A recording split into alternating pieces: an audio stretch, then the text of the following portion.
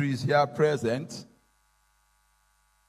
invited guests, ladies and gentlemen, I say good morning to every one of you all.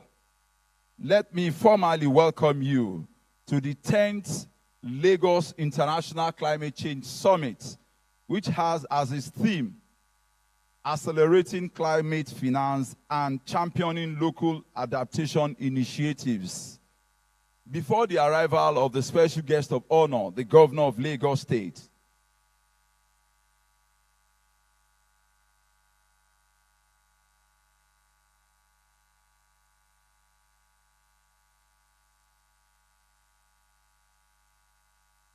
let me quickly recognize some of the VVIPs that we have seated already.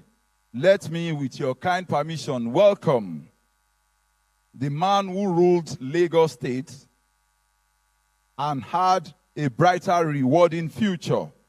Please let's welcome former governor and former minister of Works, Power and Housing, Mr. Babatunde Raji Fashola, Senior Advocate of Nigeria. Let us also welcome His Excellency, former Deputy Governor, Otumba Femi Pedro. You're welcome, sir. Let me also welcome the chairman of the Lagos State House of Assembly Committee on the Environment, Honorable Olanrewaju Afini. You are very much welcome, sir. We also welcome in our midst today the Oba of Lagos, His Royal Majesty, Oba Riliwanu Aremu Babatunde Oshuolale Akiolu I, ably represented by the White Cap Chiefs, led by the Opelua Onido, High Chief Latif Ajose. You are very much welcome, sir. Kabiyesi. We also welcome specially all our traditional rulers, and let me single out His Royal Majesty, the Oniru of Iruland, Oba Abdulwasiu Omogbolahan Lawal, CON, Abisogun II, Oniru of Iruland, Kabiyesi. Let us also welcome the White Cap Chiefs. They are here in their own right as well. You are welcome, sirs. Let me also single out a former ESCO member, Dr. Muiz Banire, Senior Advocate of Nigeria. I have also spotted the Honorable Commissioner for the Environment in Ogun State, Mr. Ola Oresonya. A round of applause for him, please. Let me now specially welcome our host, the captain of the team in the Environment and Water Resources sector, the Honorable Commissioner for the Environment and Water Resources, Mr. Tokunbo Wahab. A round of applause for him, please. We also welcome the Special Advisor to Mr. Governor on the Environment, Mr. Olakunle Rotimi Akodu.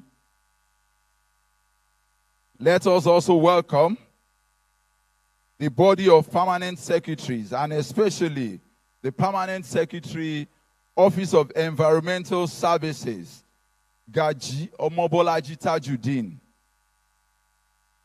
We also welcome his counterpart in the Office of Drainage Services and Water Resources, Engineer Mahmoud Adegbite. Distinguished guests, ladies and gentlemen, we have members of the diplomatic corps in their high numbers here. As soon as I get their names, we'll accord them individual recognitions. Let me welcome from the Kingdom of Netherlands, the Consul General. The Consul General is Michel Delin, but he's been represented. And we also have here with us the new Deputy Consul General, Kingdom of Netherlands, His Excellency Peter Cusas, A round of applause for him, please.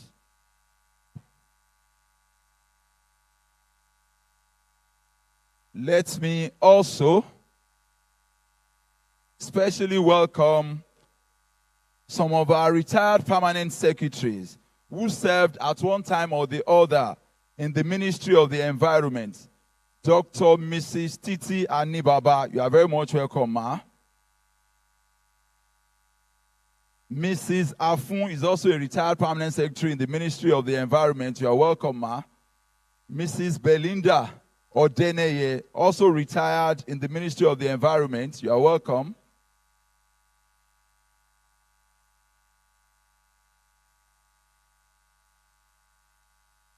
Let me also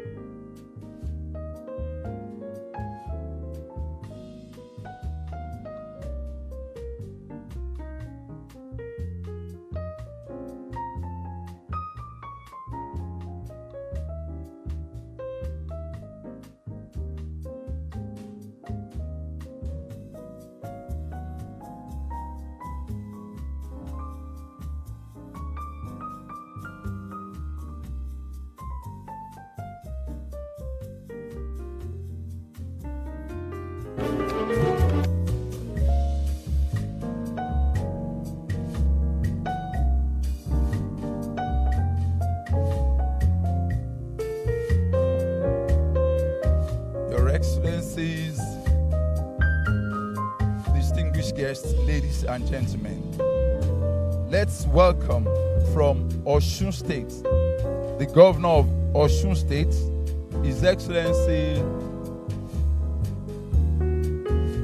Dr. Ademola Adeleke, ably represented here by the Senior Special Assistant to the Osun State Governor on Climate Change and Renewable Energies, Aremo Moruf Adedapo. A round of applause for him, please. Let me also specially welcome our Royal Highness, Erelu Abiola Dosumu, Erelu Kuti of Lagos, and Yeye Odua of the Source. You are very much welcome, ma'am.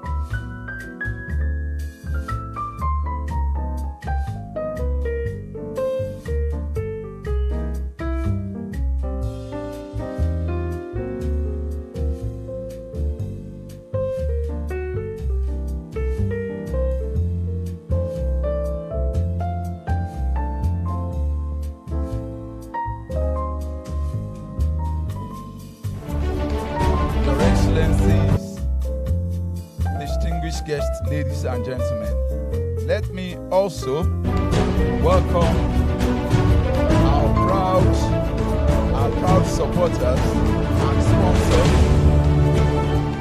We appreciate Providus Bank. Let's appreciate them.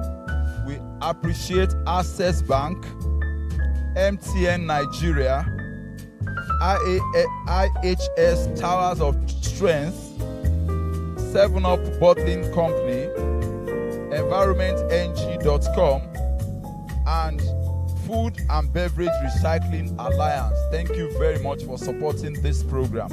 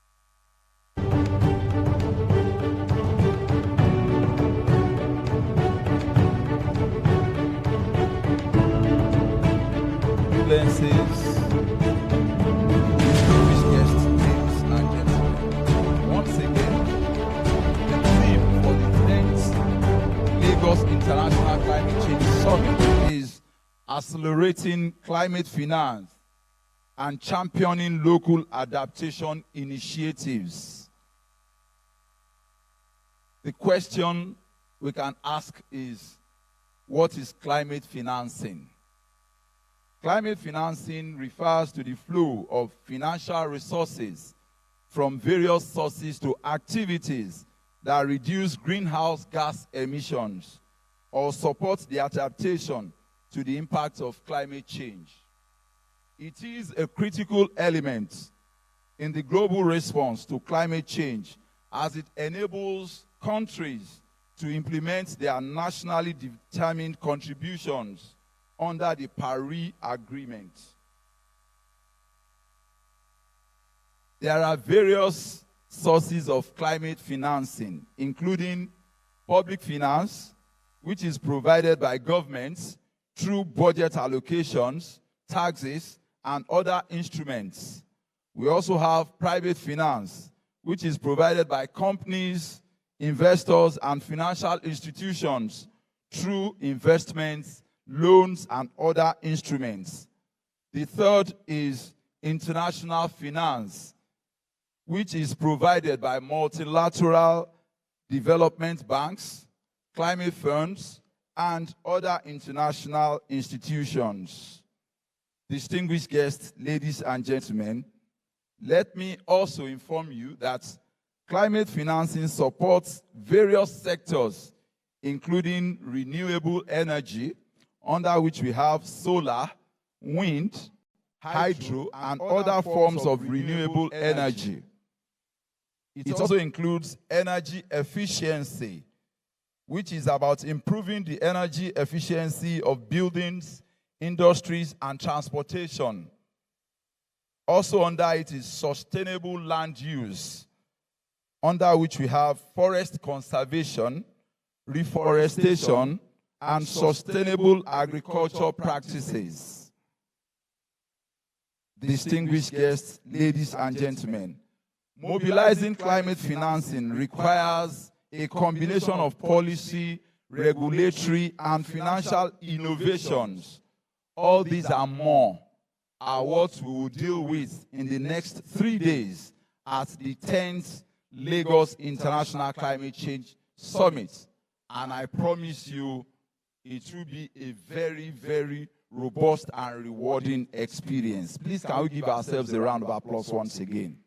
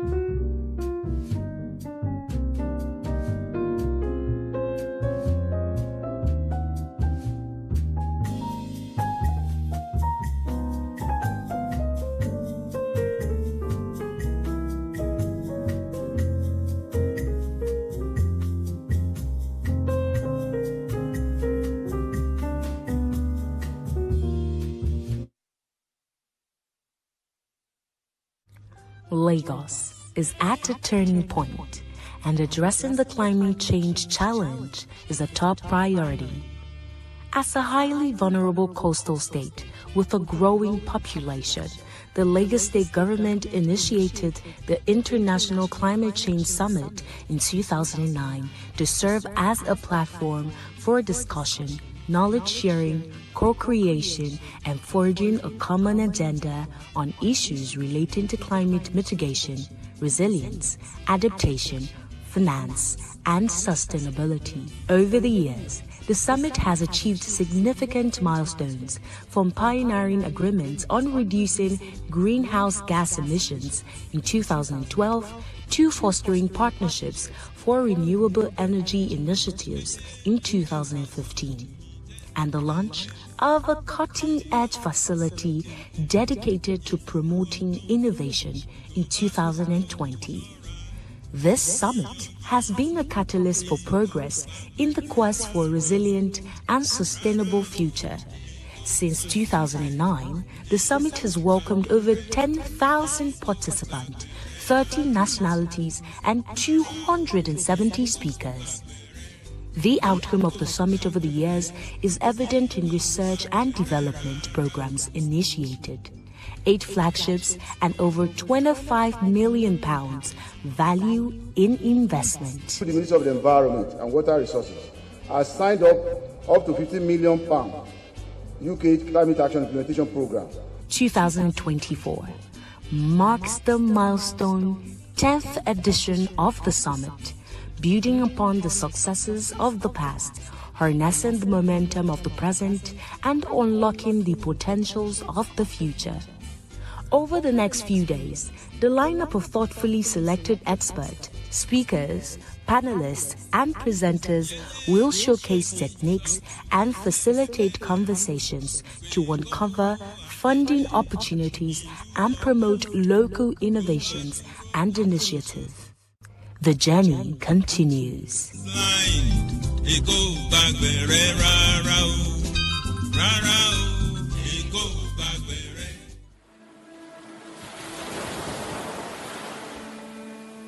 O Minimi, I am the water.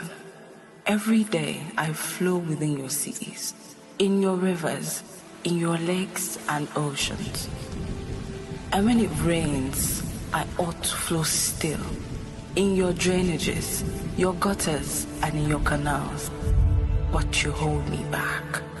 You love to hold me back. Trash in my drainages, plastic in my gutters, buildings atop my canals. You restrict me and pollute me until I'm forced to fight back. You should know better and you should do better. Nítorí pé koi ti gbogbo wa ni. Ọ̀rẹ́ mi, ẹ jẹ́ ká tọ́jú Èkó, kí Èkó lè tọ́jú wa.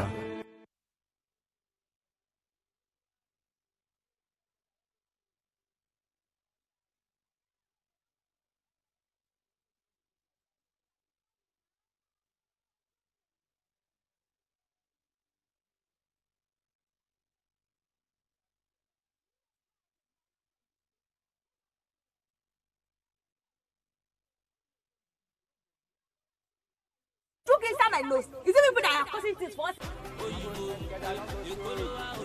I'm going to make a dialogue show. Mama chance. I tell my way, so don't find my daughter. No say she no go take my time. And you are becoming now.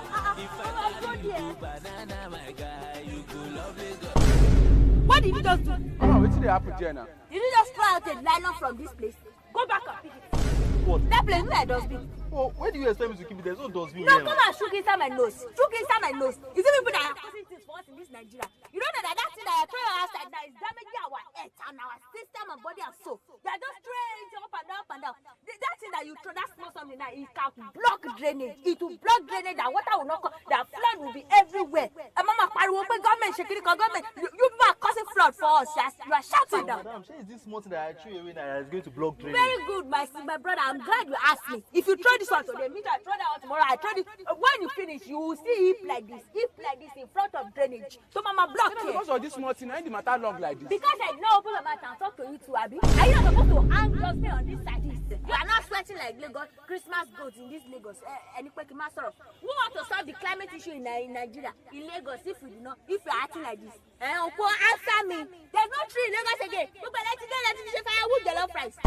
Somebody cannot breathe. Poor quality of you, sir. This is a manual, sir. You cannot fix it. It's black smoke that they use that is coming out. But where pollution and breathe, everything is just bad air that we're breathing. Now go and take that trash before I trash you. Sorry. Does it look like shaking to you? No. I'm about to it. Cut it. Put it inside your pocket. If you don't see dustbin.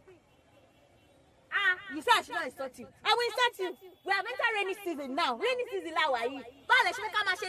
Mommy, sorry. Where did you go? Sorry, Mommy. Where did you go? I was cleaning. Driver! So please come and go because I can beat him.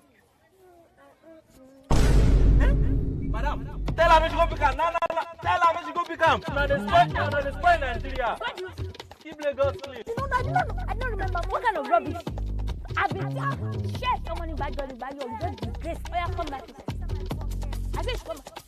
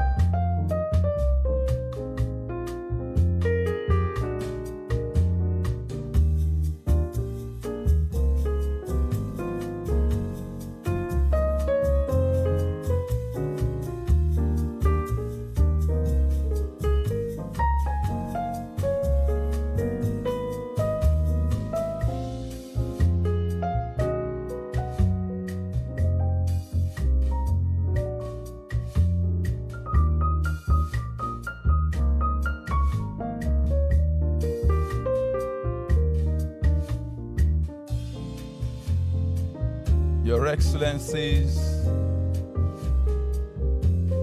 members of the diplomatic corps, invited guests, shall we rise for the national anthem to be taken, will be led by Yinka Davis in the singing of the national anthem.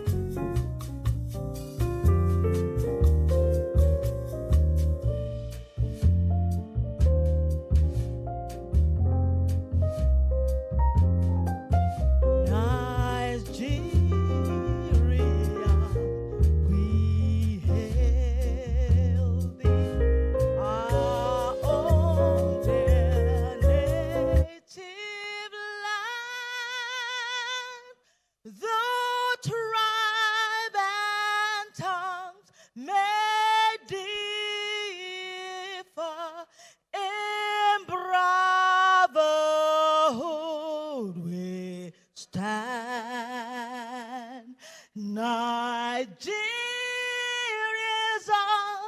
are proud to serve our sovereign motherland.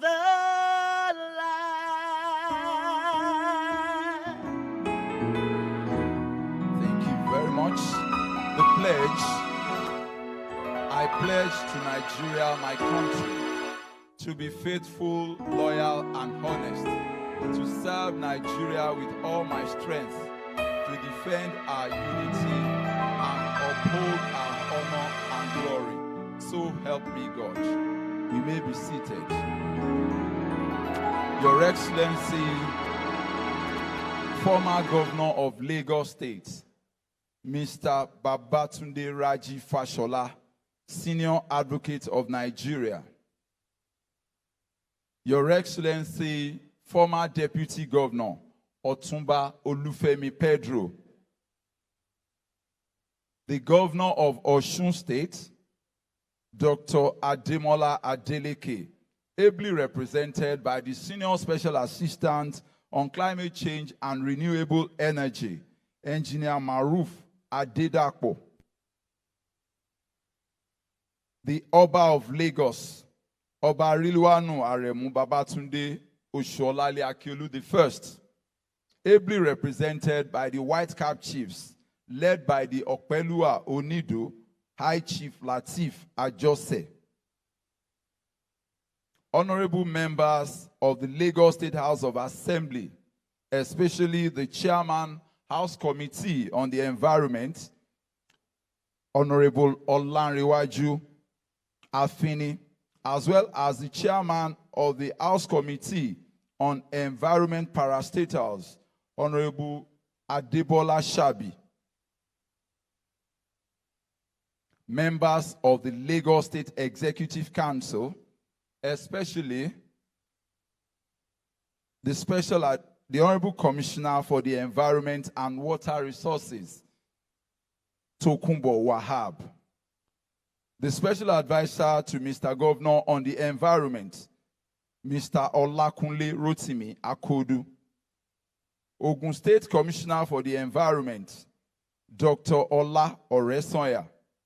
Chairman of Statutory Commissions and their members, body of permanent secretaries in the Lagos State Public Service, especially the Permanent Secretary, Office of Environmental Services, Gaji Omobolaji Tajuddin, and his counterpart in the Office of Drainage Services and Water Resources, Engineer Mahmoud Adegbite. Members of Hala House, retired permanent secretaries, especially those who have served in the Ministry of the Environment, chairmen of local government and local council development areas, our party leaders, former ESCO members, especially former Commissioner for the Environment, Dr. Muiz Banire, Senior Advocate of Nigeria, captains of industries, especially our sponsors, Providence Bank, MTN, Access Bank, IHS, 7-Up Bottling Company, Your Royal Majesties, the Oniru of Iruland, Oba Abdulwasiu Bolaon Lawal, CON. Your Royal Majesty Erelu Abiola Dosumu, the Erelu of Lagos, members of the diplomatic corps, top government functionaries, especially managing directors, Lagos Waste Management Authority, Lagos Water Corporation, General Manager LASEPA, LASPAC, Managing Director of LASA, GM Laswamo, Executive Secretary, Lagos State Water Regulatory Commission, and the Corps Marshal for Kai Lages, our lead speaker, facilitators, and our rapporteur, students and pupils from schools that are here with us, chairmen of unions and associations, especially Association of Waste Managers of Nigeria, AWAM, gentlemen of the press, distinguished guests, ladies and gentlemen, I say good morning to every one of you all. I welcome you to the 10th Lagos International Climate Change Summit that has as its theme for this year, accelerating climate finance and championing local adaptation initiatives. We are all very much aware that the governor of Lagos State, Mr. Babajide Olusola Sanwo-Olu, when he took office for the second term, anchored the second term on the 6 points plus development agenda. The second pillar of that 6 point plus is health and environment. And today, we're talking about the climate change. Likewise, we are happy that the man that initiated that program, the man that brought a brighter, rewarding future to Lagos State, is also here with us. Distinguished guests, ladies and gentlemen, let's put our hands together for ourselves.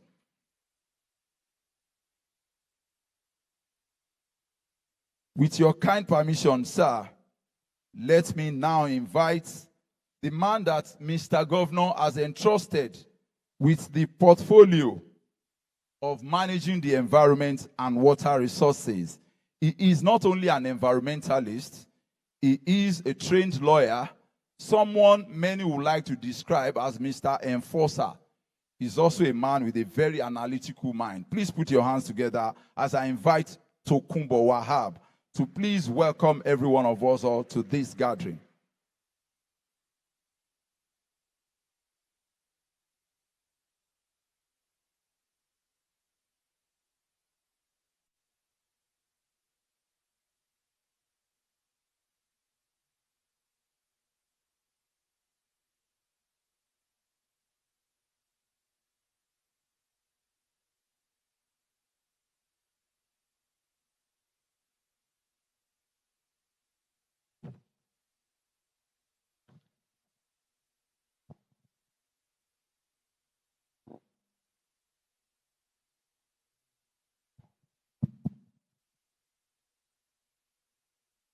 The governor of Lagos State, who will be ably represented by his deputy, Dr. Kadri Obafemi Hamzat, who is incidentally on his way from another official function. The Speaker of Lagos State House of Assembly, Right Honorable Mudashiru Ajayi Obasa, ably represented by the Chairman, House Committee on Environment, Honorable Afini.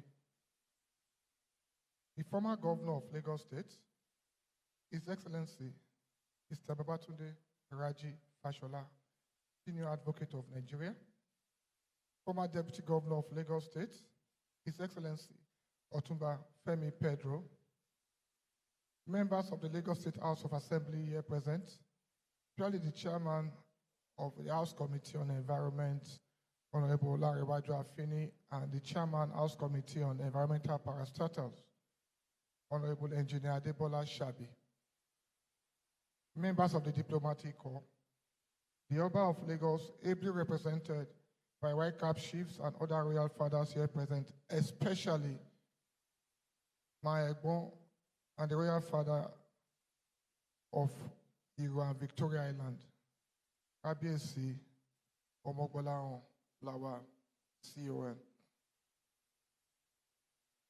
The special advisor to Mr. Governor on Environment, Mr. Olakunle Rotimi Akodu. The Lagos State Executive Council members here present. Body of permanent secretaries, especially the Permanent Secretary, Office of Environmental Service, my brother, my friend, my confidant, Dr. Mobolaji Gaji, and the Permanent Secretary, Office of Donation Services, Engineer Mahmoud Adekunle Adegbite. Body of retired permanent secretaries here present. My predecessor in office, Dr. Moise Banere, SAN. Heads of agencies here present. Lead speaker, other speaker, panelists and discussants. Members of staff of the Ministry of Environment and Water Resources. Senior Special Assistant to the Governor on Environment, Mrs. Tari Taylor. Our partners and sponsors, dear students, invited guests, gentlemen of the press, ladies and gentlemen.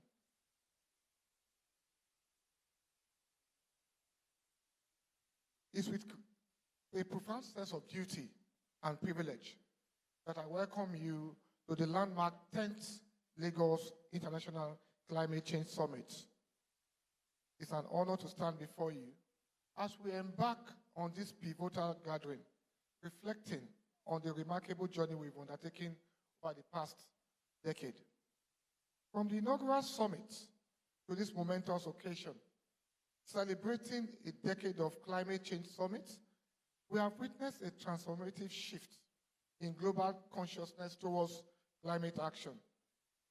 Each summit has been a stepping stone, building upon the achievements of the last, propelled forward by the tireless efforts of countless climate heroes. Over the past decade, the Lagos International Climate Summit has served as a platform for a dialogue, collaboration, and innovation in addressing climate-related issues in the state. From promoting renewable energy to implementing sustainable waste management practices, we've made significant strides in integrating climate action in the Lagos State development investment opportunities and building resilience in the face of climate variabilities. But amidst the celebration of the past achievements, we are also confronted with the stark realities of our present situation. According to the Global Sixth Assessment Report of the IPCC, the chairman, Yusong Lee, says, and I quote, "Mainstreaming effective and equitable climate action will not only reduce the losses and damages for nature and people, it will also provide wider benefits." This statement underscores the urgent reality that climate change is not waiting for us. We are running out of time.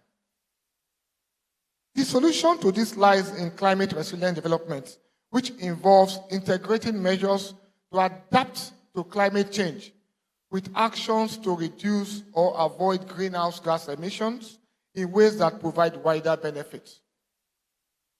This year's summit theme, Accelerating Climate Finance and Championing Local Adaptation Initiatives, aims to explore ways of attracting climate finance into the adaptation space. To create livable and resilient infrastructure, we are determined to mobilize resources at an unprecedented scale to finance the transition to a low-carbon economy and support those most vulnerable to the impact of climate change. This year's summit is therefore not just a forum for discussion, but a clarion call for action. We must accelerate our efforts to mobilize climate finance and channel it towards projects that prioritize local adaptation initiatives. This means investing in infrastructure that can withstand the impact of climate change, empowering communities to develop climate-resilient livelihoods, and enhancing our capacity to respond to climate-related disasters.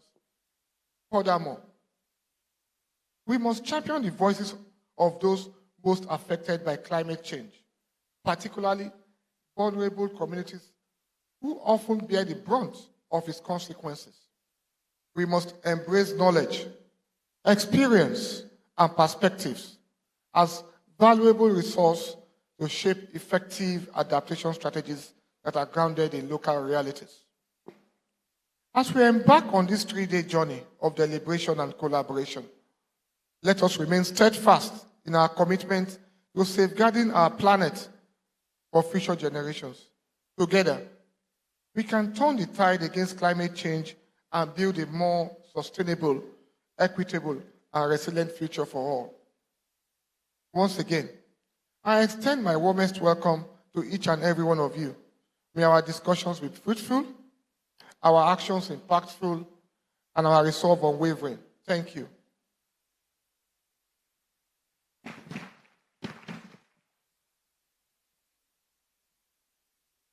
Thank you very much, sir.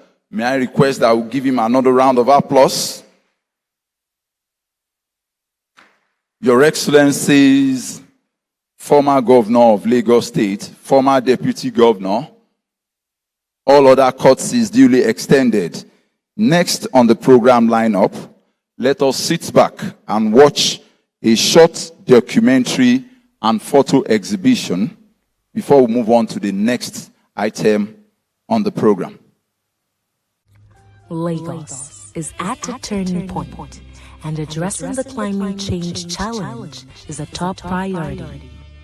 As a highly vulnerable coastal state with a growing population, the Lagos State government initiated the International Climate Change Summit in 2009 to serve as a platform for discussion, knowledge sharing, co-creation, and forging a common agenda on issues relating to climate mitigation, resilience, adaptation, finance, and sustainability. Over the years, the summit has achieved significant milestones, from pioneering agreements on reducing greenhouse gas emissions in 2012 to fostering partnerships for renewable energy initiatives in 2015.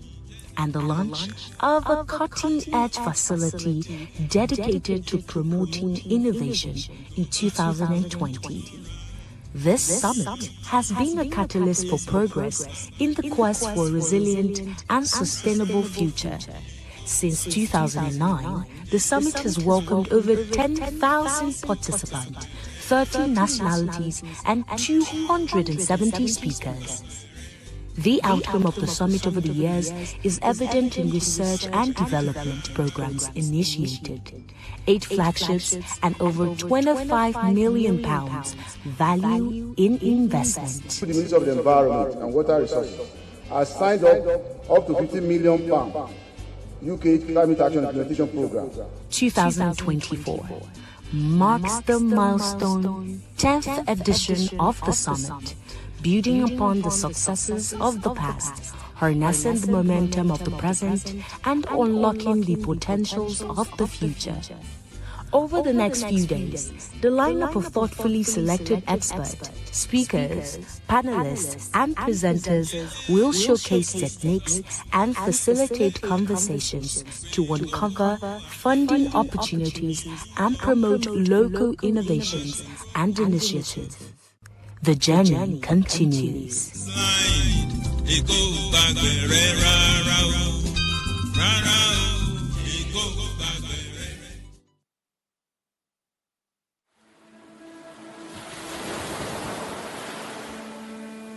Oh, Minimi, I am the water. Every day I flow within your seas, in your rivers, in your lakes and oceans. And when it rains, I ought to flow still, in your drainages, your gutters, and in your canals. But you hold me back. You love to hold me back. Trash in my drainages, plastic in my gutters, buildings atop my canals. You restrict me and pollute me until I am forced to fight back. You should know better, and you should do better. nítorí pé Èkó yìí ti gbogbo wa ni. Ọ̀rẹ́ mi, ẹ jẹ́ ká tọ́jú Èkó kí Èkó lè tọ́jú wa.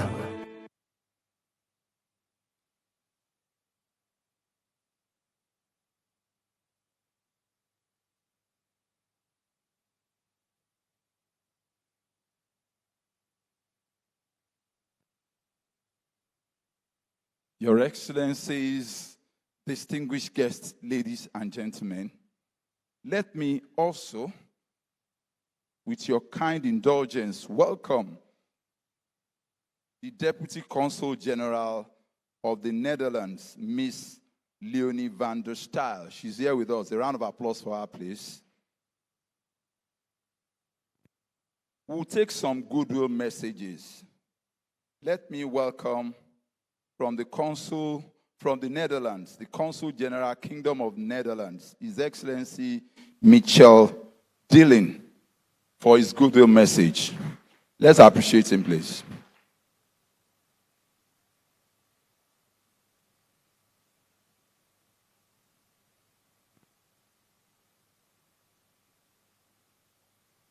Thank you very much. Thank you very much.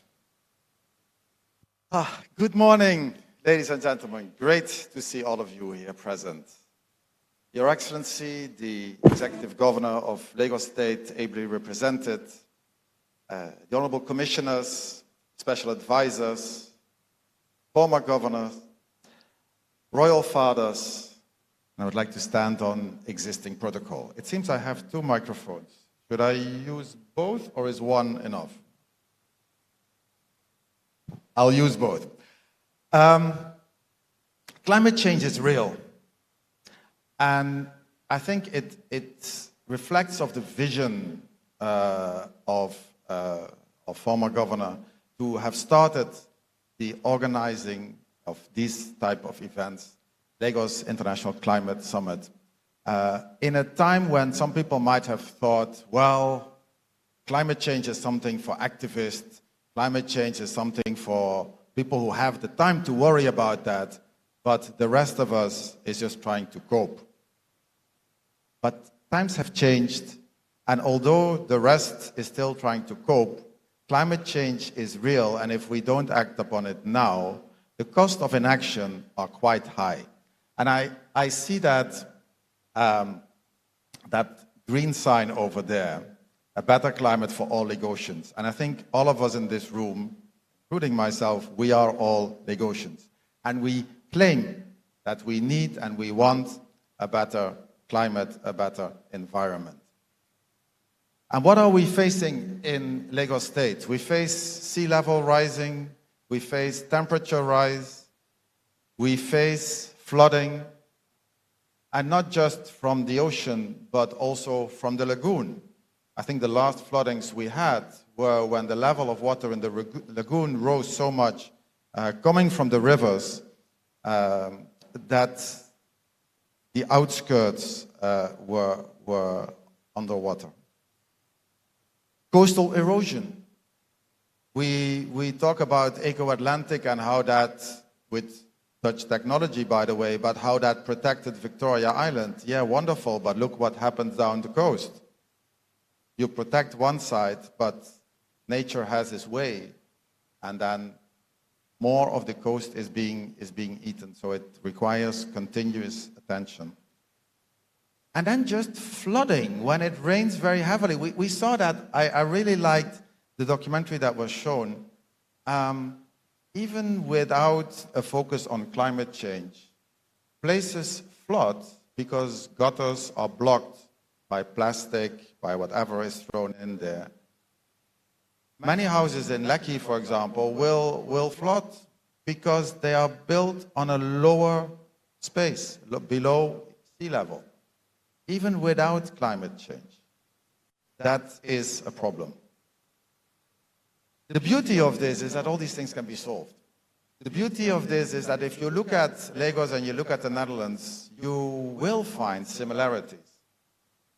Both are in a delta. Both are bordering the sea, and both have a lot of water from the rivers that have to be flooded. Both are quite low, and both have to be protected from the sea. So there is technology available. There is the will available to do something about it. And that ranges from, as I say, coastal protection, but also other things that affect the environment. You might have seen in the news that we are discussing, and the Honorable Commissioner was already referring to it, waste to energy, to do something about the waste problem in Lagos and turn it into electricity. Many people in this room have also attended the different events we had on circular economy. Circular economy, you don't throw everything away, you reuse it. It's something that we in Europe still have to learn because we consume too much.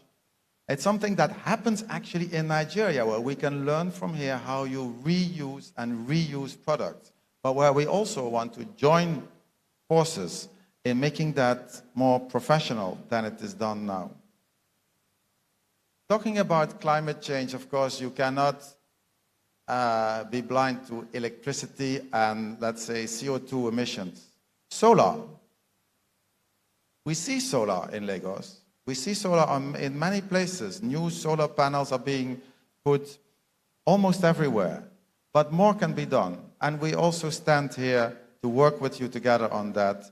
We have just launched what we call a solar marketplace, where supply and demand in the solar sector can come together, whereby we also facilitate financing, whereby we facilitate trainings of those who have to install solar panels.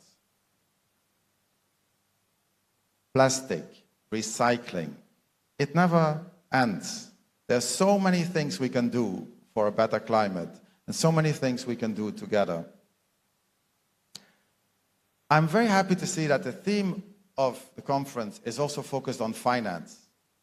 And finance is crucial in that, and I would urge Lagos State to dive into that and to go as far as possible to claim that finance. Don't forget that on every international climate summit, it's always mentioned, yes, a climate fund for those countries that are affected. And I know that Nigeria is one of the countries that is pushing very hard for that climate fund to be filled. And Lagos should definitely be one of the recipients of the funding from that fund. But it's not just all about infrastructure or about money.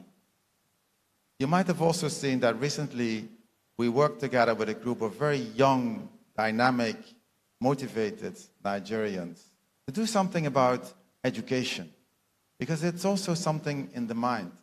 As I started, I said some people don't have the time to worry about climate because they are busy to survive. Some people also simply don't know because it's not taught to them in school. And we've been very impressed by this group of young Nigerians who are developing a curriculum together with Lagos State on teaching environmental issues, climate change issues. And it comes from their heart. And I'm really, really so pleased to see what they are doing. So, as I said, many things that we can do together, many things that we are doing together. And climate change is real. Let's not pretend it's not there. Let's work on it, and let's make it work together. And we're here to do that together with Lagos State. Thank you very much. Let's appreciate His Excellency once again. Thank you very much, sir.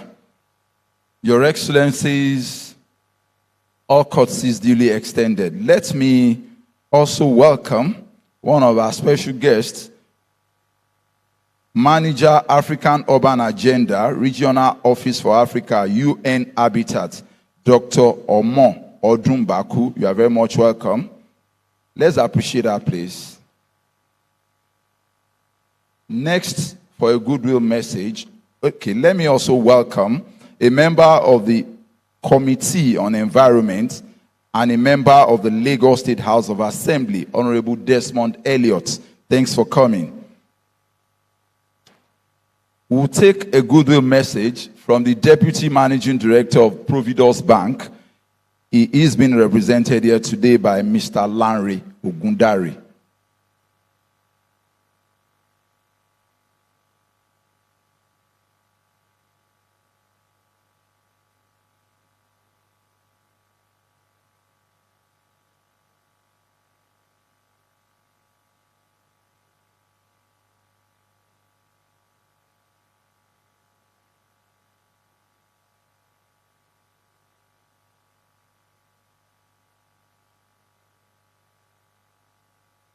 Thank you very much. Good morning, everyone, and a goodwill message from the Deputy Managing Director, Providence Bank. I have about 2 pages here, but I think quite a lot of things have been said. I'll just go to what we're doing at the bank to support what we're talking about today. Providence Bank, as a financier, understands its role in driving long-term economic development in Nigeria. And that is not only economically viable, but also environmentally responsible and socially relevant.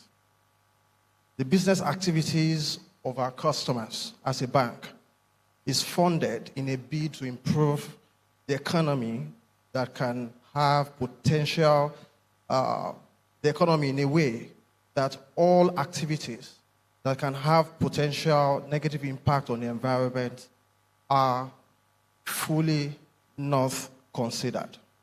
Therefore, when our bank provides financial products and services to clients with poor environment and social performance, they not only we don't enable such clients to impose this negative impact on the environment and society, but expose such in a manner that we can both work together to improve what they currently have. The social and environmental issues will always form an integral part of project evaluation and process, irrespective of the sectors we finance. As a bank, business operations may have negative impact on environment or local community in which it operates, but we lead by example by improving our own environmental, social, and governance performance vis-a-vis carbon footprint. As a responsible lender, we always strive to actively manage environmental and social risk, finance business opportunities, and reduce our operational footprints. Some of the initiatives that have been undertaken by the bank include, but not limited to, the following. 1, we've embarked on tree planting in Lagos State, and we extend this to other locations as well, of course, beyond Lagos where we operate. We have huge investments in form of a dedicated line in ensuring power supply from the national grid. We use inverters as primary alternative source of energy before reliance on diesel-powered generators. We have strategic funding available for some of our customers in the recycling industry. In fact, in another 1 month, we're going to be sponsoring a whole project where we want to specifically appreciate the guys that go to the dung hills to pick, plastics, get them to the recycle plant for use by, for other use as we move on. We feel they are like unsung heroes, because if they're not doing that for now, you can imagine the rate of what we're going to have on those dung hills. So we're partnering with that, and that will be coming up in about a month. We create a renewable energy product paper designed to enable the bank to meet the energy supply needs of individuals and SMEs in an environmentally friendly manner. We also do conscious and deliberate efforts in granting concessionary rates to players in the green industry. In fact, once you come in for loans and you play actively in anything that impacts the environment positively, you have that by default. That is what is created through the renewable energy product paper. We design and implement eco-friendly cards. So today, we checked in the industry, we have a minimum of about 70 million cards in the hands of Nigerians. Over 99% of that made from plastic. And at some point, about 3 years ago, we decided as a bank to pioneer a project to issue eco-friendly cards made out of Ecozen and wood. We have issued 10,000 cards so far, and we decided for every card we issue, we plant a tree. For every card we issue, we plant a tree.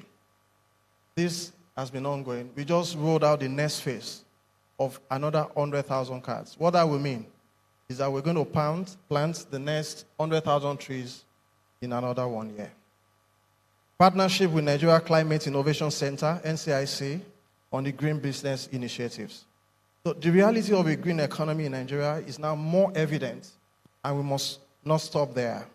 There is immense potential that is yet to be unlocked from the minds and innovative talents that abound. In the West, fortunes are being minted in the green economy, most notably electric car guru Elon Musk. And this line of thinking presents our youth with a sense of direction, if only we can properly steer them towards that path.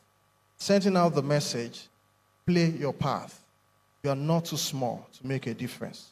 A solution for your community can impact the whole nation. And the global spotlight is always ready to be shown on eco-innovators. No matter how little their sphere of influence might be, the world truly loves a good story. Think local, be a champion of the ecology from where you are and using what you have. It will also help to study eco-investing, where investments are made in companies that support or provide environmentally friendly products and practices.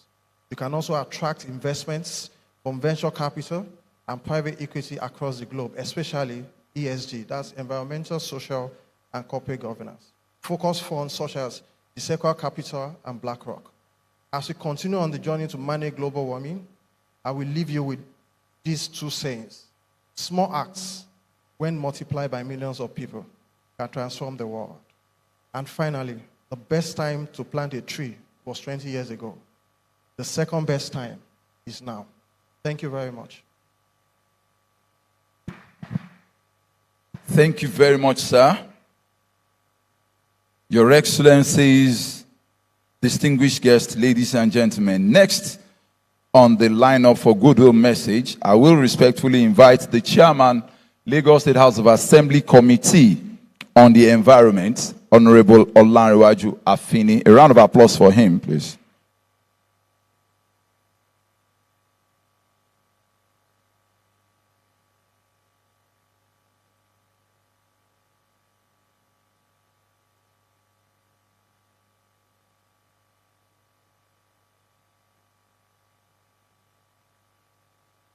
Good morning,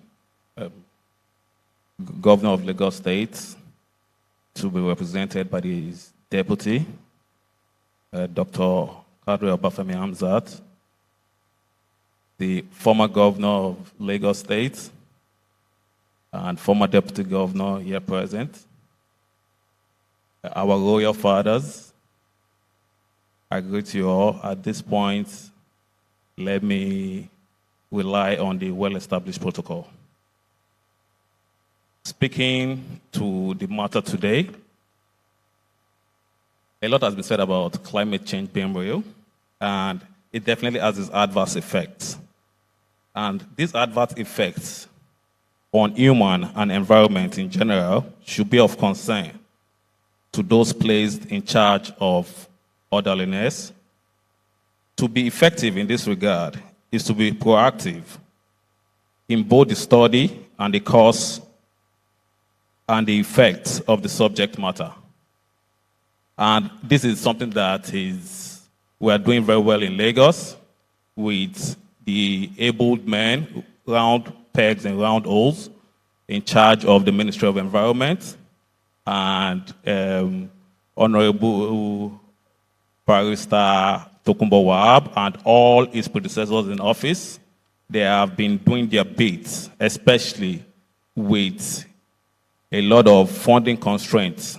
So we give them kudos. What is also very important is backing up these relevant studies and discoveries with legislation. And yet today, on behalf of the Right Honorable Speaker, Right Honorable Mudashiru Ajayi Obasa, we assure you of all the necessary support in regard of legislation to be able to make this dream a reality. And of course, we shouldn't be leaving out the necessary awareness and advocacy, as has been mentioned by some previous speakers. And regarding this year's theme for financing for climate change. I think what is also important is incentives, not just for the operators, but for investors. So this should be included in the master plan that we're coming up with. It is very key and it is very vital for the investors to have incentives. And the former governor of Lagos State at a recent executive legislative party made mention of tax rebates and all that, which is very vital. I think this should also be targeted at some specific industries, like the industry of circular economy that we'll be talking about very well throughout the course of this summit. So thank you all.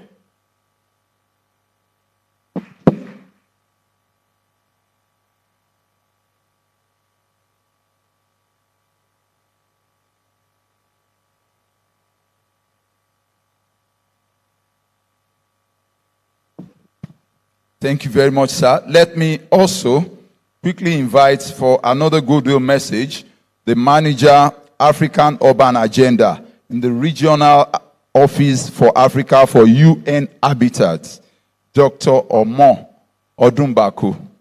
A round of applause for her, please.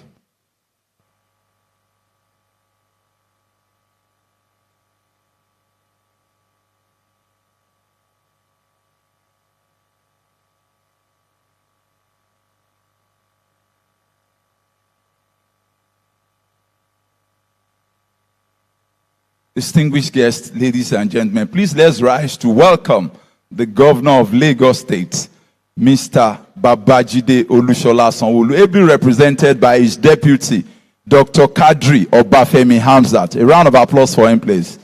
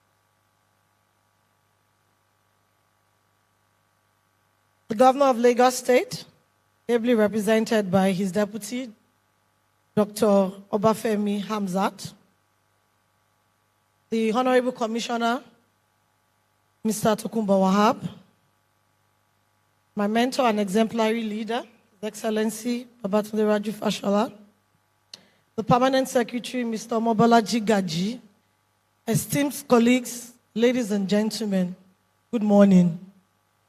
Good morning.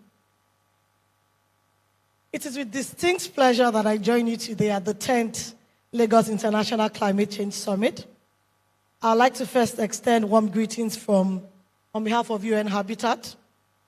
We would like to also commend the Honorable Commissioner for his unwavering support, visionary leadership in promoting climate action and sustainable development in Lagos. There are very few people in this age and time that give you appointment for 3 o'clock, and by 3:01, you are seated in his office. A round of applause to the commissioner, please. He's doing very good work. Oh, this is not enough. Oh. So please, let us give him a round of applause, please. Honorable Commissioner, I'd like to tell you, and I'd like to acknowledge that the global community recognizes your good work. I'd like to mention to you that your exemplary leadership and steadfast commitment to environmental sustainability are instrumental to our collective fight against climate change. This year's theme is both timely and crucial. It underscores the necessity of developing innovative financial mechanisms to support climate actions and highlights the importance of empowering the local communities to implement effective adaptation strategies. Personally, in my capacity as the manager of the Africa Urban Agenda and also the Human Settlement Officer in charge of West Africa, I have witnessed firsthand the transformative power of deliberate climate finance and local adaptation initiatives across Africa. Because I am a woman, I would like to also mention that globally, women are disproportionately affected by climate change, particularly in urban areas. According to UN Women, climate change is a woman issue because 80% of the displacement caused by climate change have been affected by women. In Africa, women are often at the forefront of managing household resources and are more vulnerable to climate-related disruptions. Lagos State has consistently demonstrated leadership in climate actions, setting a benchmark for others to follow. I am confident that the exchanges and collaborations over the next few days will be fruitful. And I'm here to also mention to the leadership of Lagos State that UN Habitat is looking forward to leveraging its global partnership to also support the financial mechanism that Lagos State is going to adopt, especially when it comes to climate change, adaptation, and its resilience plan. I want to thank you all for your dedication, because for you to be in this hall today, you're dedicated to this cause. I will also thank you for your participation. Let us join hands to create a resilient and a sustainable future for all. And in closing, I would like to say, ẹ jẹ́ ká tọ́jú Èkó, kí Èkó lè tọ́jú wa, Èkó ò ní bàjẹ́ o. Thank you.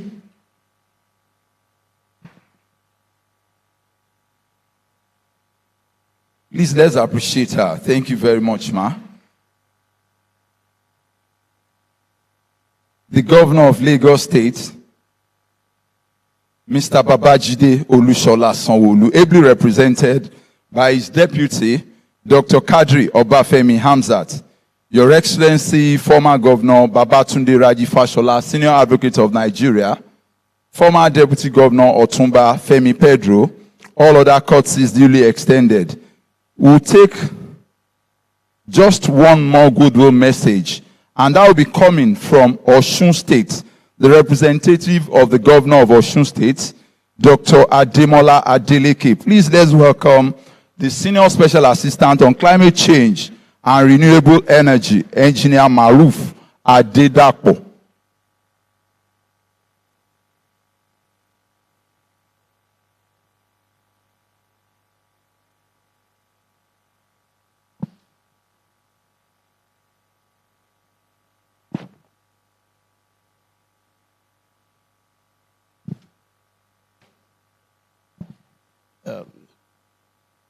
It's a goodwill message of His Excellency, the Governor of Osun State, Asiwaju Ademola Jackson Nuruddin Adeleke, on the occasion of 10th Lagos State International Climate Change Summit, holding today, delivered by my humble self, Arema Maruf Adedapo, Arema of Iwoland, by the way, on climate change and renewable energy. Permit me to stand on the already established protocols.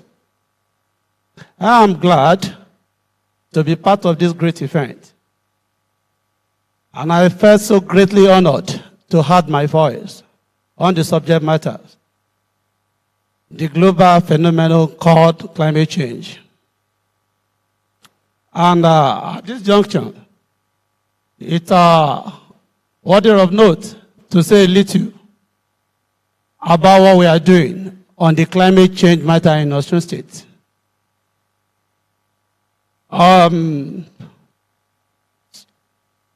Certainly within the 1 year of inauguration of administration, when we came on board,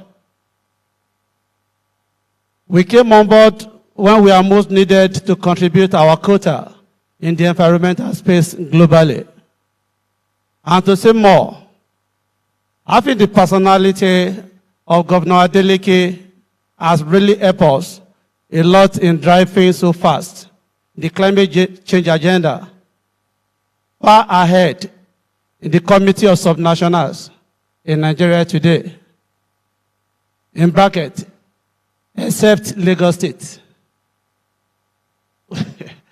Except Lagos State, which we are learning from.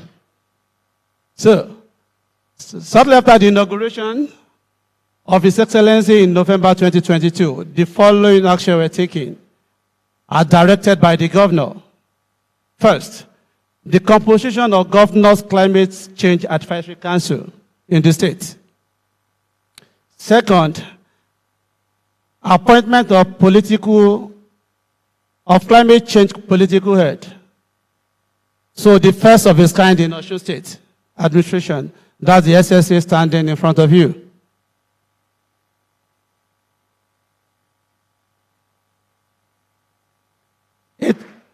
It's out of the curiosity of the governor to do that, to drive the climate change agenda, then he did that.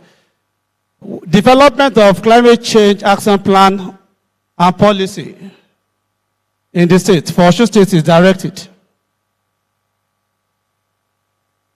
Creation of climate change department, we don't have. There was no climate change department in our ministry until we came on board. So we made that possible out of the curiosity to drive the climate change agenda. Governor Adeleke made that possible. And by projection, the Climate Change and Renewable Energy Agency in the nearest future. 5, appointment of a renowned consultant. That's a technical consultant on climate change and renewable energy. This is achieved. We have done that. Establishment of Carbon Index Tracking Center in Osun State University in the pipeline.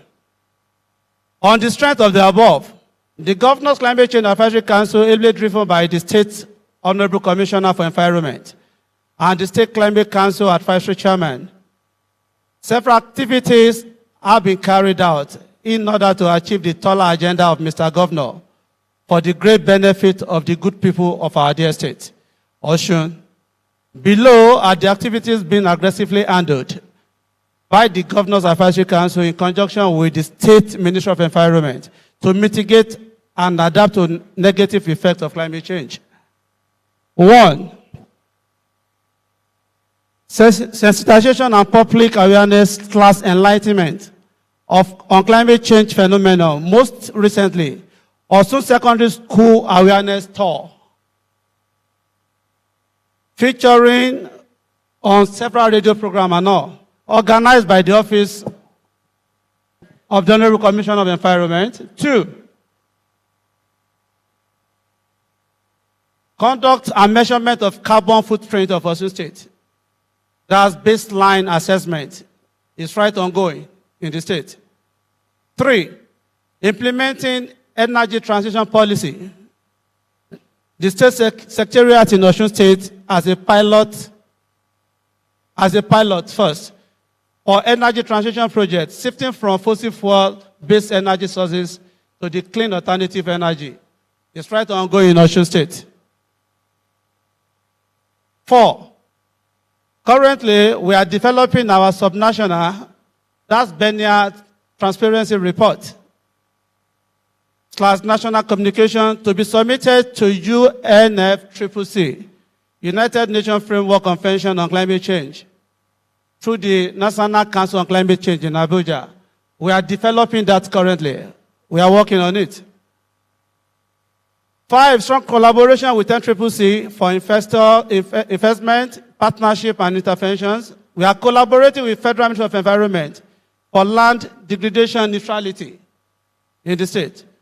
With UNDP for training our farmers on indigenous mitigation strategies under Climate Smart Agriculture Scheme. So all ongoing right in Osun State. Then 5, partnering and collaborating with foreign investors on reforestation of degraded parts of our forest reserve in Osun State for conservation and carbon economy, to mention but a few. Thank you. However, thank you.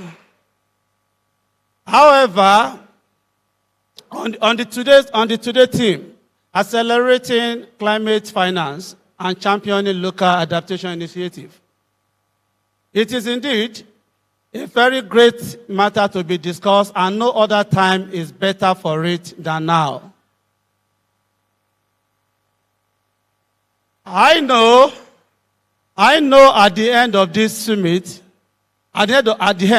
this summit will provide an overview of existing international provision on climate finance for adaptation, which include provision through international financial institutions, United Nations agencies, bilateral and multilateral channel, and the private sectors. It will also explore and address how private sector finance can be further attracted to invest in climate change adaptation in the locals and subnationals. I will conclude my speech. Thank you. I will conclude my speech with this great and esteemed audience of this summit with this task as a take-home for all of us. And the task is this. Let us join hands and create a safe environment by putting a stop to all those activities that keep inflicting untold injury to our world. And by so doing, we will be kickstarting that much anticipated healing process to our affected environment. Long live Lagos State, long live Osun State, and of course, long live Nigeria. I thank you. Thank you very much. That was the presentation from Osun State. Mr. Governor, sir, ably represented, Your Excellencies, former Governor and former Deputy Governor of Lagos State, all other courtesies duly extended. We will now move on to one of the highlights of this opening ceremony, which is a special session that will feature a former Governor of Lagos State who has also served as the Honorable Minister for Works, Power and Housing. He is going to speak on the topic Climate Change Initiative, the journey so far. Let me also remind us that the credit for initiating Climate Change Summit in Lagos State belongs to him. Please put your hands together as I respectfully invite His Excellency, former Governor of Lagos State, Mr. Babatunde Raji Fashola, Senior Advocate of Nigeria.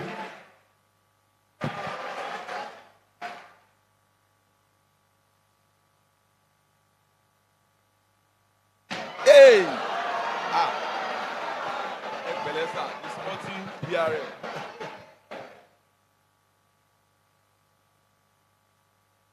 Thank you. Good morning. That was a climate change moment.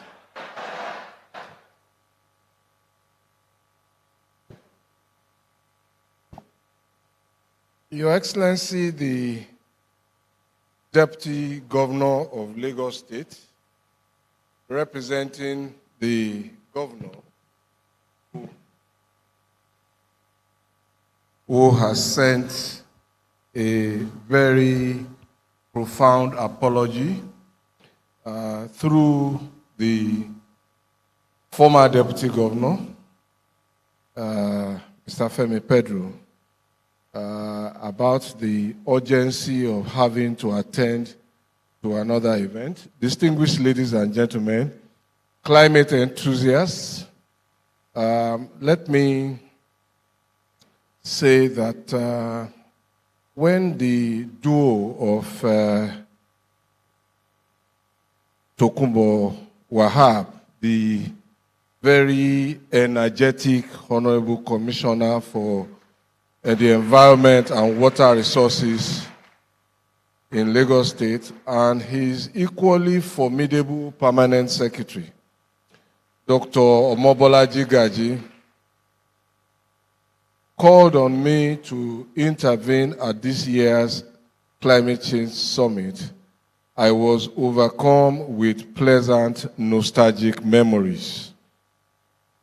And when I saw photographs of myself a few years back, I told Mr. Soji Aogbade, who was sitting next to me, that you are accusing me of having white hair. I say it's climate change that changed my hair from black to white.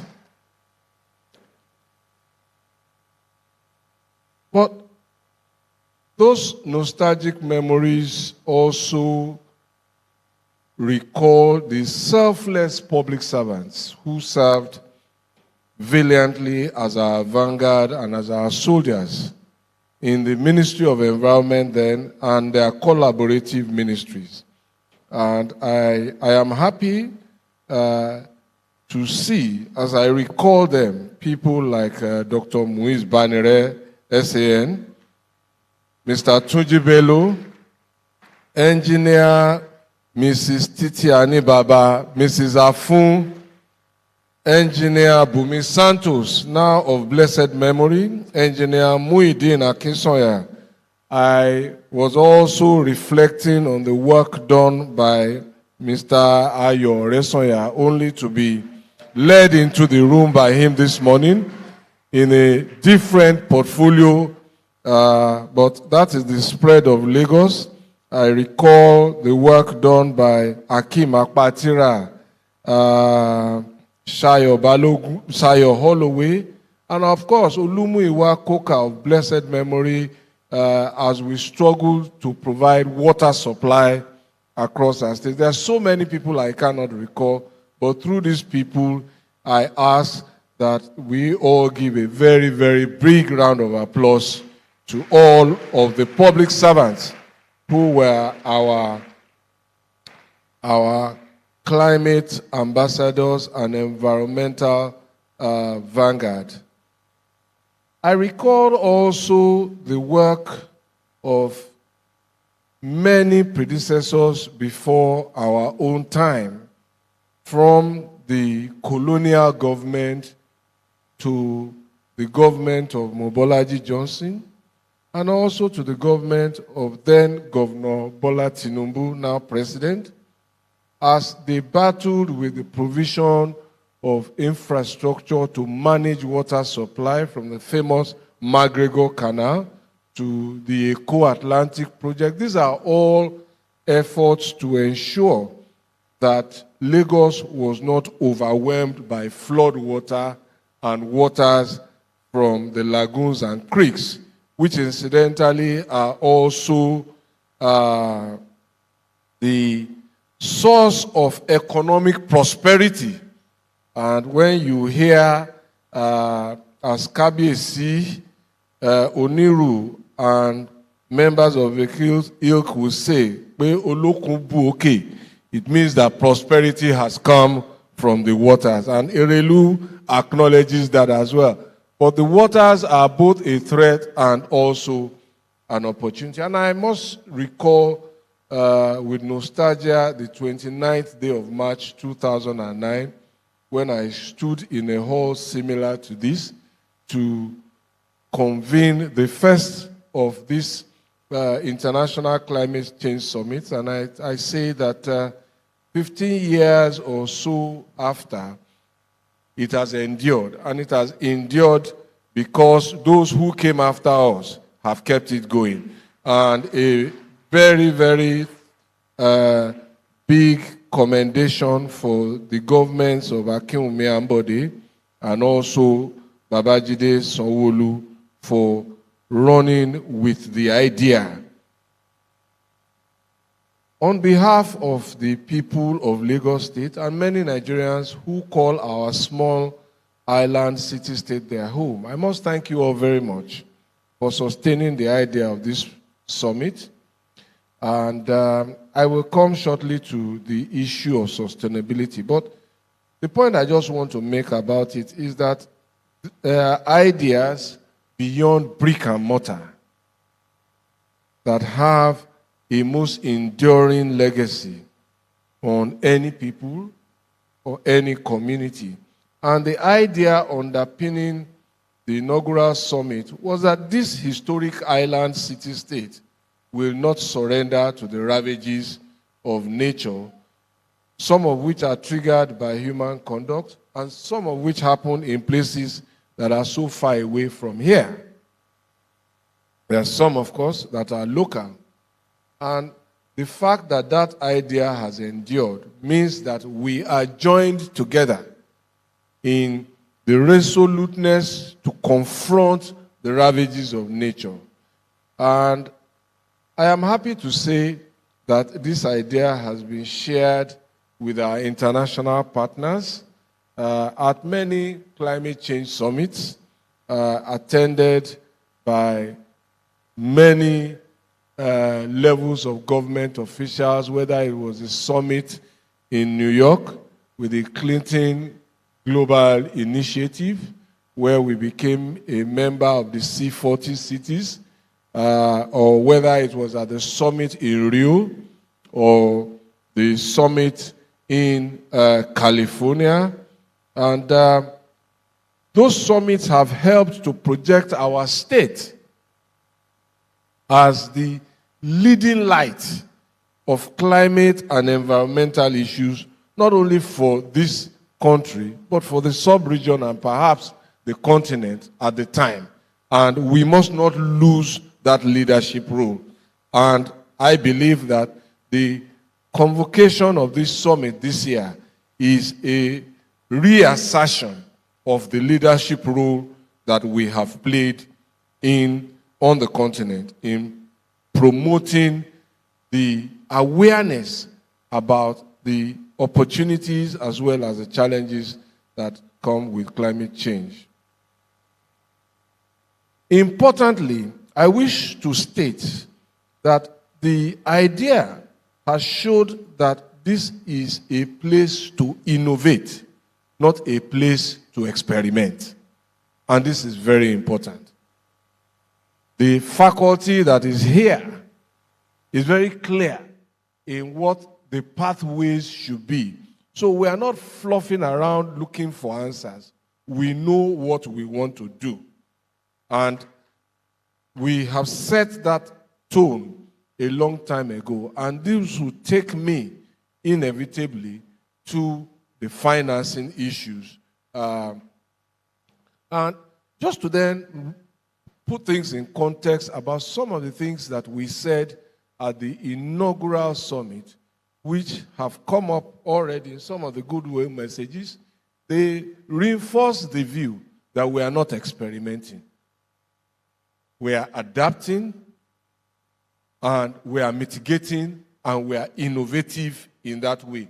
So the BRT, the staff school buses, the tree planting, the red and blue line are some of our responses to reduce our carbon emission, to reduce our carbon footprint. Tree planting and the Lagos Tree Planting Day of July 14 every year was an attempt to sequester carbon footprints. And these are the things that will form the bulk. The Eco-Atlantic Initiative was a response and an adaptation. And I saw the oblique reference, if it might be, to the problem at Okwaja as being connected somewhat to the defense of Victoria Island. Nothing can be further from the truth. The truth is that this problem of the Atlantic in Lagos is encountered in Rio, as it is encountered in the Netherlands, as it is encountered everywhere. Coastal erosion is a real-life issue. So protecting one place doesn't necessarily mean it is transferring the problem. It just means that more work needs to be done. So as we have finished work in the defense of Victoria Island and Ikoyi, I think what will require funding support is the reactivation, if that is the right word, of the plan to construct more groins, because those were the tools that we deployed then along the coastal way. And they were shown by our experts to slow down the capacity of the waves to take away our land. So that would be a big budget item for Lagos State. That would be a funding request. So these are items of planning that Lagos State must put, in my view, on her bucket list now in order to get support for financing. I think the other point that would be worthy of this are some of the things that have been done and continue to be done. More action on the BRT. So those who set ablaze BRT buses in a moment of anger were only compounding a climate problem, and they were not necessarily making their case for whatever injustice they supported. So again, a return back to the protection of the BRT project and initiative, because it was the first ever on the continent of Africa. We were leaders there, and we must not surrender that leadership role. And within the BRT initiative, those who participated in it will tell you that while there was a problem, the BRT buses were an initiative and a solution. There were enormous economic opportunities by those who ran the franchise. So that would be something I would recommend to go back onto the bucket list of what needs to be funded. Because I make the case always that before we go look for money, let us make a plan. And I think Otuba Femi Pedro, as a banker in his previous life, will understand this. When he sees a good plan, he will be more disposed to getting his credit committee team to say, look, there is something here. And I think we must focus on creating that plan and putting things in the bucket list of that plan. Just one or two more items and I will be done. I also then speak to the need to have agencies of the federal government, such as the National Inland Waterways Authority, refocus their attention on their statutory mandate of waterways instead of authorizing unsustainable land reclamation projects across the coastal states of states like Lagos. That must also be something in our focus, how we get that done. Of course, I don't know how many people are aware of the increasing migration to Lagos as a result of displacement of people. And if you cast your minds back, we once supported a desert initiative when Dr. Banere was the Commissioner for Environment. And I think at the time, a few cabinet members then said, why is Lagos spending money in protecting and initiating tree planting and desert erosion protection? And I think he made the point then that if we don't succeed here, if we don't do this, we will be the recipients of the migratory impact. And I regret to say that he has been proven right. The amount and the number and the size of migration into Lagos arising from climate change hazards and displacement is on an increasing high. And this is something to be concerned about. And I want to share some of the problems. So we must also not dismiss, some of the herders-farmers clashes from the impact of climate change and the shortage of water. 2 decades ago, it was predicted that water shortages will be the newest source of global conflicts across the world. And some of this has already manifested.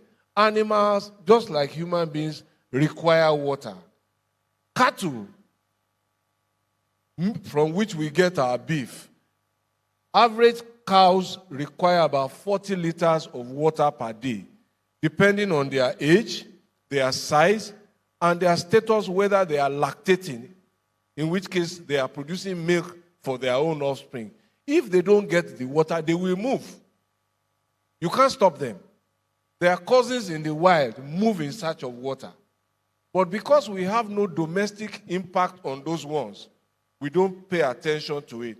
So those who are following their cattle to farmers' lands are just reacting to a commercial instinct so that they don't lose their cows. But if the cows don't get water, they will move. And there is a limited number of days beyond which they can survive without water. So it is an existential issue. And just to point out some very, very interesting statistics about water supply so that we know, because I'm going to make the last case and go and sit down about water. But to preface that case, there is this research work that shows that out of the world's total supply of water, you see water everywhere. And they say a very, very huge percentage of our planet is made up of water, which is true. But out of the total water supply, 97.5% of that water is salt water. Do we know that? 97% of the world's body of water is salt water. Only 2.5% is fresh water. 2.5%. So all the big oceans and all are largely salt water. Difficult to convert to drinking water where it can be done. So we have only 2%. Remember that number. Now, out of that fresh water, that's 2.5%. We are going to break it down. 68.6% of that 2.5% is in glaciers and in ice caps. And then 30% is in groundwater. So we have to go to the aquifer to get it out.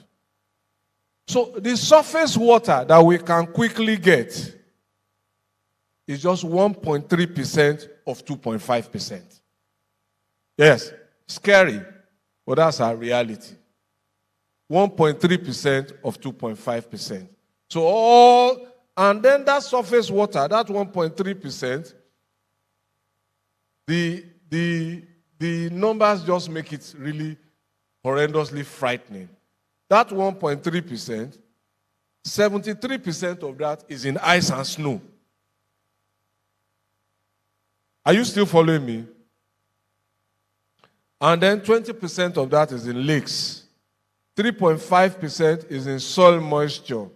2.53 is in swamps and marshes. And 0.75 is what makes up rivers, biological water, and atmospheric water. That is how really dire our water supply sources. So my last recommendation into that funding plan is water supply for Lagos. The Adinyo Phase 2 water supply must be a priority and an expansion of that as well. Also, the energy supply and the reticulations of the existing ones must be, in my view, part of the bouquet of requests that Lagos State puts into a plan that can be financed as we talk about climate financing.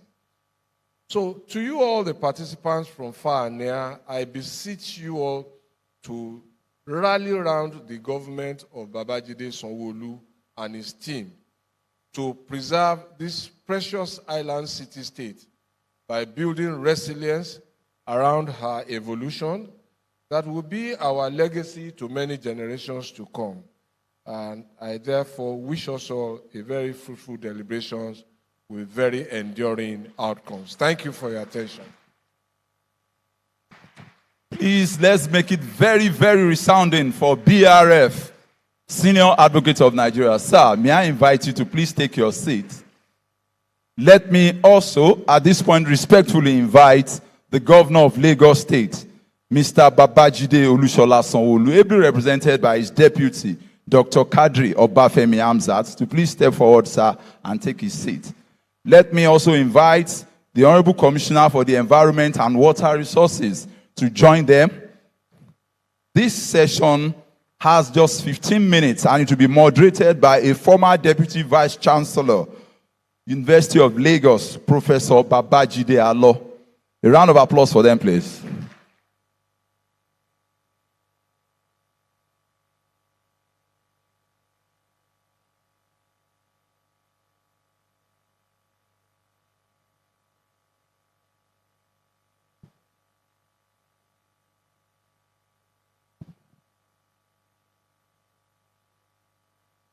Your Excellency, the Governor of Lagos State, ably represented by my brother and friend, Dr. Hamzat Kadri.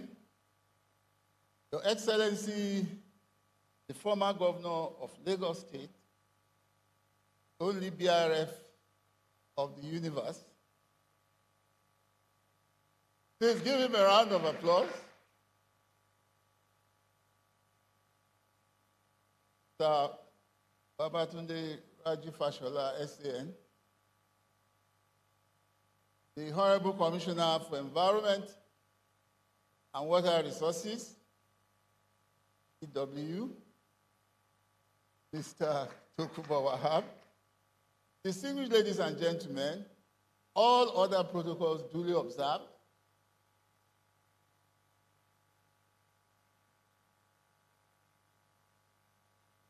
As this session is a session of reminiscences, a session for us to remind ourselves how we started, where we started from, I would, in all modesty, want to invite Dr. Muiz Banire, the Honorable Commissioner, when all of this started, to please come and join us. Senior Advocate of Nigeria, distinguished Silk,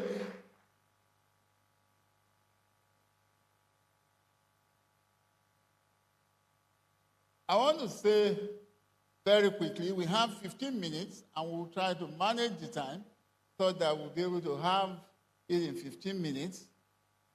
I just want to remind the summit, Governor Babatunde Raji Fashola has reminded us that this series of summits started in 2009. We had the very first maiden summit, March 24 to 26, 2009. And that was 15 years ago. That would tell us that there has been some gaps if we are celebrating the 10th anniversary. Those gaps had to do with issues like COVID, issues like change in government, but the visionary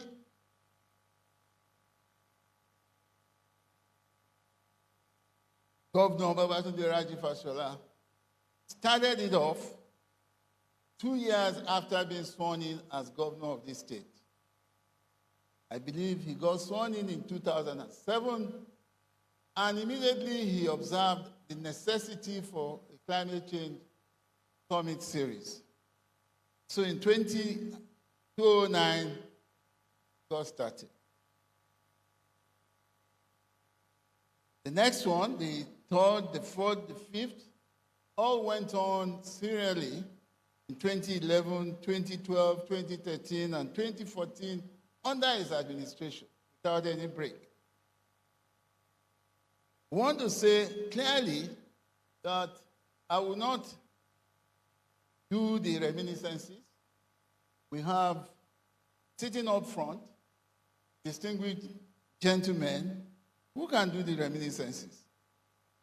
But I want to say that Governor Raji Fashola showed commitment and conscientiousness of tackling the environmental scourge and unsavory impact of climate change. He has, in his quick speech, showed us outcomes that have made the Climate Change Summit a veritable enterprise for this state. We recognize that out of it, several issues of ensuring urban renewal was done. Several issues of land reclamation was done. He mentioned the Eco-Atlantic City, but it probably escaped him that the Banana Island of today was also an offshoot of the Climate Change Summit. We also want to say recommendations from this summit created the Lagos State Parks Agency. Outcomes of this summit created several different initiatives of government that has made Lagos State #1, not only in Nigeria, but in Africa.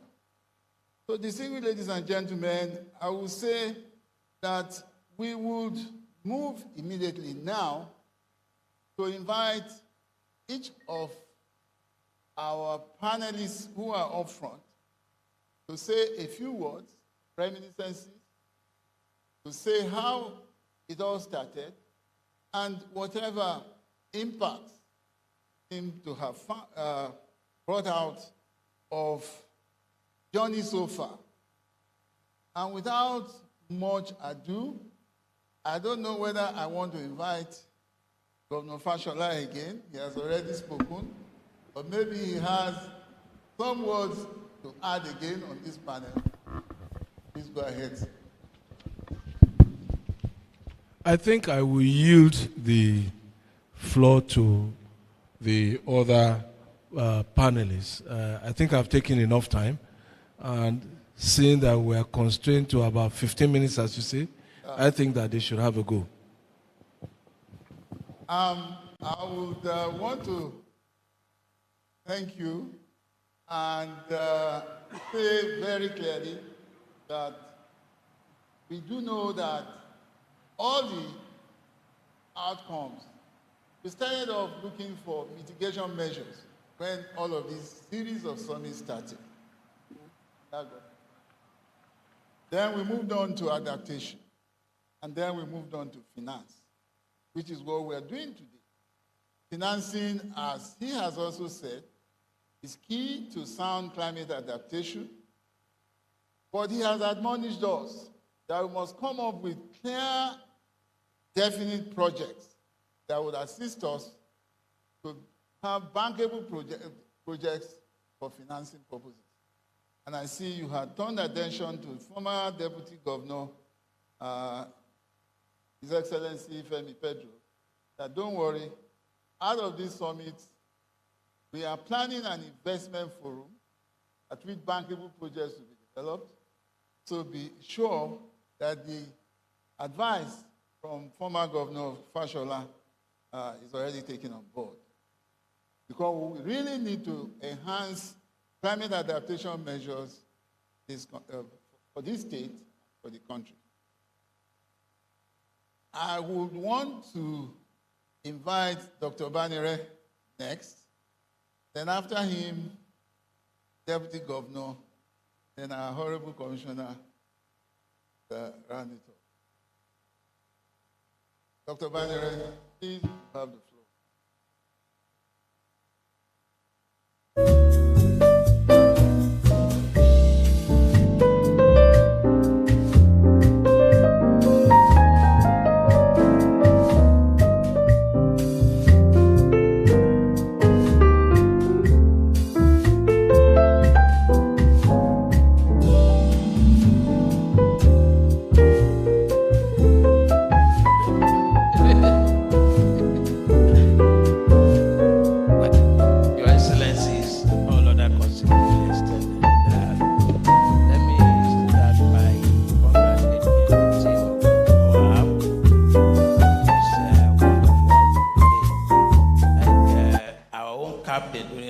times said, Excellency Mr. Papatunde Raji Fachola,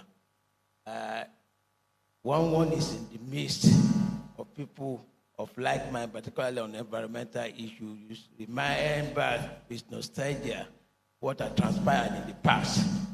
Well, I think that His Excellency described Tokunbo as an enforcer, and significant difference is being made in the prosecution of the environment agenda of the state. And I've been wondering, maybe what, with due respect to every other person here, what significantly account for that difference or distinction might be because he's also a lawyer. Because His Excellency the Governor happened to be a lawyer, I happen to be a lawyer, and Tokunbo is a lawyer too. So, Prof, I think you can see the intrusion of the lawyers into the environmental area and the threat. But talking seriously, Lagos State, as rightly remarked by the former governor in his keynote speech, has been at the forefront of climate change issues in the entire continent. I recall vividly that through our activities then, we were representing Africa as a whole on several boards when it comes to the issue of climate change. I even recall vividly that the only seat, directorate seat under the WHO, we were the one only allotted to as a state, notwithstanding that we are not a country, because of the activity or the impact of the state on climate change issues. Well, I know that, as usually said, when on issues of climate change, we think globally alongside all other people because, like he said, it's an existential problem to the entire human race. So we are all worried, we are all concerned. But in actually addressing the concerns, you must act locally, contrary to your thinking globally. And that much we have done during those years. I recall vividly, I will just emphasize some few areas that I believe that we need to resurrect, as I've not seen that happen in recent time. I know we took the advocacy as far as the local government level. An average market woman in Lagos State will tell you about climate change in those days. I'm glad the school children are here. Several programs were floated during that era. We used to have Me and My Tree competition. We used to have the climate change advocacy competition in schools and so on, to the extent that most of our pupils in school were very much informed about what climate change is and what should be done to prevent or mitigate it. Equally recall vividly, His Excellency the former Deputy Governor Obafemi was asking me some questions about what has happened to most of the initiative of then. For example, I recall Mr. Oreson is there, we started taking advantage of our waste to convert them to energy. That we have not really consolidated upon. We started using the sludge from our sewage to also generate electricity in those days. All those things are some of the initiatives we have put in place that we need also to consolidate on, and in order to ensure that some of the things, even in terms of some policy issues, I remember it was during that era we also advocated in one of the summit that there is a need to prevent two-stroke engine motorbikes on our roads because they generate so much carbon into the atmosphere that we must ensure that we do not have anything less than four-stroke engine on our road. I also recall that during the administration of His Excellency Governor Fachola, we started the retrofitting of Alausa. I don't know how far we have gone with the retrofitting effort also. We went very far then in that regard also. So I believe that areas that need more emphasis in contemporary period, which I've seen, is education and enlightenment. We need to go back to the basics and let an average Lagosian know the implication of not doing what they ought to do in the prevention of carbon emission. So many trees, in recent times due to construction, road construction particularly, have been displaced and not replaced. We need to go back there. I recall before I left, we had planted over 2 million trees. We need, some of them are gone now. We used to be able to account for every single tree in Lagos State. We had a database of them, their name, both botanical and their English name. We used to have that data in our system in Alausa to the extent that we criminalized the felling of trees without permission. It was during the same period, His Excellency will recall, Lagos State acquired three major tree transplanters with no other state in the federation with it. So we all in a bid to ensure that the trees continue to act as carbon sequestrators. These were some of the initiatives that we put in place that I believe that there is a link. We need to link them with the present actions. And I'm glad that we have a very, very proactive and active commission, and I will be able to embrace all this because I see the gathering today as a reunion of the entire old and new environment family members. And we should be able to consolidate and build upon that. For now, I think I want to just stop here. Thank you very much. Thank you so very much, Dr. Banire. I wasn't mistaken that you had to be brought on board as the commissioner who started the maiden series of climate change summits, Lagos State. And it is to the credit of that administration and successive administrations who had pursued the issue of climate change up to the point where we gathered here today. But like Dr. Banire said, the old are now joining the new in ensuring that the ravages of climate change for Lagos State are handled and dealt with. And that goes to the credit of the present Commissioner for Environment in the state, Mr. Tokunbo Wahab, Honorable Commissioner for Environment and Water Resources in the state, and we'll be inviting him now to join in this discourse. Thank you very much, Prof. Let me take us back in history and in time. Lagos was created in 1967 with a population of 1.2 million people. By 1980, we had grown to 2.5 million people. By 1991, Lagos had a population of about 5.7 million people. Today, we have about 22 million people inhabiting the space that is no more than 3,577 square kilometers of land, a third of which is water. Now, for those who don't know, some persons had projected Lagos to go under in 50 years. And we don't think we'll fold our hands to allow that happen. They will tell us Lagos is a meter above sea level, which means as a coastal state, we have existential challenges. The sea level will be up when it rains heavily.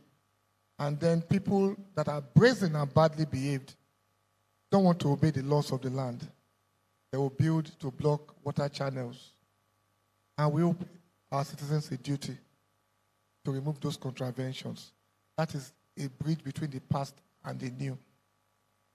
And I'm going to thank Governor Fashola and thank Dr. Banire for creating the template for which we are riding today. They put the foundations in place. The law was promulgated afterwards.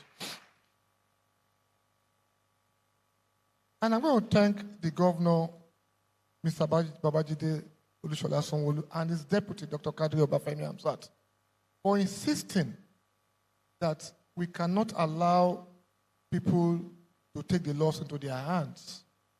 That without law and order, you can't have development. Leave the poetry of campaigns. Governance is grounded on very tough decisions. And that is what we are doing. That's what we seek to do and we'll keep doing in the next few years. You see, I'm glad when the former governor did mention our existential challenges. Water is paramount on the list. We've had this conversation even yesterday. The two permanent secretaries are here. The MD of our Water Corporation, the ED, and myself. We need heavy funding for ADIO to be completed. And we have to find the funding. Like the governor and deputy governor will say, we need that heavy lifting to come in to salvage the situation. We had said to one another, we can't keep pushing out water when we can't track the water. You tell me we produce 20 million gallons a day. Where is it going to? How come we can't even track 1 million? So let's pause. Let's walk back the process. Let us track what we have in place. Let us account for it. What doesn't get measured doesn't get done. So we are doing that, and I believe in the next few days we should have a position on that clearly. But most importantly, we need to ramp up advocacy. We need to ramp up the enlightenment campaigns. We need to let people know that there are consequences for bad behavior. We need to let people know that this environment belongs to all of us. For those that want to make profit, they should not put our own lives at risk. We need to let them know that Lagos welcomes you, but you must behave and comport yourself within the Lagos space. Like our parents say, Eko, you won't allow bad behavior. We are good people, we are hospitable people, but we won't take bad behavior from anybody. People will come from all over the world, people will come from all over the country to stay in Lagos. Let us be able to account for you. Register with LASG. Let us know where you are. And we won't allow non-state actors take a run at us again. All ungoverned spaces, we shall reclaim them and put them to green use. And we are doing that from Ijora to Obalende to Dolphin to Adeniji Adeli. We need to do more. We need to ramp up more. We need to put LASPAC to more tasks.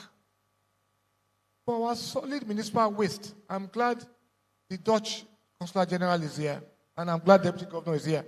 We've taken proactive steps where the BRF government stopped. We've gotten our waste back with the Dutch government to invest in our solid waste to power projects. And all we are committed to do is provide them 2,500 tons of waste out of our 13,000 a day to generate power for the Lekki corridor and the state. We're not stopping at that also. In the past few months, we've ensured that we've committed to waste to wealth by engaging a company from Africa to undertake that for us.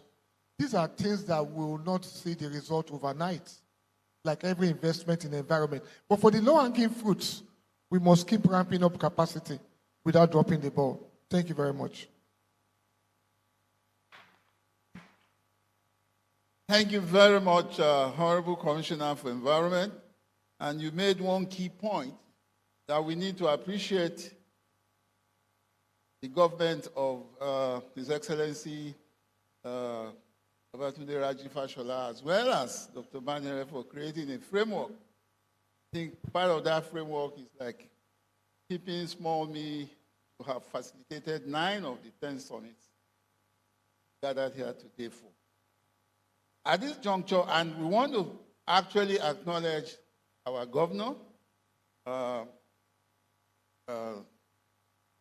governor, His Excellency Babajide Sanwo-Olu, for also seeing the value and the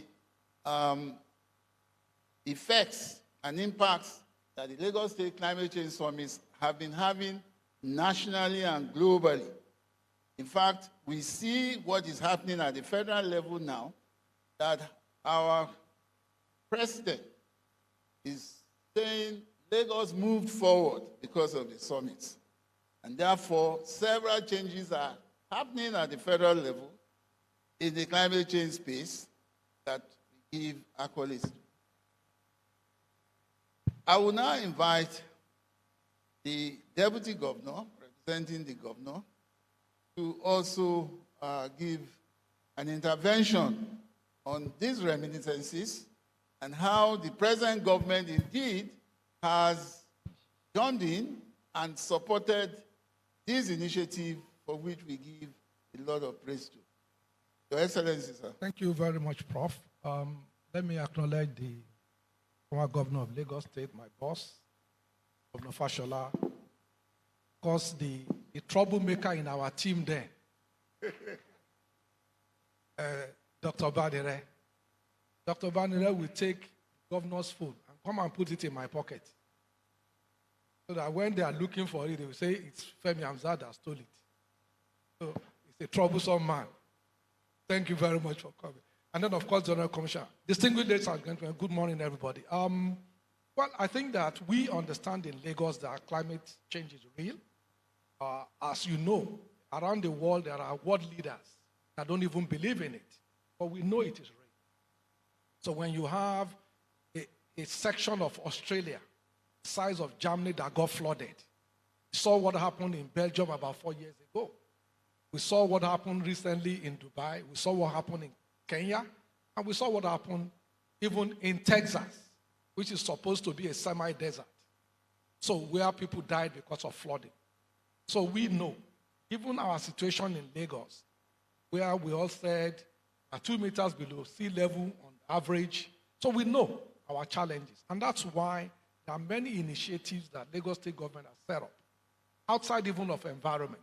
So there is an office called the Office of Resilience. That office is sitting in economic planning and budget. What they do is to look at the various shocks that can actually attack us as a state. Then how do we react? So, and that has guided many things. So, for example, Lagos State about 2 years ago procured 66 fire vehicles. That was not theoretical. It was based on a model that these are the trends, and therefore, in order for us to prepare, so for water and so when Ministry of Environment goes out there to say, we need to clear this drain, these things must move. Let's not now turn it into ethnic issue. It's not about that. When flooding comes, it doesn't know your tribe. It doesn't know your ethnicity. It doesn't know whether you're a Muslim or you are whatever you are, or a Christian. Flood will carry anybody. People that died, it's not about your religion. It's not about your ethnicity. So for us in Lagos, it's about what do we need to do to sustain and to build a resilient city. So everybody said that Lagos will be 40 million in some few years' time. So where are they going to live? Where exactly are they going to live? So like Governor Fashola, then we all say that the biggest challenge for us in West Africa really is fiscal planning. If we plan our cities well, we will be prosperous. Therefore, the idea that I can just go and stay there, stay where? You can't just stay there unless it is planned and it is agreed that you can stay there. You know, because we are very emotional, all of us. They say, why are they sending them away? And where do they want them? No, it's not about that. It's about the collective gain of everybody. What are we going to give to our children and our grandchildren? When everybody just thinks you can live anywhere, you cannot. That's why in every part of the world, you go to United Kingdom, you go to so all of us, we travel. You are going to the airport from London. That land by your left, when you're on M5, it's been there for over 200 years. Nobody has built there. So why should we be different? So the reality is, what do we need to do to make sure we build a resilient city that water will not carry us all the way? And it won't, because we have to do what we have to do. So if you build and you don't leave 15 meters to your drainage, it will go. And we have no apology. It's not about where you come from or the God that you worship. No. It has to do with us living well so that for the collective good of everybody, every one of us. So we know all these things, and that's why we have all our policies in line in our state, Lagos. Like others have also said, there are various issues that we need to look at. A lot of our policies, and I think the commissioner also mentioned the fact that we just had an agreement with the Netherlands government. We signed an MOU giving them 2,500 building around Ekpe, or some building and a 2,000-ton daily of waste to convert to energy. That's moving progressively. And there's another company, just Pong or something, that's going to convert. So the challenge for us is that our waste is mainly organic. Our waste is mainly organic. So converting to power, because you need a lot of metals to convert to power. You can convert to, to convert to energy, you need power. Unfortunately, so a lot of our waste, so it requires enormous amount of resources and more money. But thankfully, we've been able to do that with, hopefully we can get it done, and we will invite all of you when it's ready. So I want to thank all of us. I will address some of the things that we've discussed in the speech, so I don't want to regurgitate that again. Thank you very much. Thank you so much. I can see the scientist in Dr. Hamzat Kadri coming out, at least to counter the lawyers sitting with, that we scientists as well have information. And part of the information I want to say in closing is to say that the ravaging effect of climate change is indeed the biggest war of our time. It's the biggest war because no war in humankind has claimed as many lives as climate change has claimed so far. So you can see we have a responsibility to stop this war. To stop, we need to fight together climate change. And we need to remind ourselves that it's not new. It has been with us for years. As far back as 1896, it's been recognized that CO2 destroys us. Doing so now. Thank you very much, kind audience listening. I want to thank our panelists for joining us this morning and for your insightful contributions all the way. Thank you very much. Thank you very much, sir. We'll have a quick photo session. Let me invite Chairman House Committee on the Environment to join them, the Special Advisor to Mr. Governor on the Environment, and our two permanent secretaries. Photographs, sir. Short photographs, sir. Sorry, Ogabiare.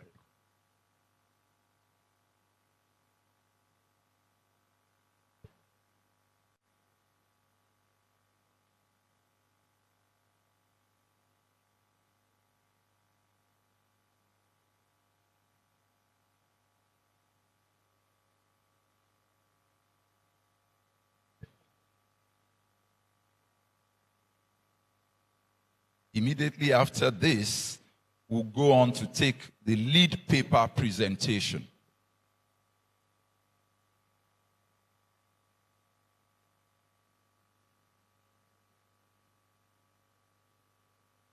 Amen.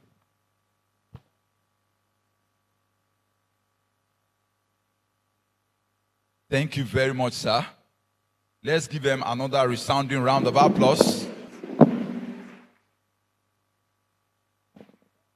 As they make their way back to their seats, let me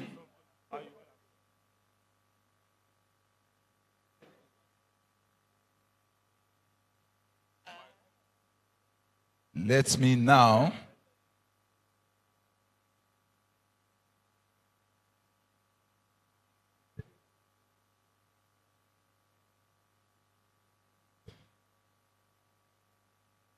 please let us appreciate Mr. Babatunde Raji Fashola, Senior Advocate of Nigeria, for always making time out.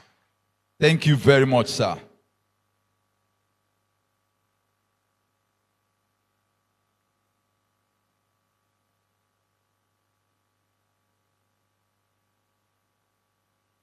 Let me now formally invite for the lead paper presentation the C40 Regional Director for Africa,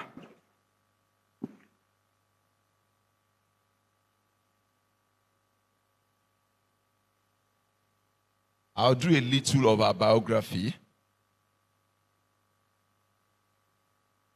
Distinguished guests, ladies and gentlemen, as C40's Regional Director for Africa, the person I'm about to introduce leads C40's work in the African region through cooperative engagement with city leaders and teams to accelerate the implementation of their climate change programs.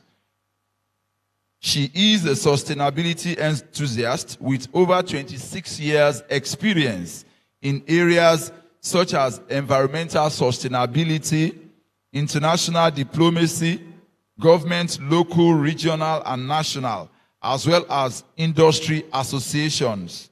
She was the inaugural Chief Executive Officer of the South African Paper and Packaging Producer Responsibility Organizations Alliance, PRO Alliance, that was tasked with conceptualizing and implementing joint extended producer responsibility programs with and on behalf of member PROs.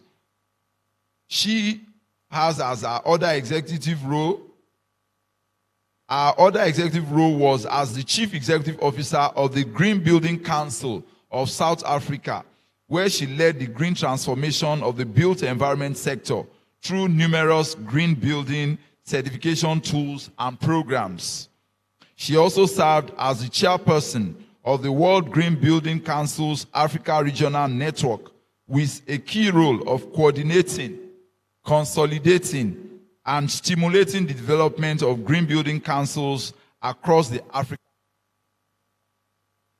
She also held the position of head of sustainability at the city of Tshwane, where she conceptualized and implemented groundbreaking city sustainable programs.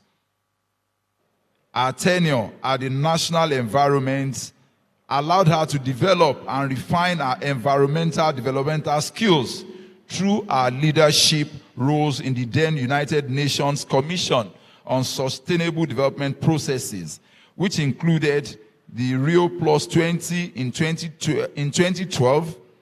She is proud to have led the development of the environment sector Green Economy Response Program, including the establishment of the National Green Fund. Your Excellency, distinguished guests, ladies and gentlemen, please put your hands together as I welcome Modise Lemao Dora, the Regional Director Africa for the C40 cities, who is our lead paper presenter. Thank you. Thank you.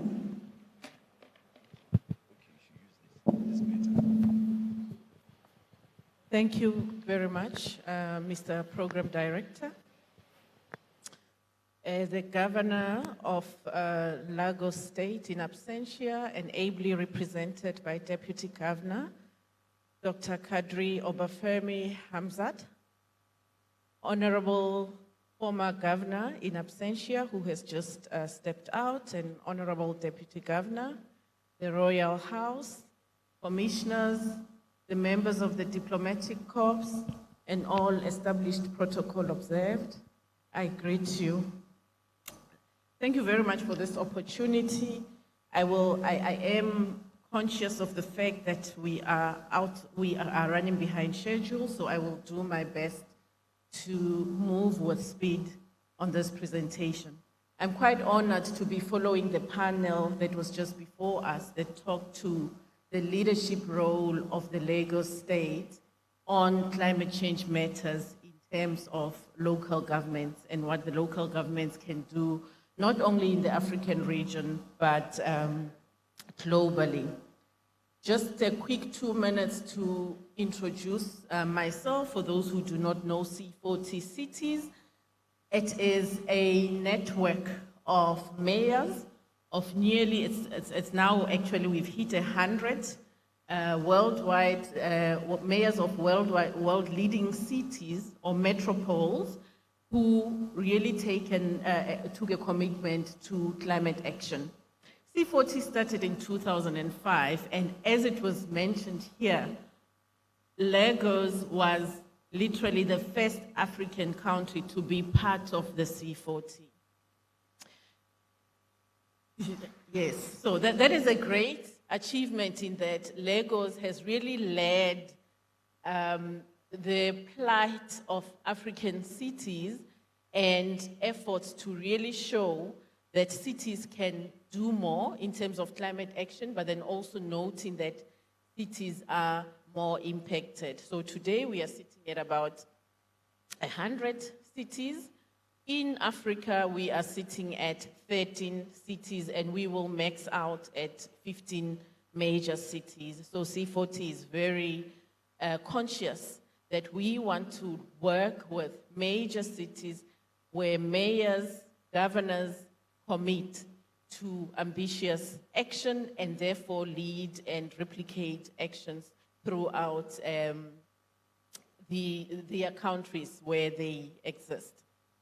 The main vision is to make sure that climate action that is undertaken is underrooted by issues of equity and justice, especially when we talk to adaptation and resilience measures. So that is mainly a key priority to make sure that at the end of the day, with the actions that we undertake, it's all about the person and it's all about all of society in the actions that we do. Okay. I skipped. So and I am moving quite fast on these elements because I would like to get to the gist of what we are here about in terms of adaptation and finance and how we unlock finance for adaptation programs that need to be undertaken. So at the C40, we are looking at adaptation action on a number of key issues that we've identified are happening. People are already being impacted. Firstly, water scarcity. A former governor just mentioned the issue of water and really unpacked with precision the percentages of water that is available for consumption. So the little water that we have globally, more specifically in the African continent, is already at risk, mainly due to extreme heat, also due to extreme rainfall patterns, because whenever you have flooding, it means that your clean water sources get polluted. Therefore, there is less water for human consumption. Extreme heat, Lagos State as one state that is heavily impacted by urban heat. There's quite a number of urban heat islands, and by 2050, there's an estimation of globally around 1.6 billion people that will be impacted by extreme heat. Almost all cities, not just in the C40 network globally, have faced one or the other impacts of climate change. There is no mayor, no governor, no head of state that can say their country, state, city, or town has never been impacted by extreme climate variations. We welcome the efforts that Lagos is doing, and the fact that we are here in the 10th edition of the summit, where different issues or areas of climate change have been unpacked over the years and different strategies have been undertaken. Now it is also time for Lagos State to also replicate and assist other city leaders in the continent in terms of the actions that need to be undertaken, notwithstanding the fact that there are also still major challenges to be overcome. The work that we do in terms of climate adaptation to assist our cities is that mainly we assist in implementing measures or coming up with measures to respond to extreme climate events for cities with our cities as part of the action plans that would have been developed. We put measures to combat urban heat together with cities and city officials. So the work that we do is very much heavily technical, and where we apply ourselves is in the collaboration role with the different city departments that would be working on these issues. The issue of river catchment management, which is quite critical, and there's also work here in Lagos that we are doing around that. Sea level rise and coastal storms. At the moment, and I'm not qualified to even tell you about that because you are here every day. A lot of residents live in waterlogged areas in Lagos at the moment. So there's a lot of planning and interventions that needs to happen in the issue of coming up with nature-based solution, proper barriers and proper reclamation of land from the sea for sustainable infrastructure. Then there's also a key issue of water efficiency systems that needs to be worked on. I've already mentioned the climate justice issue, so I would like to talk a bit about the finance part. There is currently a shortfall of $100 billion funding. There is a $100 billion financing shortfall for adaptation programs globally from the different funds that we have. And let me just talk briefly about this, and I'm not going to go through all the slides. So the Global Climate Alliance, the Global Climate Adaptation Center has done great work around mapping financing for adaptation. Climate mitigation actions are very easy. It's about reducing emissions, putting up solar panels, wind energy, and so forth, and in transport systems. Whereas for adaptation, it's quite different because a lot of it is very much linked to development infrastructure and does not necessarily make sense in terms of a business balance sheet or for traditional banking in terms of loans and equity financing. We have, in terms of availability of information, and the dark portions indicate where it's most prominent. Funds for adaptation, we've got multilateral and regional funds. You're from development finance institution, in most instances from developed countries. We've got government and foreign agencies, as well as multilateral climate funds. This is if you follow the United Nations Framework Convention on Climate Change Processes, you would have seen there was an adaptation fund that was launched. It was supposed to, by 2024, have $100 billion in it. At the moment, it's got 1.1 billion. Heavily under-resourced, and the global north that is supposed to contribute majorly on it are not doing their part. We also have ministries of finance and so forth that could finance this, but then there's also private financing, and especially on large infrastructure projects. I've already spoken to the finance flows. I'm not going to talk to that, but just look at the yellow dot on the rectangular block.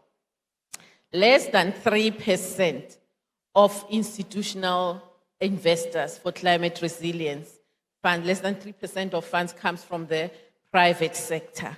And this is what I want to focus a lot on. The dark blue element shows mainly from multilateral finances. So the little money that we have on adaptation, most of it comes from multilateral financing, which is the one that I'm saying it's in deficit by 100 billion. So it's already a very small pocket and very little from your traditional financial institutions. In terms of sectors, most of it for adaptation, the big blue block on the left, it's unknown. So adaptation funding is still very much locked in. So let's say, for example, Lagos City State is building a bridge. That is road infrastructure.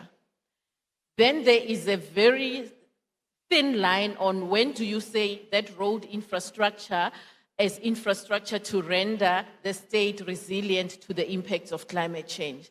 And it's mainly about how you are going to design and construct the bridge. What is the length? Is it a 10-meter bridge or a 20-meter bridge? And the kinds of reinforcements that you need to put into to make sure that it withstands severe floods that might happen in the next 10 to 15 years. So therefore, there's additional funds that needs to come in for infrastructure programs of the city in order to render them resilient. And a lot of it is locked in a blurry line of undefined funds. Then on the green side, the middle block, it's agriculture, forestry, and land use. A lot of development funders prefer financing green programs, which are good at times, things like tree planting that assist in times of erosion, things like supporting farmers with climate-resistant crops and so forth. They are good interventions, but they do not move much of the needle in terms of the infrastructure damages that we have. Then the other side, and I'm not going to spend time because I am pressed for time, it's the issue of those financial flows and where they go. Private sector financing, and I saw that the banks are represented here, mainly prefers funding, and that's where that yellow line is going. They prefer funding things like transport, wastewater treatment facilities, water purification facilities, because they make sense on the balance sheet. You invest resources, you're going to get returns from the use of that resource. Whereas planting trees or building a road, sometimes private business and equity funders do not see that immediate benefit. But however, when we look at cities that are impacted by floods, the Deputy Governor mentioned Nairobi right now. I was there 2 weeks ago. It's business, private sector, and the very same banks that suffer of infrastructure because suddenly logistics are affected, trucks can't move. So if banks and equity funders and multilateral companies cannot see that if you're going to have floods as an automotive company, you won't be able to move your vehicles from the port X to that particular city for you to make a sale, then we are all heading for disaster. So the conversations around resilience and adaptation need to take us there where sustainability heads in private entities start mapping what those losses would mean for the business should the city lose its infrastructure. So I've driven along Lagos yesterday.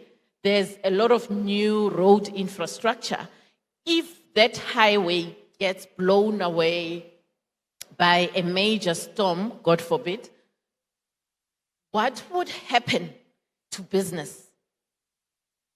And once CEOs start understanding that, then adaptation financing will be unlocked. So that is the current conversation we need to undertake whilst we allow governments to fight for the multilateral climate funds that need to come from the global north, who, by the way, are the major contributors of the current climate challenge that we are having.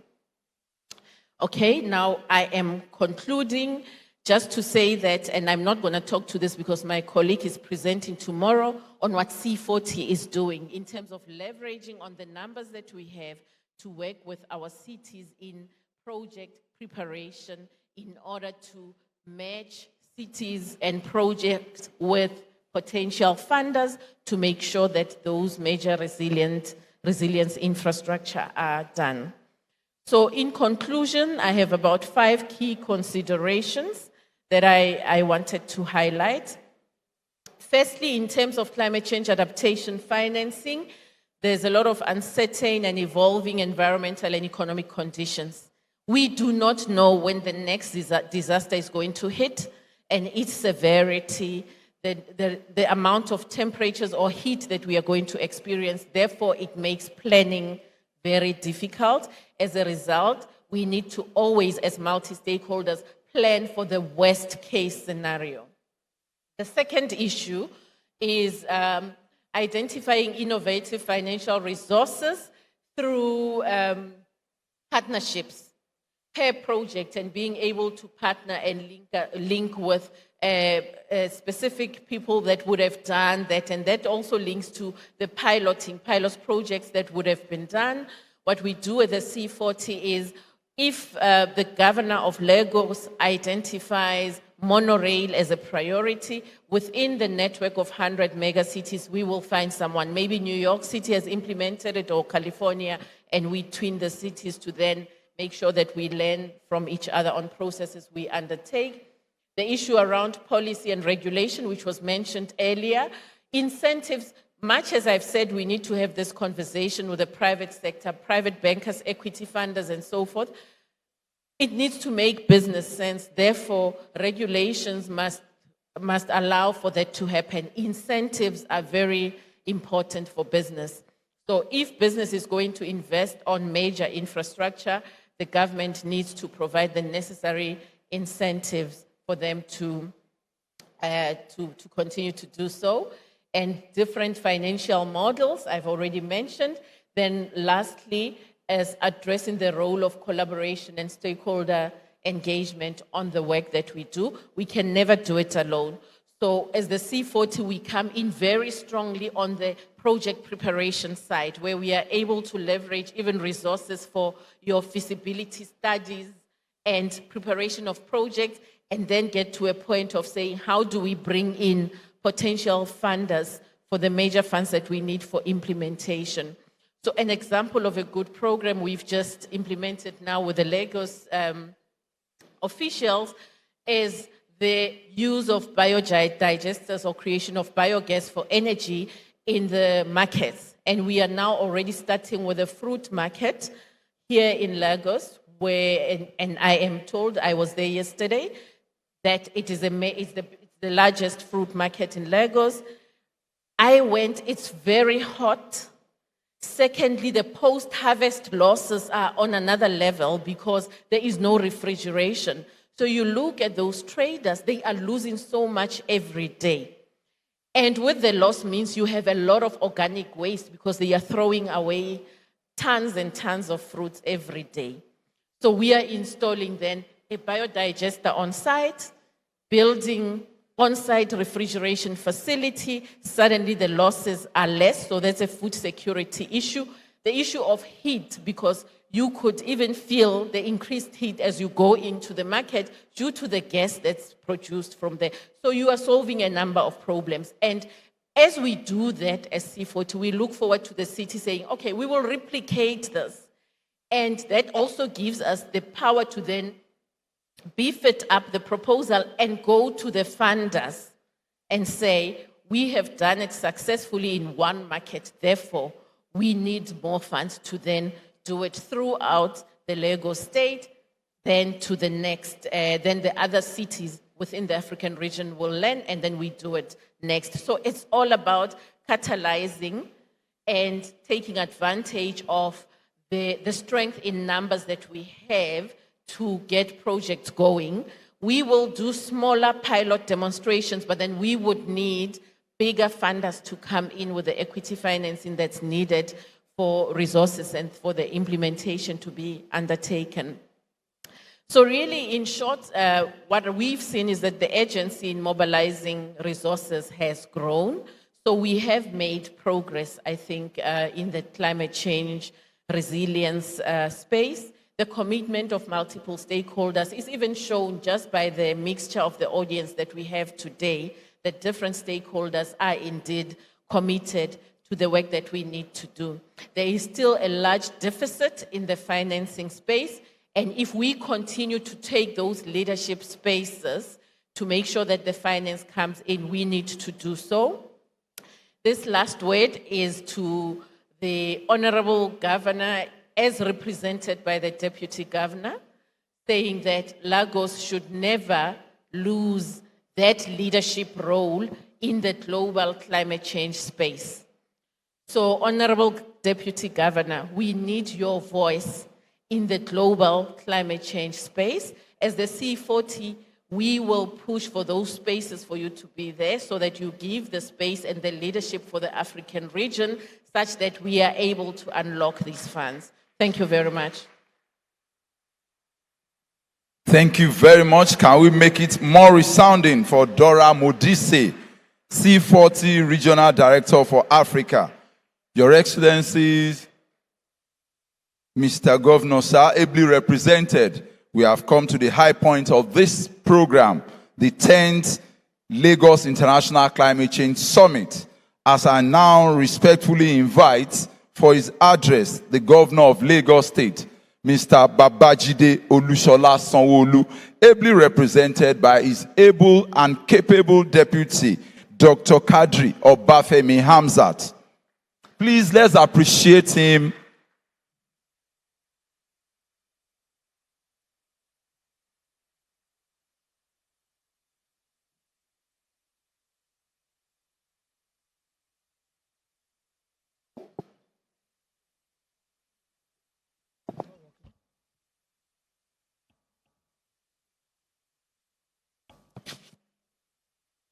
Please, let's be seated. Thank you very much.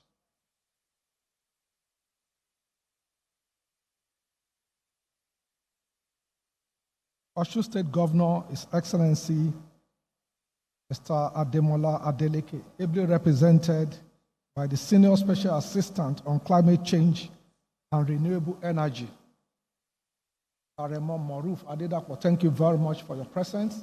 The Speaker, Lagos State House of Assembly, Right Honorable Dr. Muda Shiru Ajayi Obasa, ably represented by the Chairman, House Committee on Environment, Honorable Lanre Afini,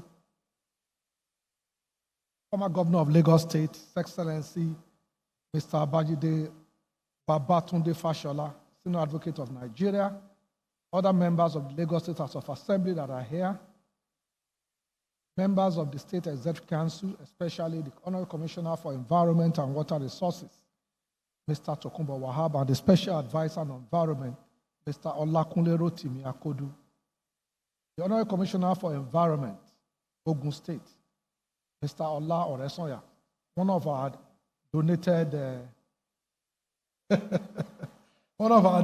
officers to Ogun, many of them. Thank you very much.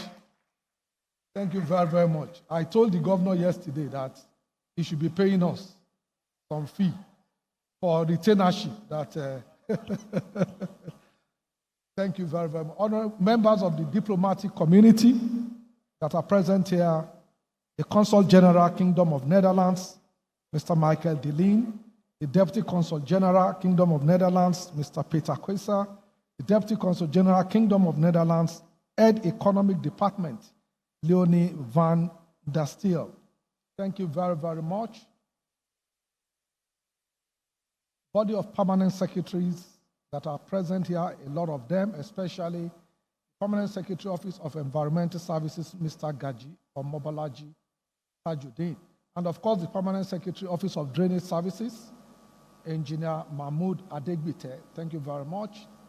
Members of the Association of Lagos State Retired Head of Service and Permanent Secretaries, many of them that I've seen, thank you very, very, very much for supporting your own. Of course, the Oba of Lagos,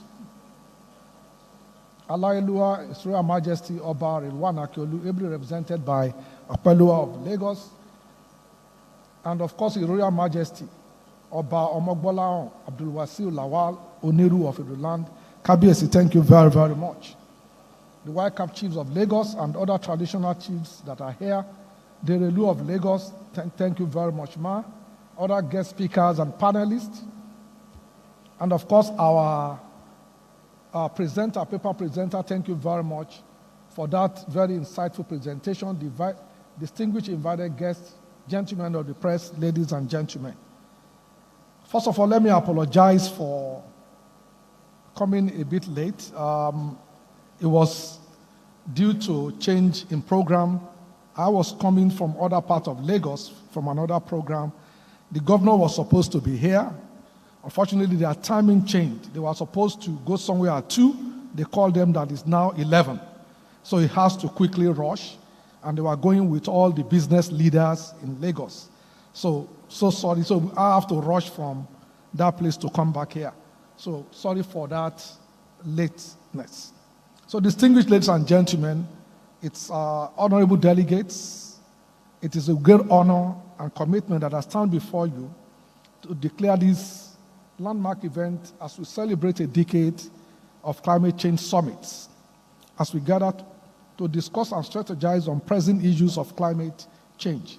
It is important for us to recognize the urgency of our collective actions in mitigating its effect and championing adaptation initiatives at the local and international levels. This year's summit is themed Accelerating Climate Finance and Championing Local Adaptation Initiatives.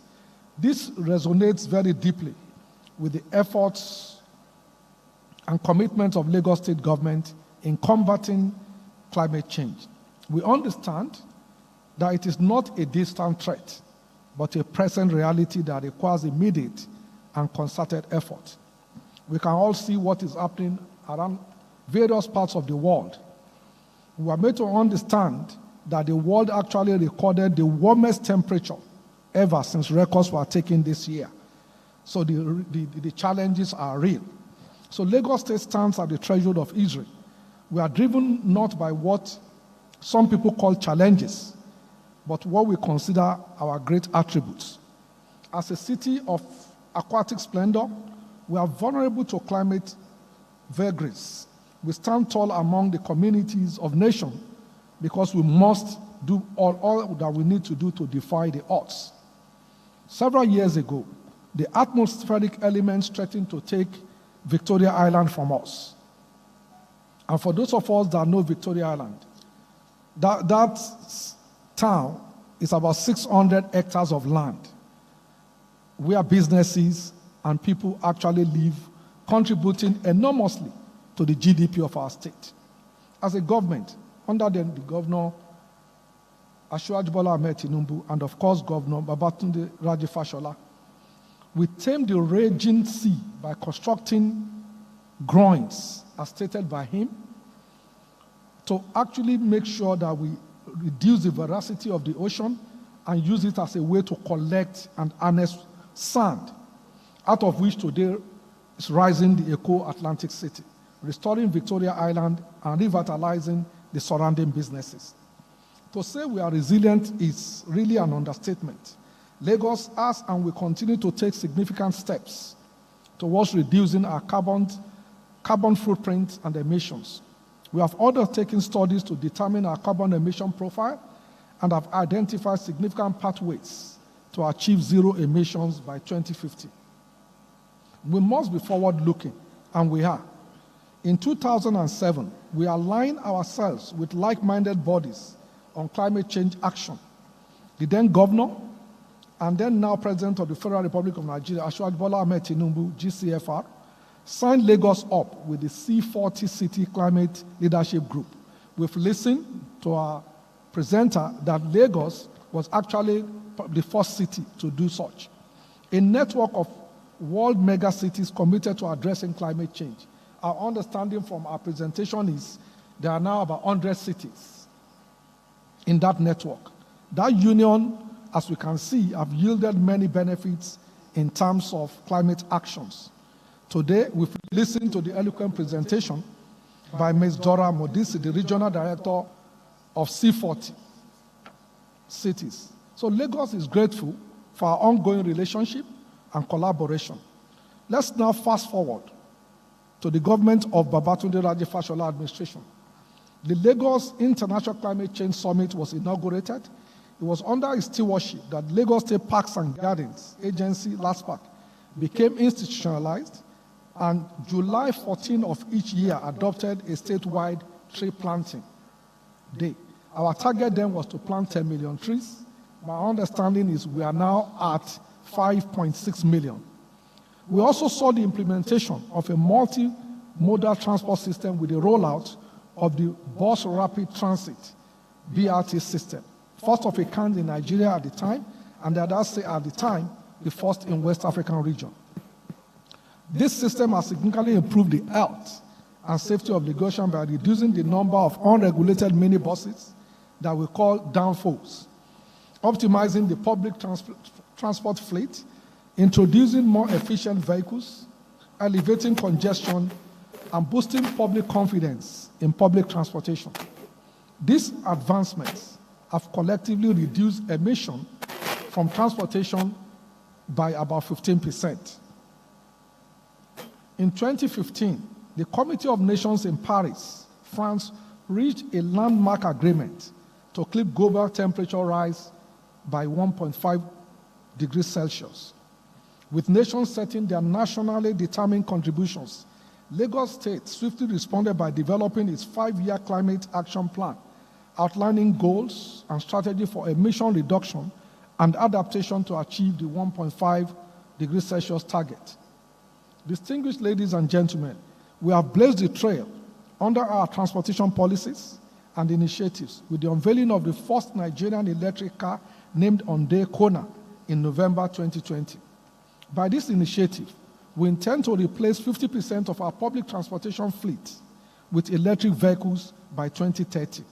With strategic partnership and the development of charging infrastructure, This transition is moving us closer to our goal of achieving a net zero carbon footprint by 2050. Together, we are pioneering green transportation in Nigeria. The Lagos Mass Rail Transit System, the red and blue lines were launched, marking a new era in public transportation. The blue line spans 27 kilometers from Okukumaiko to Marina, while the red line will cover 33 kilometers from Agbado to Marina. The transit, when eventually completed, will include 6 lines, with green line 68 kilometers, purple line 60 kilometers also underway. These rail projects are crucial for reducing our carbon footprint, decreasing vehicular emissions, cutting down travel time, and promoting a sustainable low carbon future for our state. As part of these efforts, we have successfully attracted and signed a partnership deal with the Dutch-owned Harvest Waste Consortium to build a waste-to-energy plant that will provide electricity for about 40,000 homes.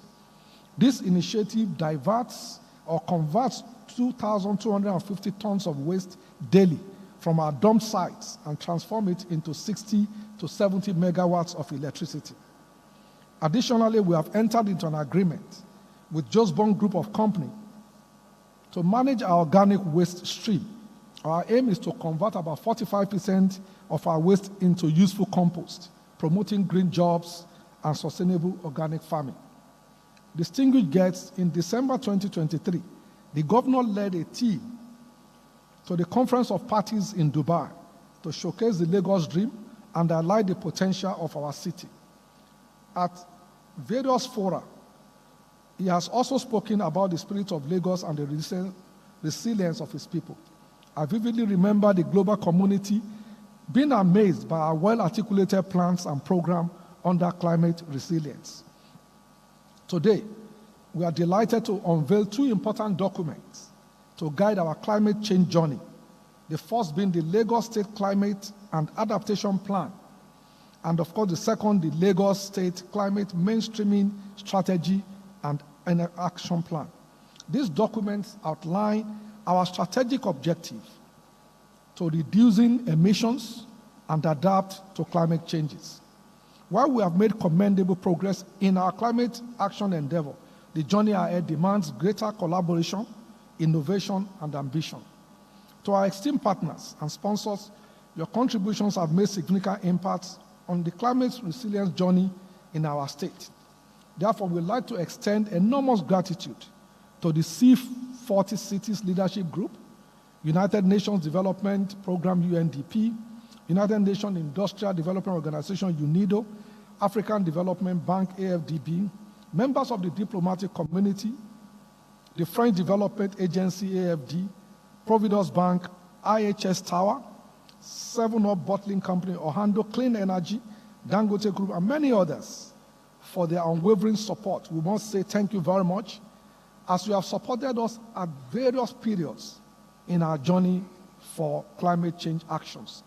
As we deliberate and exchange ideas today, during this summit, let us reaffirm our commitment to collective actions and transformative changes. We must seize this opportunity to accelerate climate action, champion local adaptation initiatives, and pave the way for a more resilient and sustainable future for young generations to come.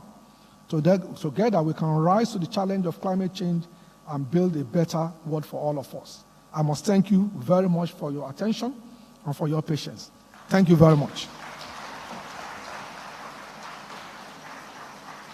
Please, let's make the applause very resounding for Mr. Governor, ably represented. Thank you very much, sir. Next, I will invite Mr. Governor, ably represented, to formally launch the Lagos Climate Adaptation and Resilience Plan and the Lagos Climate Change Mainstreaming Strategy.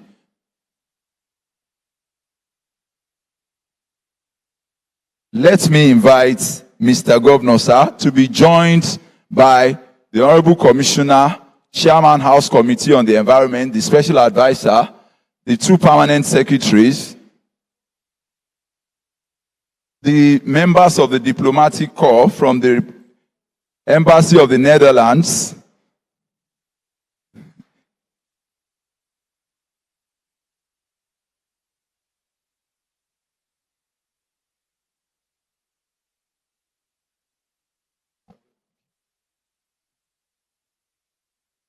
let me also invite His Royal Majesty, the Oniru of Iruland, Kabiesio, is joining us, sir, as well as Tolu Oyekon, sir, and the representative of His Royal Majesty, the Oba of Lagos.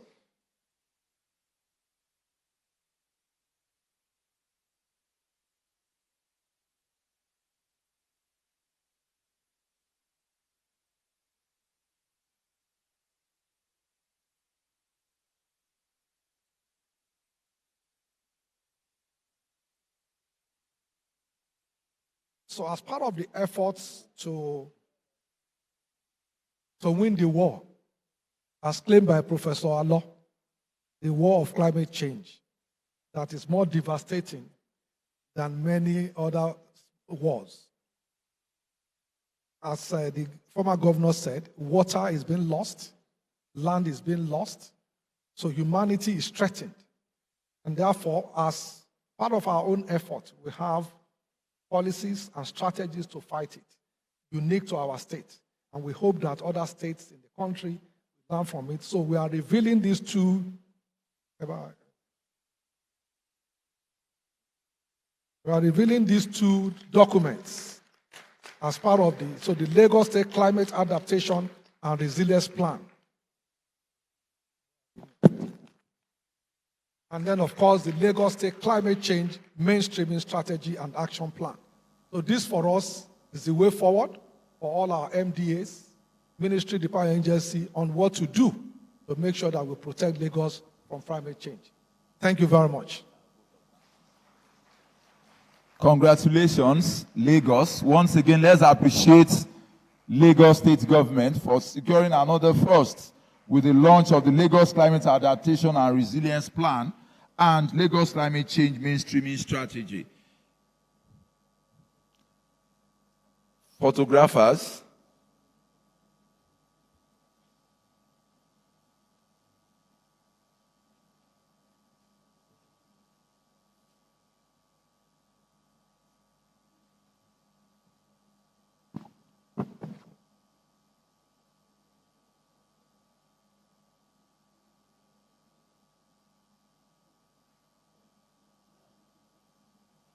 Thank you very much, sir. Let's give them a resounding round of applause. Mr. Governor, thank you very much, sir.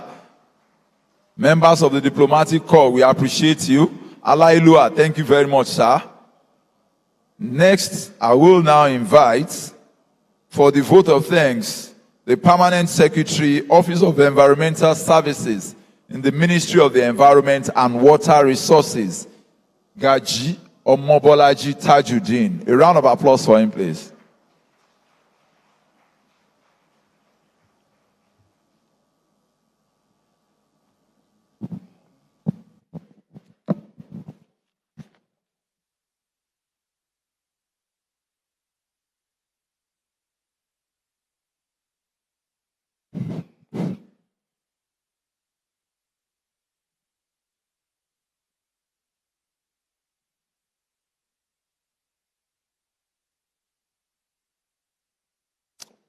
The Governor of Lagos State, Mr. Babajide Olusola Sanwo-Olu, ably represented by the Deputy Governor, our own Deputy Governor, Dr. Obafemi Hamzat. The Governor of Osun State, ably represented by the SSA Climate Change. The Speaker of Lagos State House of Assembly, Right Honorable Mudashiru Obasa, ably represented by the Chairman, Environment Committee, Mr. Lanre Afeni, the former Governor of Lagos State, His Excellency Mr. Babatunde Raji Fashola, the former Deputy Governor of Lagos State, His Excellency Mr. Femi Pedro, members of the Lagos State House of Assembly, especially the Chairman House Committee on Environment, Honorable Olanrewaju Afeni, members of the Diplomatic Corps, the Oba of Lagos, Oba Rilwan Akeolu, ably represented by the YCAP Chief, the Obanikoro of Lagos, and other royal fathers here present. The Oniru of Irulan, I know we are in your domain. The Oniru of Irulan and Victoria Island and its environs, Oba Abdulwasiu, Omogbolaon, Lawal, KBSU. The Special Advisor on Environment, Mr. Olakunle Rotimi Akodu, the Lagos State Executive Council members here present, especially our own commissioner, my brother, my friend, and my boss, Honorable Tokunbo. Wow. The body of permanent secretaries, PS, Office of Drainage Service, Engineer Mahmoud Adek, the chairman of our head of agencies, lead speakers, C40 Regional Director. Thank you for your dedication and action to Lagos. Directors and members of staff of the Ministry of Environment and other ministries here present. The Senior Special Assistant to the Governor on Environment, our partners and sponsors, our dear students, invited guests, gentlemen of the press, distinguished ladies and gentlemen.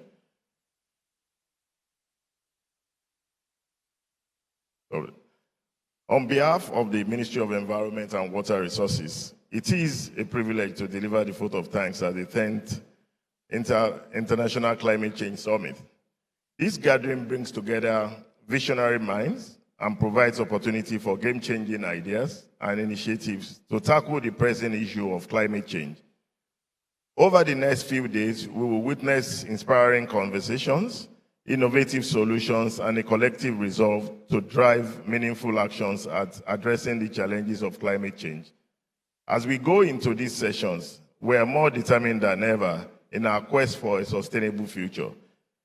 It is my singular honor to sincerely appreciate Mr. Governor, Mr. Babajide Olushola Sanwo-Olu, Mr. Deputy Governor, Dr. Kadri Obafemi Hamzat,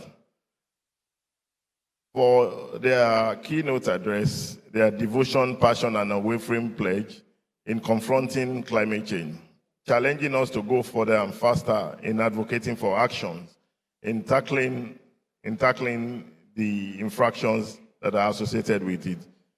Your exceptional leadership and vision are pivotal in guiding our states toward a sustainable and resilient future. For this, Mr. Governor and Mr. Deputy Governor, we salute you.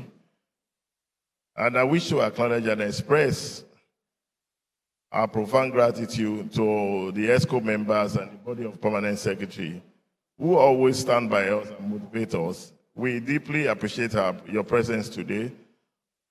And our special and sincere gratitude to His Excellency Mr. Babatunde Olushola, Mr. Babatunde Raji Fashola, CONSAN, who has been here with us since morning. We are grateful for his immense contribution to climate change. The foundational efforts and policies of previous leadership have laid the groundwork for our current climate initiatives. Your enduring legacies continue to inspire us and guide our actions. We are trying to walk the walk ourselves. Today, words are not enough to acknowledge the incredible leadership of our extremely committed Honorable Commissioner for the Environment and Water Resources, Mr. Tokunbo Philip Wahab, for your constant guidance that continues to radiate a source of energy within us all, and for leading by example, by tackling practical steps that addresses the crisis now. Our sincere thanks go to all former commissioners and permanent secretaries of Ministry of Environment, Water Resources who are present here today. Your inputs and dedication have been instrumental in advancing our environmental agenda and implementation of effective climate policy. To our distinguished speakers and panelists, thank you for sharing your expertise and perspectives. Your insights have enriched this summit, fostering a deeper understanding of climate finance and local adaptation initiative. We must recognize a team of people who work really long and hard at this end. In order that all of this might come together, distinguished guests and colleagues, we would like to acknowledge and commend the efforts of our very well-motivated and dedicated organizing committee and support staff. Your devotion and hard work has ensured the smooth running and success of this summit. To our international and local partners, sponsors, and participants, we are profoundly grateful for your active engagement and collaboration. Finally, to all stakeholders participating in this summit, both in person and virtually, thank you for your commitment to this crucial cause. Your engagement and willingness to participate in meaningful discussions will drive progress and inspires hope for a better future.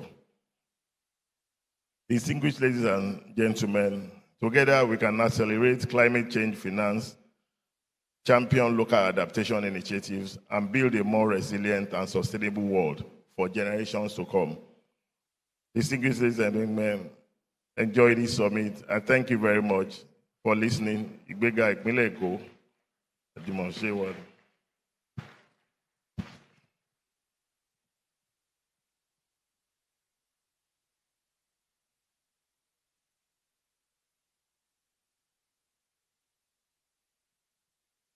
Mr. Governor, sir, with your kind permission, we'll have some more photo session because some of our critical stakeholders have not been taken care of, sir. With your kind permission, let me invite Mr. Governor, ably represented, the Chairman House Committee on the Environment, the Honorable Commissioner, the Special Advisor, as well as the body of permanent secretaries. You take your turn. After that, ESCO members from some other states or representatives of some states too, they will take their turn before we go for the tea break. Mr. Governor, sir, if you are ready for us, we want to have one more photo session. The diplomatic corps, members of the diplomatic corps. Yes, sir. The body of permanent secretaries. Let me also invite the Honorable Commissioner for the Environment in Ogun State.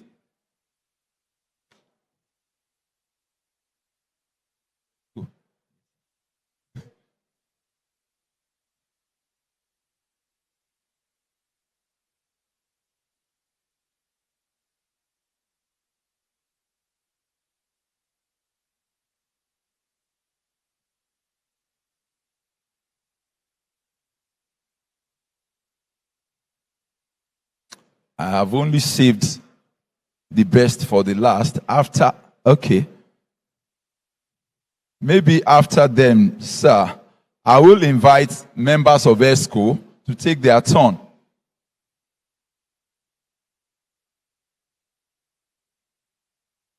Members of the State Executive Council and former ESCO members that are here, please let's join them, sir. ESCO members. After them, body of permanent secretaries.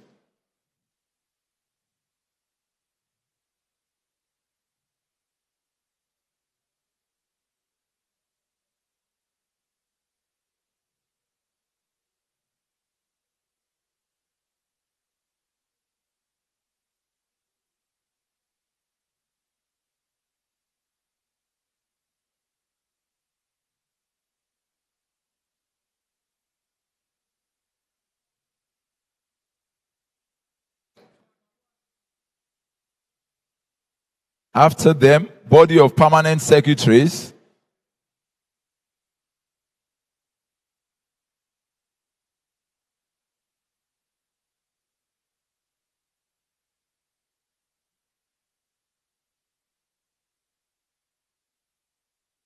Thank you very much.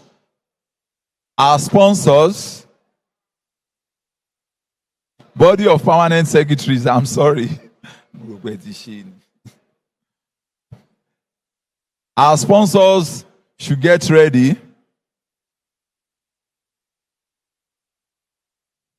Please, our retired permanent secretaries, Hala Hobbs, please, ma, and sirs, if you can join them, ma, and sirs.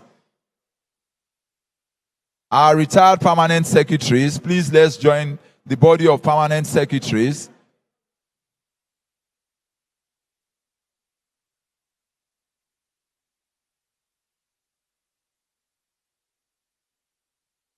Our retired permanent secretaries will join them, members of Allah Hubs.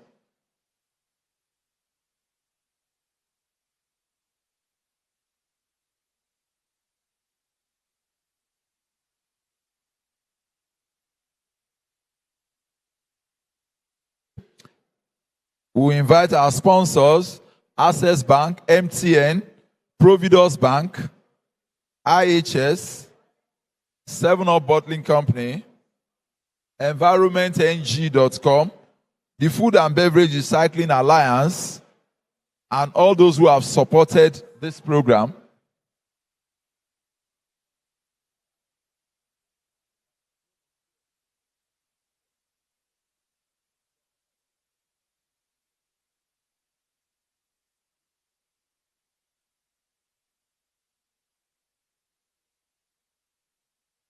Thank you very much. Our sponsors, the president of AWAM, please join, sir. He's a worthy partner.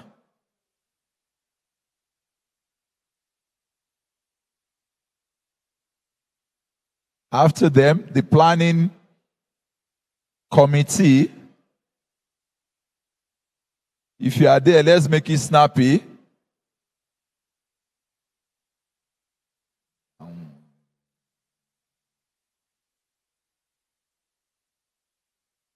Mr. Governor, sir,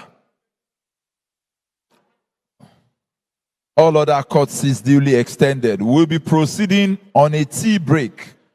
It will be a short one. We're giving ourselves 15 minutes for the tea break, after which we will converge for the first plenary session. Let's proceed for the tea break. We have just 15 minutes.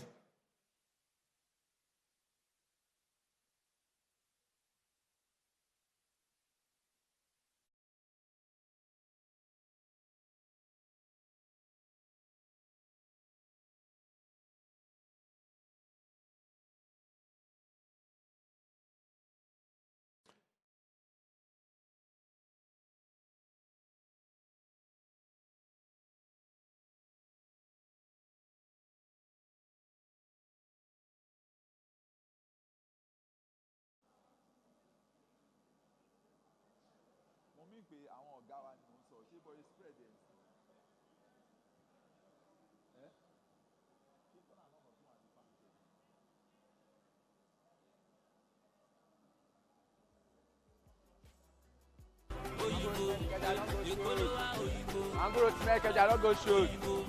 One more chance. Never wait, so don't call anybody. My daughter is coming. No, say she no go take my time. And you have been coming now.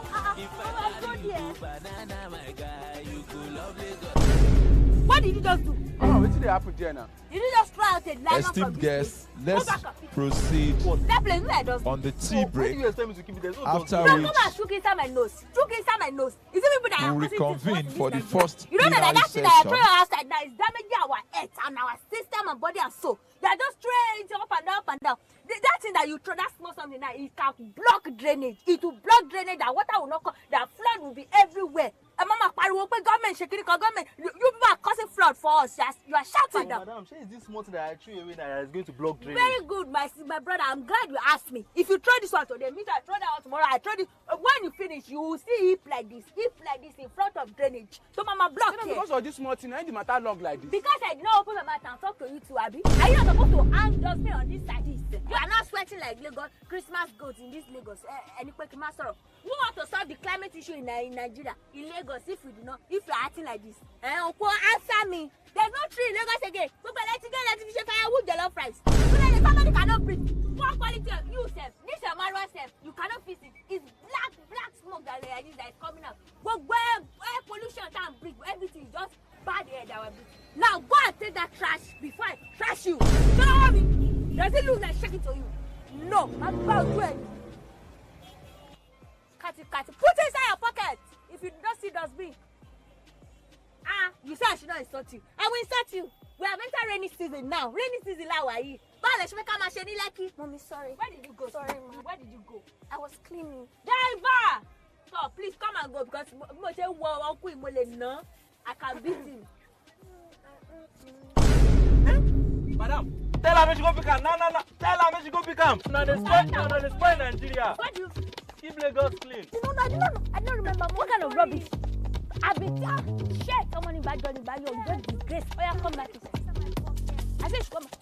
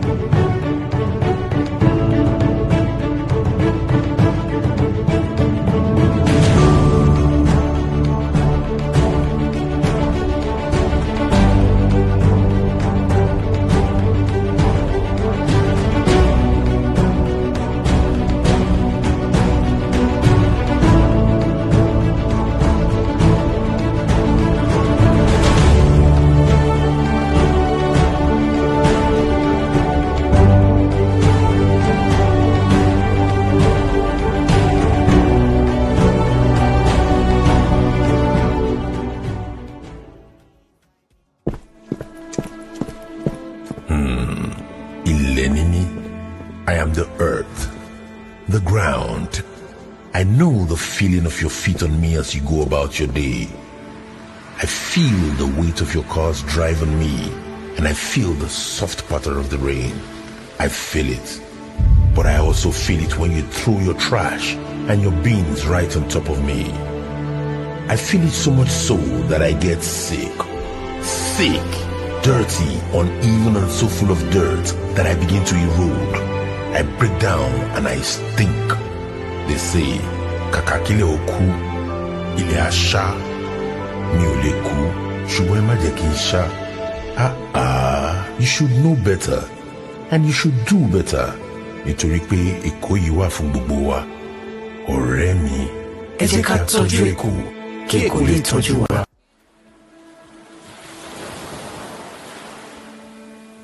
Ominimi, I am the water. Every day I flow within your seas, in your rivers, in your lakes and oceans. And when it rains, I ought to flow still, in your drainages, your gutters, and in your canals. But you hold me back. You love to hold me back. Trash in my drainages, plastic in my gutters, buildings atop my canals.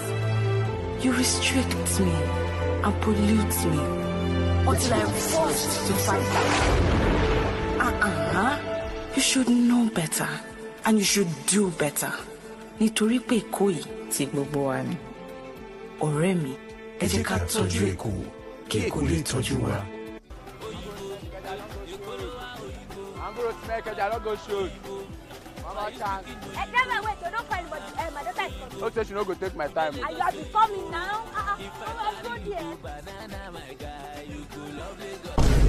What did you just do? Mama, what did happen there now? Did you just throw out a nylon from this place? Go back and pick it. What? That place where I dustbin. Oh, where do you expect me to keep it? There's no dustbin No, there. come and shook inside my nose. Shook inside my nose. Is it people that are causing things for us in this Nigeria? You don't know that thing that I throw outside now is damaging our earth and our system and body and soul. They are just throwing it up and down, up and down. That thing that you throw, that small something now, it can block drainage. It will block drainage. That water will not come. That flood will be everywhere. And Mama, government shaking government. You people are causing flood for us. You are shouting them. Madam, is this small thing that I threw away that is going to block drainage? Very good, my brother. I'm glad you asked me. If you throw this one today, means I throw that one tomorrow. I throw this. When you finish, you will see heap like this in front of drainage. So Mama, block here. Because of this small thing, I the matter long like this. Because I did not open my mouth and talk to you too, Abby. Are you not supposed to hang dustbin on this side? You are not sweating like Lagos Christmas goats in this Lagos. Who want to solve the climate issue in Nigeria, in Lagos, if you are acting like this? Answer me. There's not.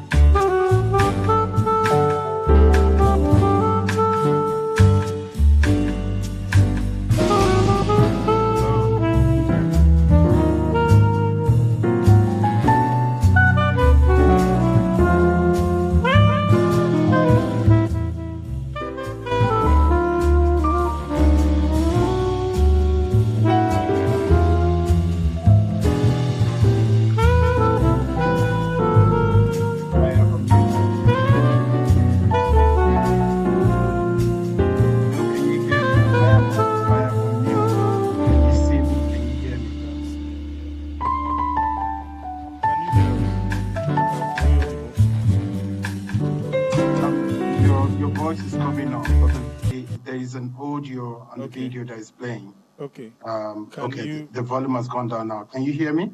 Yeah, I can hear you. Can you hear me? Yes, I can hear you loud and clear. Okay. So we are running, let me show you what, this is your holding banner on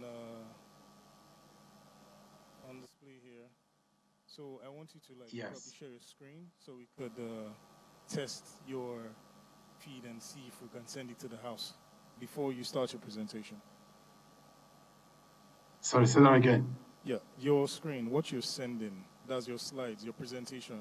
Can you share your screen? Do you want me there? to share my screen? Yes, that would work. So you'd have maximum control of what you're sending out. Sorry, did you get that? Yes, that would work effectively. So it will help you manage your own props. Like if you need to make any movement easily, you can do that from your end. So all we are doing is we're sending your feed to the house here. So we just want to ensure that your slides and presentation is, okay technically, and then we're good to go. That's it. Okay. Okay.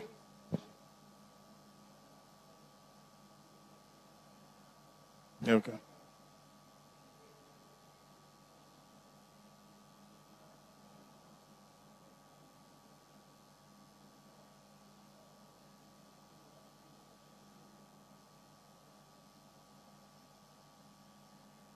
Okay, so we can see your presentation. If you can put it in presentation mode, exactly. So we can see this. The house can see this as well. So this is good. This is perfect. So that's all we actually needed, just to ensure we are good technically. Hi, sir. This is Shemilori. Hi, I'm good. How are you? Cool. Yes. It will be. Okay, so I wanted to tell you that we are aiming for like 3:45 to get everybody back in the room. So give or take by like 3, we should start the session with your presentation. So your presentation, I don't know if you have time dates, but how many minutes do you think it will take?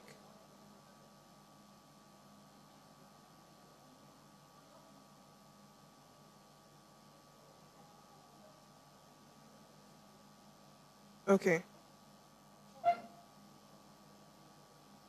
On the discussion.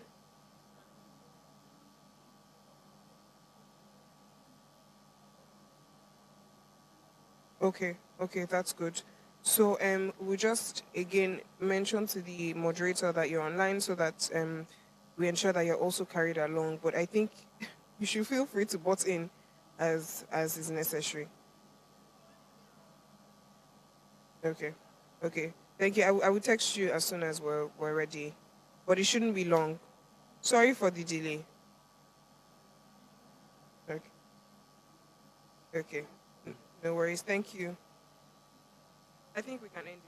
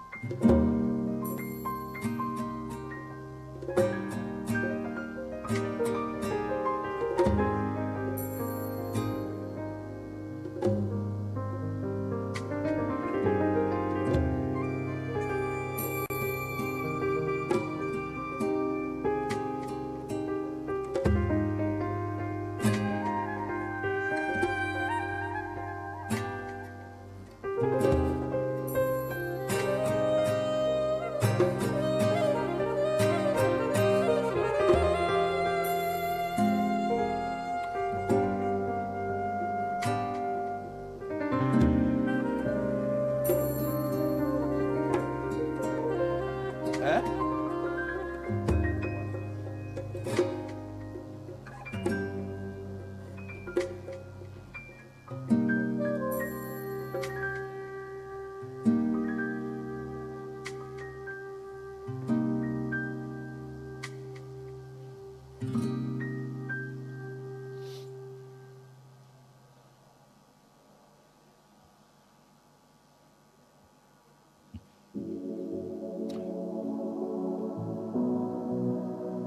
To our esteemed delegates and participants, I'm sure we're rounding up the tea break now, preparatory to reconvening for the first plenary session, which has as its topic financing adaptation strategies for climate change, prospects and overcoming barriers to climate financing in Lagos State. This session will be moderated by the CEO Managing Director of Carbon Limits, Mr. Hein Melkvik. Mr. Hein Melkvik. The presenters are from the AFDB. He is Regional Principal Officer, Climate Change and Green Growth Program. He is Dr. Olufunsho Shomori. Already he has joined us virtually, just waiting for us to invite him for his presentation. The discussants are the Honorable Commissioner for Energy and Mineral Resources, Mr. Abiodun Ogunleye. Another discussant is the Permanent Secretary, Debt Management Office,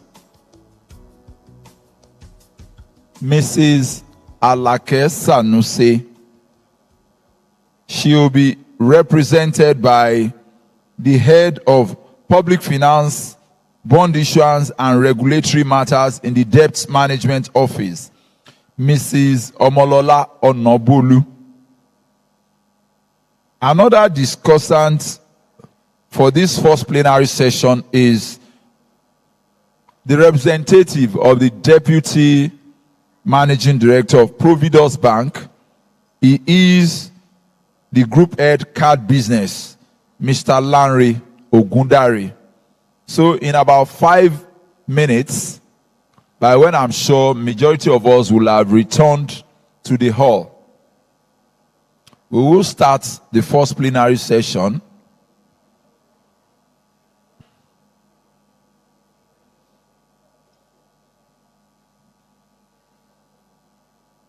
Let me appeal to Dr. Olufunsho Shomori to please tarry a bit and hold on for us. In a short while, we'll convene for the commencement.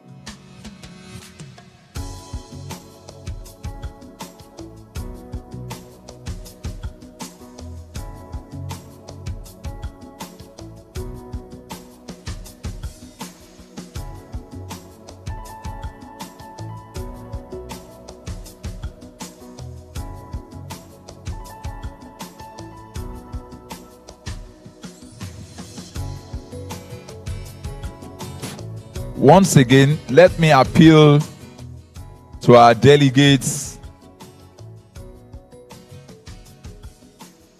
and participants to please come into the hall and take your seats so that we can commence the first plenary session.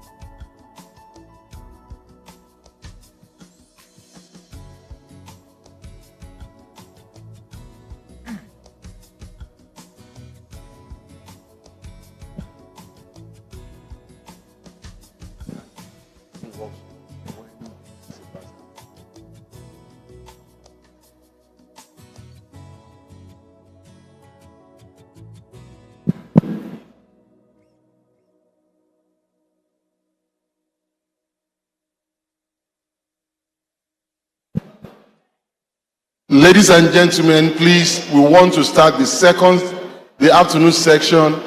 Can you please come in? Please, all serving points to close right away.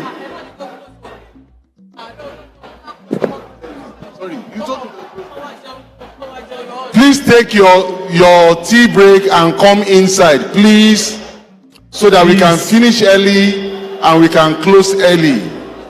Please, if you have had your tea breaks, please, can you come inside? Please, let me appeal. Ladies and gentlemen, we are about to start the afternoon session. Our facilitator is already here. Let us suspend all activity. Take your drink inside. Take your small chop inside. Please, can we begin to move into the plenary hall? Thank you. To our delegates that are already seated, please, can we move to the plenary hall? Please, as you're coming in, let's occupy the seats in front to my right. Please, let's move forward. Please, can we move into the plenary room now? Thank you. Ladies and gentlemen, take your tea break and move to the plenary room. Thank you. Our facilitators are on ground. They are waiting for us. Please, as you make your way in, let's occupy the seats. Ladies and gentlemen, please, can we move to the plenary room now?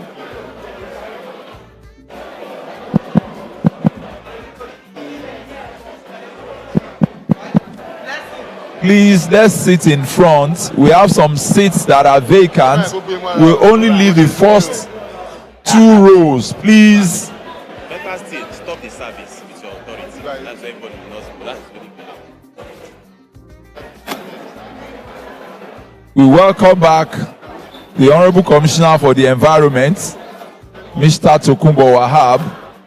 We also welcome back the Chairman. Please, House can Committee. we move into the plenary hall now? We are about to start the plenary 1, the afternoon session. There is enough for us to go around. Let's go in now. You can take your plate and your cup inside.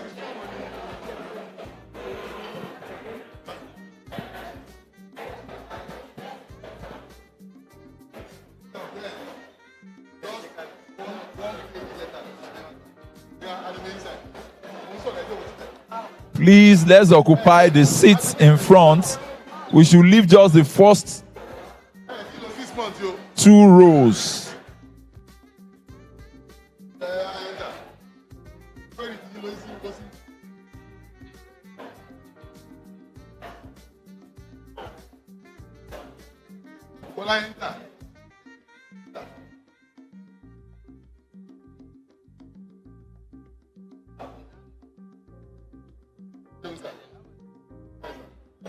Please come in and take your seats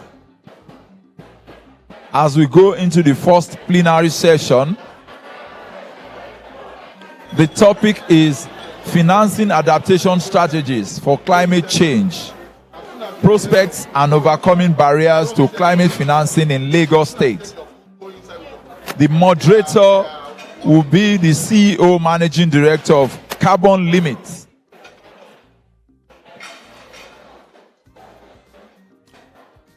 Distinguished guests, ladies and gentlemen,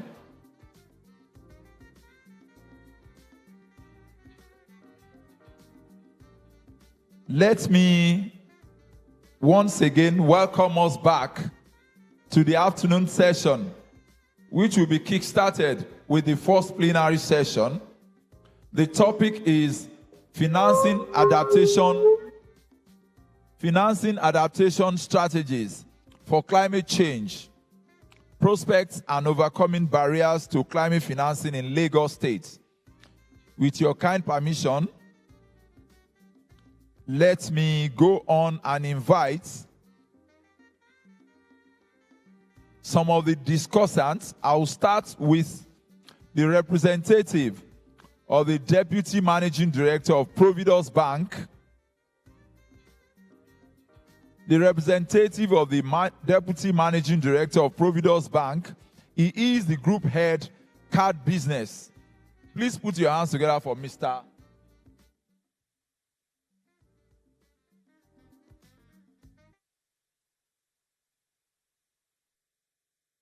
Let's welcome Mr. Lanre Ogundare. He's representing the Deputy Managing Director of Providus Bank. Please, I want to appeal to those of us on the last row. We have about 4 rows in this hall. Can we please move to the first 2 so that we have good camera effects? Please, I'm appealing. Our students and pupils, please, those on this 3rd row, please, let's move and merge into the first 2 rows, please. Thank you very much. Yes, please, let's merge into the available seats, please.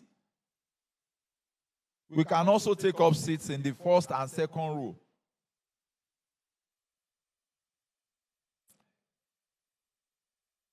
Let us welcome the representative of the Deputy Managing Director of Providus Bank, Mr. Lanre Ogundare. He is the Group Head, Card Business.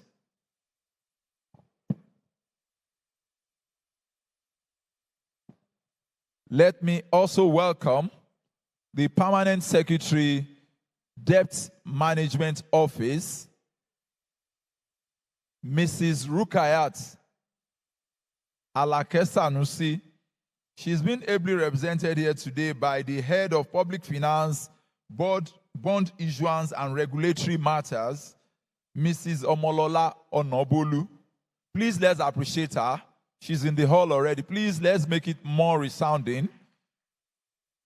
She is the Head Public Finance, Bond Issuance and Regulatory Matters. She's standing in for Mrs. Rukayat Alake Sanusi, the Permanent Secretary, Debt Management Office.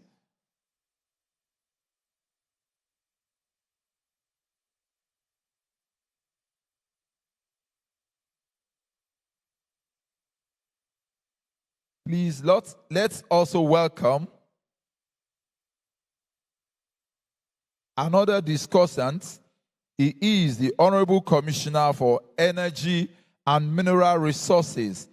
Please put your hands for Mr. Abiodun Ogunleye. A round of applause for him.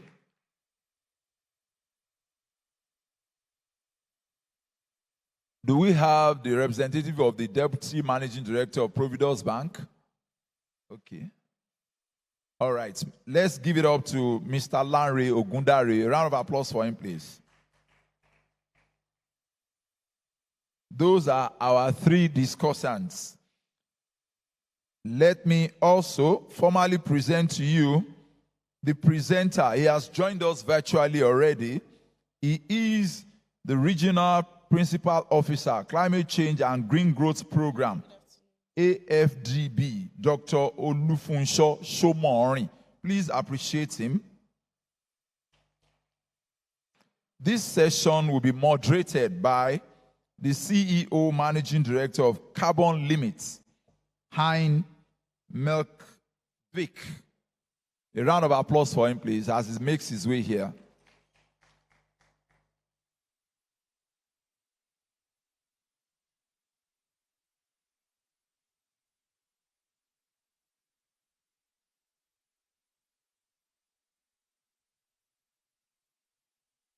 The moderator, sir, over to you. Well, thank you very much, and it's a pleasure to be here. So I'm not sure if it's a pure coincidence or if there are this few people in Nigeria. Because of the people on stage here, we have, of my friends in Nigeria, I have one who's called Ogunleye for last name, and I have another one that is called Ogundare for last name. So there are two of these on the stage, so I must be a very small country. No, jokes aside, obviously always difficult to have the session after lunch, but what I would like to do today, and I've seen the presentation that we will have today as an introduction. It's introducing a lot of the issues that we are, of course, to discuss today, which is around adaptation initiatives. I would want to leave the word for Doctor to come on. I see you are online, sir. So I think I will leave the word for you first before we come back again, because your presentation is really setting the stage here, and then I will come back again to the panel and we'll let each and every one of us introduce themselves. But first, Doctor, I would like to ask you to introduce yourself and then start your presentation, if you wouldn't mind. Thank you. Thank you. Thank you very much. Very good afternoon, everyone. Can you hear me? Am I quite audible? Can hear you clearly. Yes, Okay, good. Thank you. So I'm going to be standing on the existing protocol. I want to especially thank the leadership of Lagos State Government for extending an invitation to me to be part of this conversation. And I use the word conversation because climate change, the crisis that it presents to us, requires some solutions. But the starting point of any solution is how we understand it and the conversations that follow our understanding. And I'm hoping that as we move into adaptation finance, we can have the right conversation of what the issues are, but secondly, what we need to do differently going forward. So please keep in mind those things. We need a conversation about what the issues are, and we need a new conversation about what we need to do differently going forward. My name is Olufunsho Shomori. I am with the African Development Bank. I lead the bank's work on climate change and green growth in East Africa, covering 13 countries. I have been in the bank for 13 years, and 7 years before then, I had done a number of work on climate change. So I'm privileged to share with you. I've had the privilege of working on adaptation for almost 20 years. So I'm privileged to share with you what this is about in terms of what the global crises are, but more importantly as well, it's also in terms of what we need to do differently. I'm very mindful of time. So the good thing about speaking after all of those speeches that have been made earlier on is that some of them have touched on the issues. So again, like I said, we need a conversation about what the problem is and a conversation about what we need to do differently. And I'm going to be talking along those two lines about what we need to do differently, especially. In the next 20 minutes, and because it's very important to respect time, we need to ask the question, why adaptation? Why not climate response? You know, why are we specific about adaptation? And the second question is, what is the current state of the global adaptation finance? What is it looking like? Because if we're going to act locally, if we're going to make decisions, and if we're going to produce solutions at the local level, we must understand the global landscape of things in order to be able to do that differently. And the third point I want to emphasize is, what can Lagos do? Lagos as a state, Lagos as a subnational, Lagos as an entity, but also Lagos as a government. What can we do when it comes to adaptation? And I want to share with you some remarks. So the very good thing, for those of you who have been in the room, for those of you who have read anything on climate change, I think it's very important to emphasize that we're dealing with a monumental crisis. But the unfortunate thing is we're dealing with a crisis that we did not cause, and yet we're the ones bearing the brunt of the problem. And when I mean we, I talk about Africa, and that's the starting point here. So it's a bipolar world. There's a world of greenhouse gas emissions, and if you focus on the map of Africa, and you also focus on the map of Africa when it comes to the other side of the world, which is a global climate vulnerability, you realize that our low emissions, unfortunately, has resulted into a high vulnerability. And today, if you consider the 10 climate most vulnerable countries, 8 of them are in Africa. And there's a huge significant cost to that. In fact, if you unpack data, Lagos may be able to get to a point to say, that's a percentage of our GDP that is lost due to climate change. And obviously, a number of studies have been done. No one is spared. Countries, regions, people, population, no one is spared at all, including our dear state. But I also want to repeat something. I was privileged to be at COP28, and I had a number of, I was in a panel with the governor himself, but I also had the opportunity to speak with some of the leaders in the room. And thank you very much for your leadership, particularly Lagos State government. And I thought it was very important to see a subnational entity like Lagos State pushing for a global partnership. So it was very spot on by the governor, and more importantly, given the focus on adaptation and resilience plan. And you've heard that over and over again today. Now, the question is, what do you need to do in order for you to say you are adapted? We have an idea of what we need to do to mitigate, and that is basically reduce the cost of the problem. The emissions, the carbon emissions causing the problem, we reduce them. And there are examples of what we need to do. But when it comes to adaptation, what exactly do you need to do? Because adaptation is trying to reduce the risk, the impact of the risk on you. At the same time, the adaptation is also trying to make sure that you are ready for future risk. So on the one hand, you have to adapt to past risk or current risk. On the other hand, you also have to build the capabilities to respond to future crises. And that makes adaptation very complex. The way somebody in one village will adapt may not necessarily be the same way somebody in another village or in another state or in another country will adapt. So adaptation is very local, it's very context specific, and more importantly, it's about the way of life of people. And it's at the very core of everything that forms the economic and the livelihood systems of people. And there are examples here. If you're going to characterize them, what do you need to do? In the interest of time, I won't go through all of them. But when you look into that adaptation and resilience plan, you will be able to have an idea of the specific things the state is interested in doing. And one of them is addressing the water crisis. And let me emphasize here that the climate crisis is largely a water crisis. And I will explain that. When it rains too much, it leads to flooding. When it doesn't rain at all, we're talking about drought. And both flooding and drought constitute 80% of climate risk in Africa. And both of them are the extremes of water crisis. And that's why it's very important to understand that we have a big challenge in our hand. And if we can solve the water crisis in most parts of Africa, particularly in Lagos State, we're very sure that we'll be able to address climate change and adapt to climate change to a very great extent. And that's why it's very important that we think clearly around all of the options available to us when it comes to water management.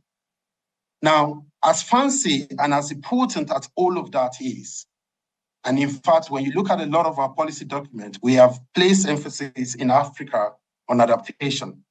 But unfortunately, as important as it is, the global financial system for climate change, both globally and locally, is moving towards mitigation. And I want you to pause here to ask why. Now, here is where the complexity comes in.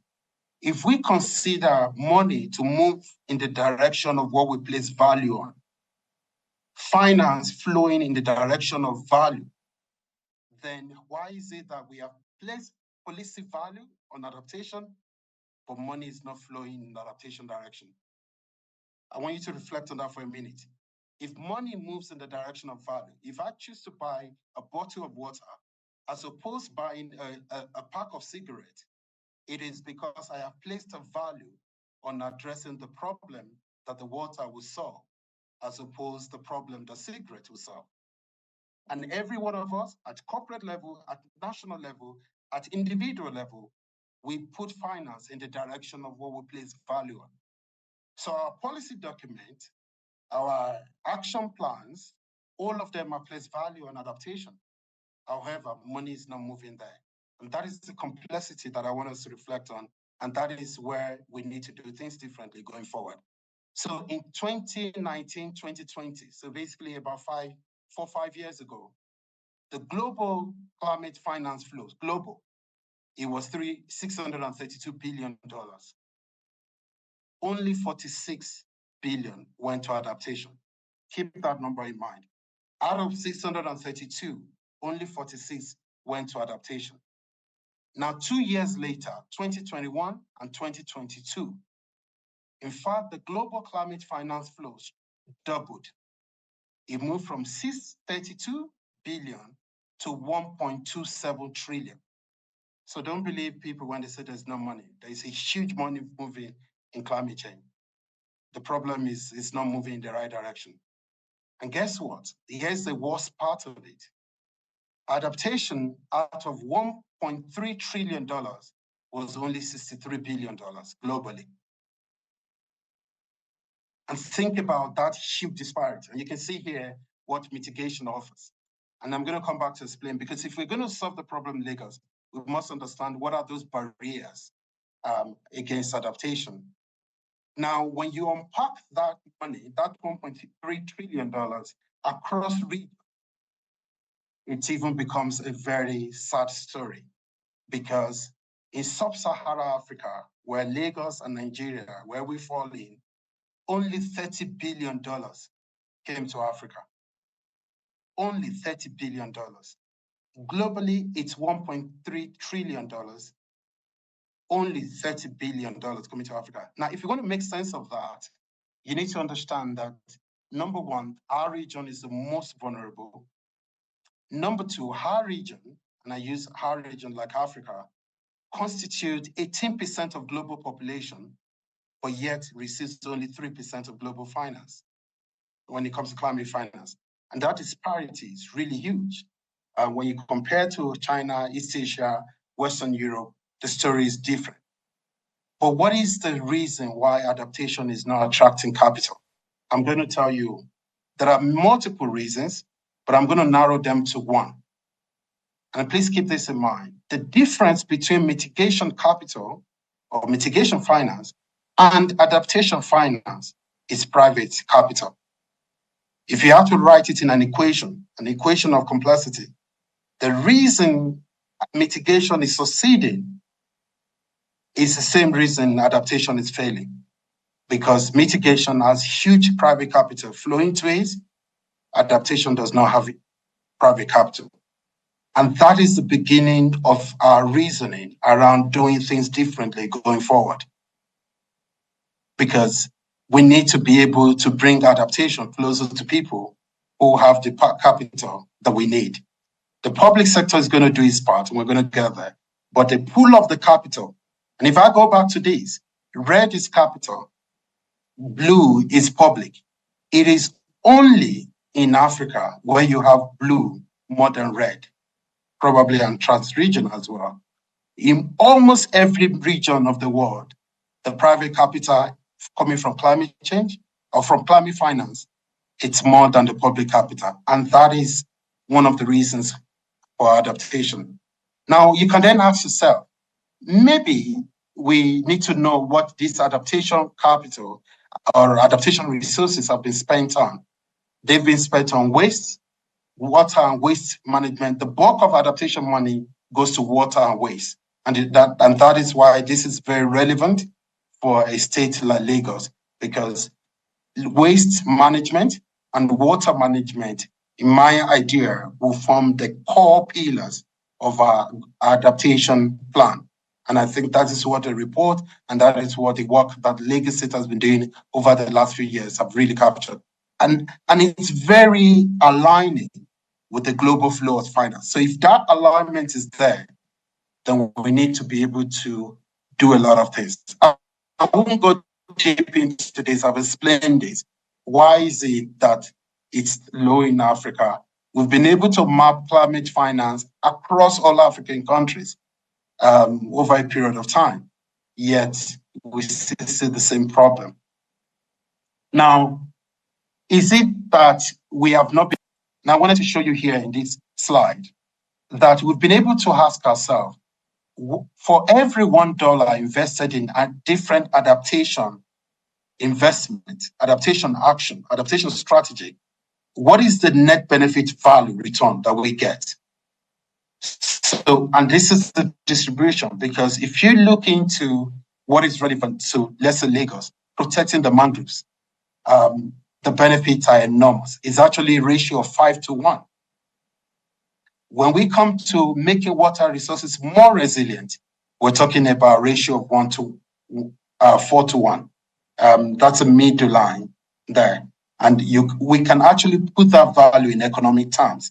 So basically, on average, if you think about 5 key adaptation options, we realize that if we spend about $1 trillion globally in these 5 areas over a decade, we could get $7 trillion in net benefit. That is very, very important, because we must understand and we must put economic value and financial value to adaptation investment on the ground. Now, so I'm moving fast, and this is where I want to spend a bit of time. How can Lagos State, and maybe I should rephrase this question, how can Lagos State solve this financial crisis? Lagos is not having a policy crisis, let me say that. Lagos is not having a framework crisis.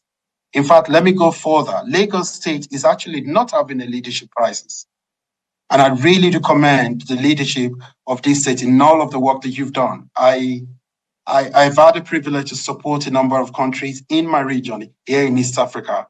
And I think the leadership that you provide at a sub-national level is very fundamental. And in some cases, I mean, some of us are bold to say that even the national government has a lot to learn from you. I thank you, and please continue to push that. But how do we solve this crisis? I'm going to propose 2 fundamental ideas, and I would definitely want the discussant and the panel to expand on that. So about 4 years ago, I created an idea. I pushed forward an idea that I said, look, we've done well in producing, over the last 20 years, we have produced a number of documents. For some of us who have been in this game for a while, there was the days of National Communication 1. We did that. We did adaptation. There was the days of National Adaptation Program of Action, NAPAS. We produced those documents. We moved on to National Adaptation Plans, NAPS. We produced them. We did second National Communication to UNFCCC, third National Communication. We have done NDCs. We've done all of these things. And we are very clear about what we want to do. We're very clear about the actions and the projects that can be transformative on the ground. But we haven't found the money. So in my work, I thought, whilst we've developed those plans and action plan, brilliant pieces of work that we've done, we've never developed an adaptation-specific financing framework. And I'll explain why this is important. Number one, we cannot assume that when we say climate action, it's a basket of ideas, and we expect that all of them will have equal chance of success. Unfortunately, because of private capital, where the money is, mitigation tends to carry the day, gets the attention. Adaptation will require a very specific, tailor-made approach, and we need a specific financing framework. So my approach or my suggestion to the leadership of Lagos State is a specific element of a specific financing framework to execute that plan. And there are things you need to do. I won't be able to go into the details, but I'll give you an example. So basically, one of the things that I'm pushing for is we develop, if it's not happening at national level, it can happen at sub-national level, what I call NAF. I call it National Adaptation Financing Framework. So you can call it Lagos Adaptation Financing Framework, LAF, just call it something. But basically, it is what it means, that where the detail or where the real conversation is. Number one, you can decide that a particular percentage of internally generated revenue or environment-related taxes and collections you collect, you put it in a basket of fund. You call that facility. What that money does is not to implement all of the project. In fact, it will never be enough to implement your project. But that money, what it does is to take your ideas, your projects to bankability. It takes your project to de-risk whatever things that need to be done in order for it to be able to attract private capital. That is one. Number two, if you create that framework that creates a fund, and I use the word framework because it can lead to a fund, it can be something like a window, your existing budgeting, or whatever it is that is best suited and fit for purpose for Lagos State, have a way where you can collect any form of taxes. It could be airlines, it could be, so I'll give you an example. In Rwanda, Rwanda is a country of 12 million people with a GDP far below Lagos. Rwanda started about 10 years ago to take percentage. Anyone who is doing environmental impact assessment would definitely need to pay money to the government for license and certificate. They decided to put that money in a separate account. And over years, the money grew, and a number of donors put the money in there. In the last 10 years, they have been able to collect up to $300 million. Now, you could argue that that's not a lot of money, but it is what the money does. The money is a catalytic finance that is able to take projects from good ideas, from good design to bankability, or is able to de-risk investment, or is able to leverage additional financing from external parties. It is very important that we consider such a thing for adaptation. It's not just the financing. Within the framework as well, it's important to have a national register of all adaptation program or projects in the country, in the state. It's very important. I also want to say this again. In some cases, you cannot say no to mitigation money coming in, whether clean energy and that. Or within your financing framework, you can have a clause where you make it important or in fact compulsory that even any mitigation project must create adaptation results. And that is very important. So think about irrigation. If you use solar power irrigation, that's clean energy. But the irrigation work themes is for food production, which is adaptation. So it's very important.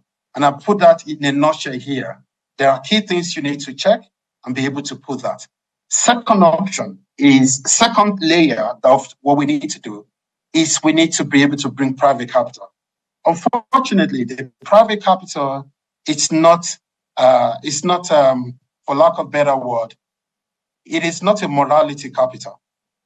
It is not. You don't tell people, how can you live with yourself? How is Lagos going through this? And all of you have this money. No, it's not a morality capital.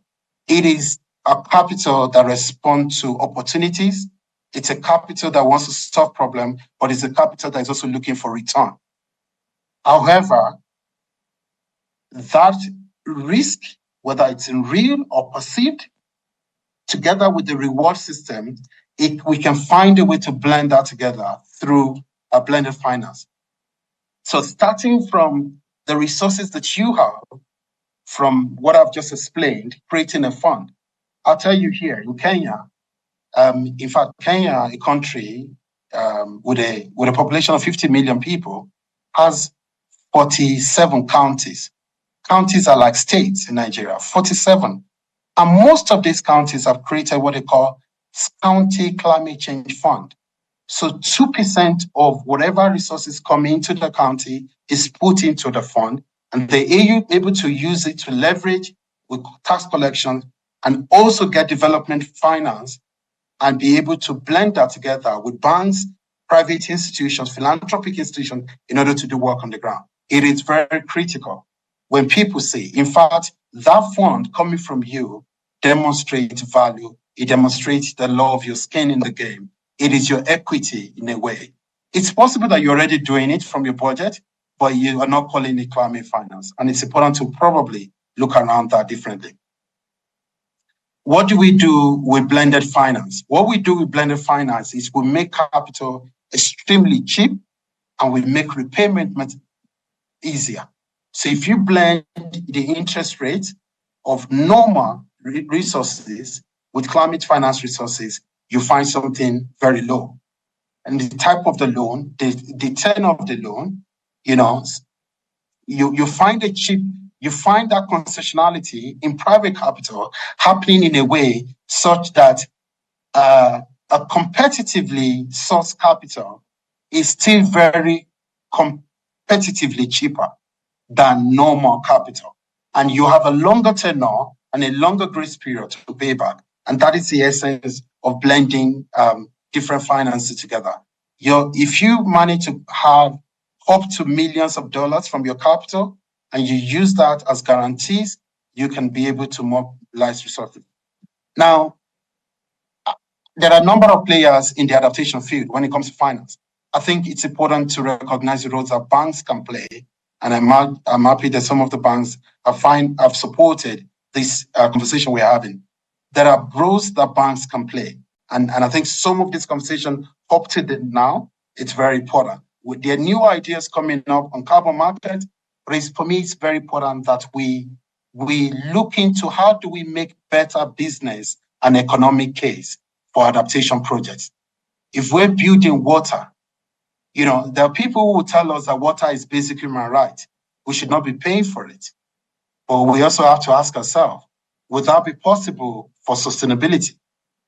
How is it possible then that we can take extremely cheap loans or private loans to be able to invest in water and make sure that whatever collection system we have or whatever payment that we have is still affordable to people? And all of these things are very possible, and there are things to learn. Number two, we need to diversify instruments. When you ask a lot of people who are in the adaptation space, what kind of financial instruments are available? 99% of them are either using concessional loans or grants. There are many instruments that we have left out, guarantees, bonds, swaps, a number of them. And it's important that we're able to test them and be able to use multiple instruments. What those instruments will do for us is that they can bring in new investors, the non-traditional investors, capital market, insurance, impact investors, investment fund, philanthropists, and the rest. I want to end with this final slide.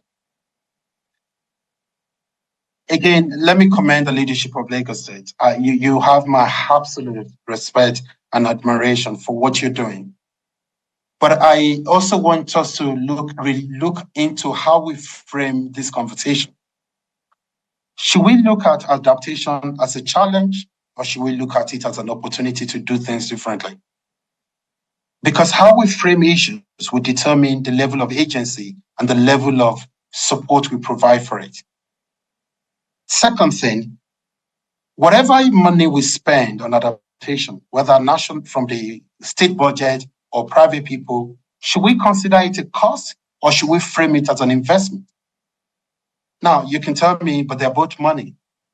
Yes, there's a way you frame something as a cost that it looks like it's a burden on you. You just have to pay for it. However, there's a way someone else will frame the same thing as an investment. They don't look at it as the money spent. They look at it in terms of the future returns that our investment will make. And with that mindset, there's a timeliness. They're able to appreciate the timeliness of those investments as opposed to just considering it as a cost. And adaptation is going to beg on all of us to be able to rethink how do we frame issues in our policy frameworks, in our engagement. There are a number of partners out there. I represent one of them, African Development Bank, but there are a number of partners in the room who are able to support your work. As you provide the leadership, as you come up with your plans, but as you're also very clear about the framework, the financing framework, they are also able to provide technical support, help you reach bankability, and the pool of capital they're out there globally, we can tap into a lot of them. Let me close by saying this.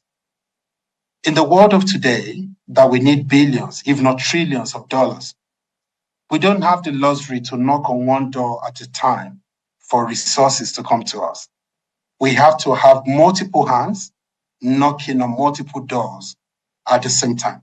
And what a financing framework does is a strategy of how those multiple hands within Lagos State can be knocking on multiple doors of possibilities and opportunities. And the partners that you need are those who can help you with the opening of the door and ultimately investment that will be able to translate to transformation on the ground, but also that will translate to resilience on the ground. So I'll keep you here for now. Thank you very much. This is the beginning of a long conversation, but I'm really glad to have been invited and to share my ideas with you. Thank you. Over to you. Well, Dr. Funsho, thank you very much. I was warned about you in advance that you would be very, very, very, very good at presenting, and I had the pleasure of seeing your presentation before seeing it here again now, and it is a very profound, thought-provoking set of ideas. What I want to do now, on the back of your presentation, Doctor, is first to introduce the panel. I will ask each person to introduce themselves. I'll just start with myself to show more or less what I have in mind when it comes to presentation of ourselves. And then I want to ask the last person to my extreme right to then give me the microphone back on this side, and then I will give a few reflections of what I heard, and not only in this presentation, but also prior today. And I will ask each panelist to do the same on the second round, as it were. And then after that, we have a couple of questions around, I think, really what this presentation was a lot about is around the financing side. So I'll get back to that, and those are the questions that we will tackle at the end of this. So firstly then, just to present myself, so Heine Melkevik, I'm Norwegian living in Nigeria. I've lived here 7 years. And I'm the CEO of Carbon Limits Nigeria. Now, Carbon Limits Nigeria, we do a couple of things. One, we do provide advisory on all things climate related, both to multilaterals, multinationals, government, state, and private companies. But probably more important, again, for the conversation we're having today, which is around financing, we also work in the space of providing carbon financing, i.e. emission reduction financing, to Nigerian companies. So what that means is that we've reduced emissions in Nigeria around 10 million tons of CO2 from upstream oil and gas and other industrial processes. And with those reductions, we sell those reductions abroad as carbon reduction. And we then bring capital back to the operators and the companies we work with here, which is hard currency, which incentivize these companies to continue doing more in reducing the emissions. So that's really why we are here in Nigeria, and why I think, climate adaptation and climate resilience is very much in the forefront of what we do. So I'm going to hand over to my madam on my right-hand side. I'll give you my microphone here, and I'll ask you to introduce yourself and who you represent. Thank you so much, sir. Good afternoon, everybody. So I'll stand on the existing protocols. My name is Omolola Onobolu. I work with the Lagos State Debt Management Office. So I'm here to represent my permanent secretary. I head the Public Finance, Board Insurance and Regulatory Matters Department. So what we do basically, obviously, in Debt Management Office, we are mandated to issue bonds and obtain loans on behalf of the state government. So we act as financial consultants to the state on all debt-related matters. And of course, we are mandated to manage the debts at sustainable levels to ensure we don't go over our thresholds. Thank you.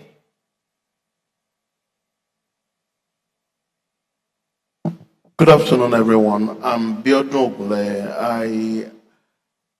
I'm a commissioner with the Lagos State Government, and right now I have the responsibility to lead the Ministry of Energy and Mineral Resources. We are currently implementing an ambitious project, which basically will be launching a clean Lagos electricity market in the next few days. So I will be talking around the financing strategies, the issues that we see, and the volume of the risking activities that we have engaged in the last few months. Thank you. Good afternoon. Standing on existing protocol also. My name is Larry Ogundare. I'm representing the Deputy Managing Director of Providus Bank.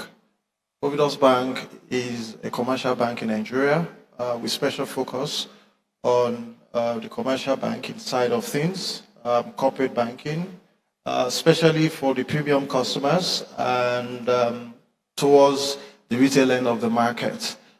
We've been involved one way or the other in what we're talking about now, and we're happy to be the partner bank for this year. So I've been learning a lot, and I think, just on a lighter note, when we were looking at this at the bank, we asked ourselves, have we really done quite a lot? And the Deputy Managing Director said, well, so far so good, but I think there is a lot to be done. So I'm happy to learn on this panel, and also to share the way we're looking at this and how we think we can take this to the next level. Thank you. Fantastic. And so now I'm going to reflect a bit on what Dr. Funsho was talking around. And again, I will ask each panelist to contribute your own reflections on that, to just be aware. And then after that, we'll get into talking about some more pertinent questions, directed questions afterwards. So last week, I was in London, UK, at a conference that was about investments in Africa.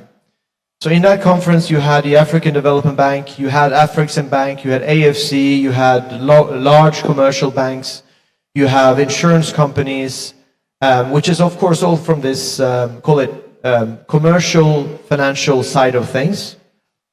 We had a number of investors who are both looking at new investments, broadly speaking, in all sorts of different industries. And as well, we had the multilateral large development banks or framework conditioned type of institutions, such as UN or World Bank, etc. And in addition to that, there was also quite a lot of development institutions from, call it the OECD countries. And again, the focus here is investments in Africa. What they focused on, and it's very interesting because I've been at this conference for a number of years. And now, obviously, as you can suspect, I'm listening in for whenever there is a good lead on the climate side, carbon market side, or climate adaptation side, right? So, interesting in this conference, first of all, the situation or the dialogue in this two-day session is very upbeat. There's a lot of opportunities in Africa. And I think Dr. Funshu was mentioning that at the end of his presentation, which is around, do we look at this as a challenge or as an opportunity when it comes to the, call it the unprecedented avalanche of financing that is made available for climate adaptation and for climate mitigation. Now, obviously, it's for me, I look at it as a cup half full, or even more than half full. Why? Because the amount of capital available and the amount of various avenues of this capital is, of course, increasing significantly over the years, as Dr. Funchu showed at the beginning. And one of the things that, and I want to stress this, this conference last week was not about climate per se. But the thing that came up again and again and again was, first of all, that 90% of all the remaining population growth in the world is coming from Africa. So first of all, that is an opportunity and also, of course, a challenge. The second is that the youngest continent in the world is the African continent, which is again seen both predominantly as an opportunity from the investor side. And then, of course, each and every panelist that was there in London last week talked about climate. So the way I look at that is to say, this conference is perfectly situated for talking about the issues that matter right now. It's about climate, but it's about how can we attract finance. And so after listening to Dr. Funcho's talk, the things that I want to ask you about afterwards, and the things that I believe is very important, is how can we attract and make it attractive for Lagos State to attract more finance and getting the investors to come here. And when I say investors, I want you to think about everything from multilateral down to private individuals and everything in between. And as Dr. Funcho was also saying in his presentation, there are also philanthropies, grants, etc., that all in all create a very interesting opportunity that is called blended finance. And the thing that everyone talks about always when it comes to blended finance and always when it comes to financing anywhere in the world, it's bankable projects. And the last thing I want to say before I hand over is, Dr. Funcho was saying, politely saying that there is no morals with capital. I would argue that capital is actually a coward. Capital will only go where there is a higher return than somewhere else. The perceived returns or the perceived risk in some is more attractive than somewhere else. So on that note, I will hand over for a brief kind of reflection on what you heard from Dr. Funcho and what we heard today, and then we'll get into the meetings afterward, into the questions afterwards. Once we get to the questions, of course, I will also ask Dr. Funcho for his contributions. So, Madam, please, over to you. Thank you very much, sir. So that was a very interesting presentation by Dr. Shomari. However, we all know the world is moving green now, right?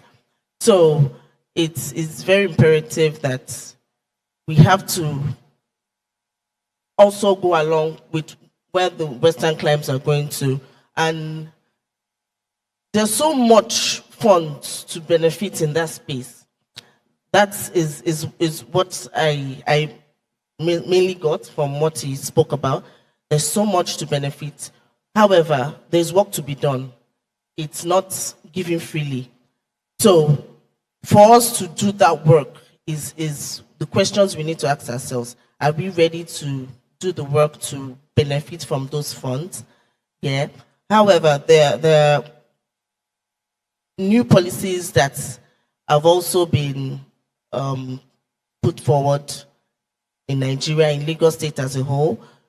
Currently, in Lagos State, the styrofoam banning that was banned, the styrofoam that was banned. Yes, we all know flooding is a major problem in Lagos State. So there's so many things that the state are also doing to be able to tap in that space. And that brings us to where we as Lagos State Debt Management Office, we're also looking forward to issuing our green bond, which is coming up very, very soon. So that in zone is going to be the maiden green bond by subnational, and we know that we will be the first to issue that. So the projects under those bonds are all towards ensuring an sustainable environment. They are all environmentally friendly. So So much to say, but let me just stop here for now. Okay, thank you very much. I also agree with you that Doctor has dealt with the topic extensively, and we've had a thorough walkthrough the issues that are outlined by him. But if you will permit me, I would probably want to make a few suggestions. And I will start by saying, firstly, can we, all the suggestions he has in relation to NAFF, can we domesticate it? Can we take it all the way down the state and the local government? One of our institutions has a target of giving out about 1,000 canisters of gas, whatever, to all those women that are selling akara and puff-puff and all that on our streets. I'm looking forward to a scenario where governments can allow a rebate on building plans approval for buildings that are designed to be renewable energy friendly. I'm looking forward to the day when anaerobic facilities will be available all over most of our houses, so that the volume of water, wastewater that gets into the wastewater stream is reduced. I'm also looking at, can someone just aggregate the rooftop projects that we have all over the place, and we can start one through net metering, put additional cash in the pockets of people, and make availability of electricity a lot better. And then we've set an ambitious, as I said before, a very ambitious target of a 2 gig renewable supply on the Lagos grid. Immediately the electricity law is signed off. And people are already jostling for opportunities. So I may not completely agree with you that they are not looking at us, funds are not flowing in this direction.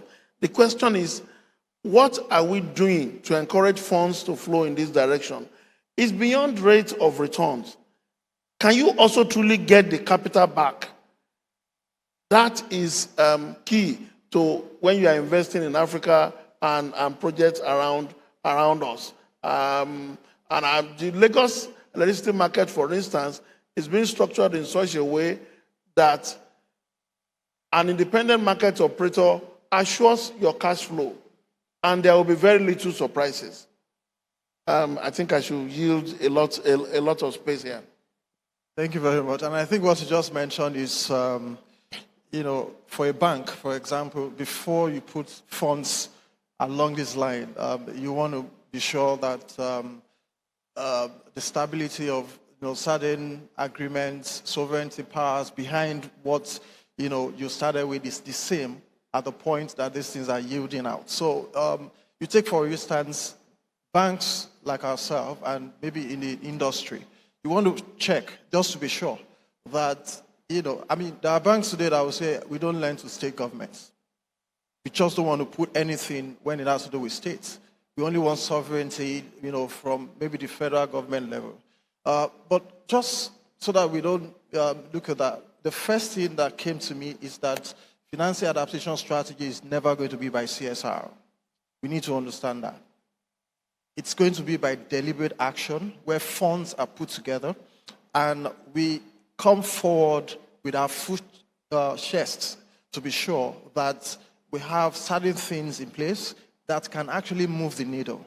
So I'll give an instance. So we'll take Lagos State Trust Fund, the Security Trust Fund, for example. Why the people actually subscribe to that much is because the government, and government is in the room, by the way, the government have been able to show to the people, right, the direct impact of security to their livelihood. The moment that is done, everybody key in. So it means it's not going to be corporate organizations alone coming up to do CSR to some extent. This has to be something financed across every part of the populace. And for us to get that kind of level of participation, it's important that, when you talk to someone on the street about the impact of climate change and all of that, they understand it to the extent that they continue to see value in it. And I think Dr. Funsho said something along that. People give, they support what they see value in, which is why you made mention of water and cigarettes. So today, more people will continue to flow towards the water because it's just a means of ensuring that they stay alive. So if you understand that the environment is as important as you breathing, then we're going to have the level of commitment, that we want to see. And the moment we start that process, the people that matter begin to see the opportunities to actually come in. So the corporates, the banks, and everybody then continue to understand. And like Doctor also said, one thing that we are sure of here is that policies are there. Frameworks are there.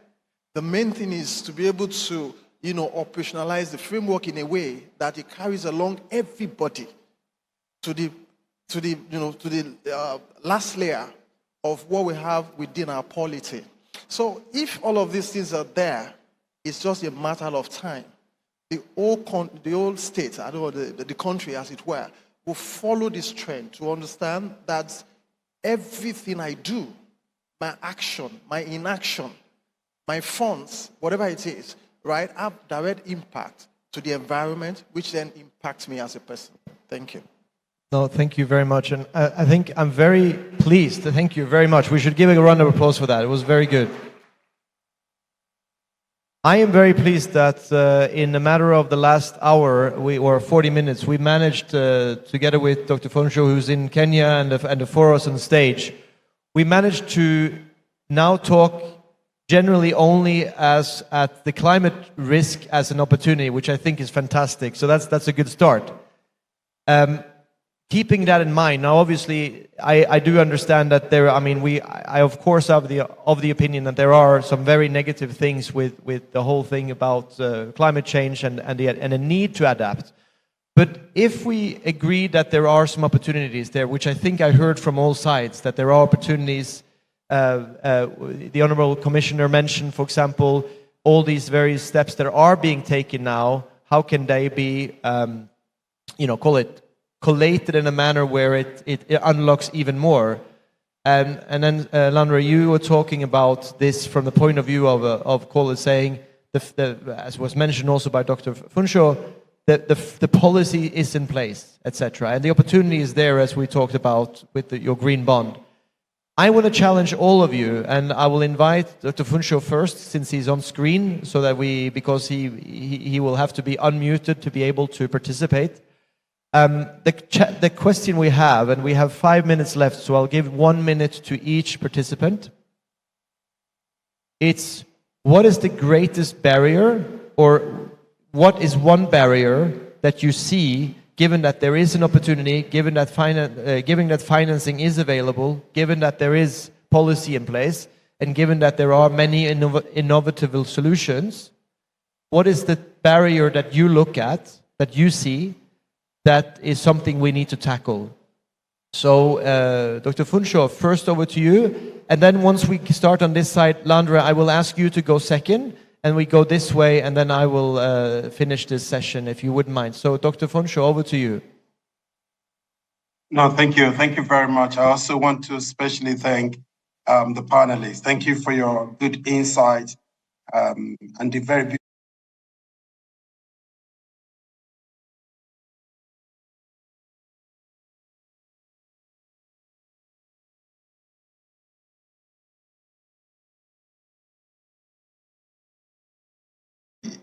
I don't intend to step on. But as a people, as a government, we must understand that we are part of a global economy. We must understand the language of money. And unfortunately, it seems we've left that language only to the bankers. Because when we go to them, we tell them we have beautiful ideas and they cannot finance it. And we keep hearing that there's money and that we don't know where that money is going. It's because there's a mismatch of languages.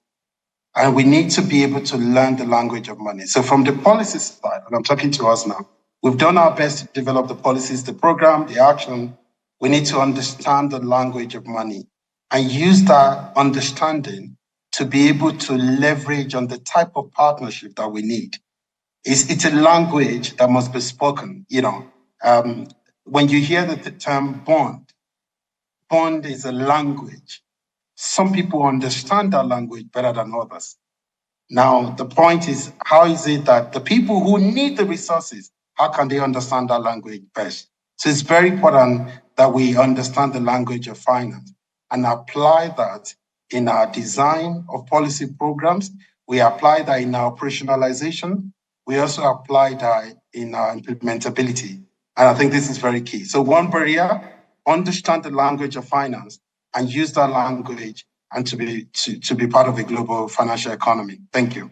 Dr. Funsho, I think that needs a round of applause, actually. He might not be able to hear us, but that was excellent. I really do subscribe to that idea. Landra, over to you. Yeah, thank you very much. So people say what you don't understand, sometimes people fight it. Now, to the extent that I do know, and I think from the Debt Management Office, she mentioned it, the process of getting these funds are quite complex.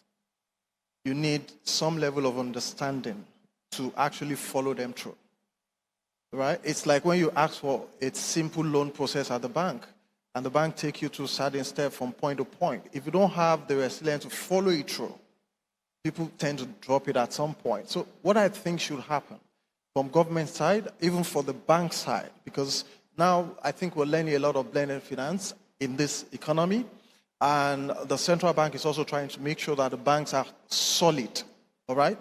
Looking at rate of Naira to USD, what used to be needs to improve, and some of us must have seen that. A simple regional bank is now 50 billion and like that, 200 billion and all of that. Now, by the time we continue to, strengthen the bank from one side, have the financial muscle to support some of these things, and all of the other processes that are involved, because when you're trying to talk to these international community, you have to work with your banks and all of that. So if your banker don't even understand how to support that process, you are all, going to be in trouble. So there's a lot of manpower training that need to happen. I mean, these are barriers that I've seen in the field research we've done. If those things are not there, we continue to speak the English, we continue to have the documents, but we'll not see it physically. And the last thing is that if the other private sector guys in other parts of the world are seeing this and they're investing as high as 60-something% from what Doctor showed us, it means there is value in it. So we need to be able to do the work, and it's going to be an hard work. Thank you. Again, I think that's a phenomenal point. So lots of applause for that too. So thank you. Honorable Commissioner, over to you, sir. Okay, we generally have a weak understanding of the risk issues, and a lot of times engaging with the population on a mass project, you always have a mismatch between expectation, returns, and what is truly, really possible in the marketplace. So that also rides on understanding. It rides on bankability of projects. It's also open our eyes to see that beyond,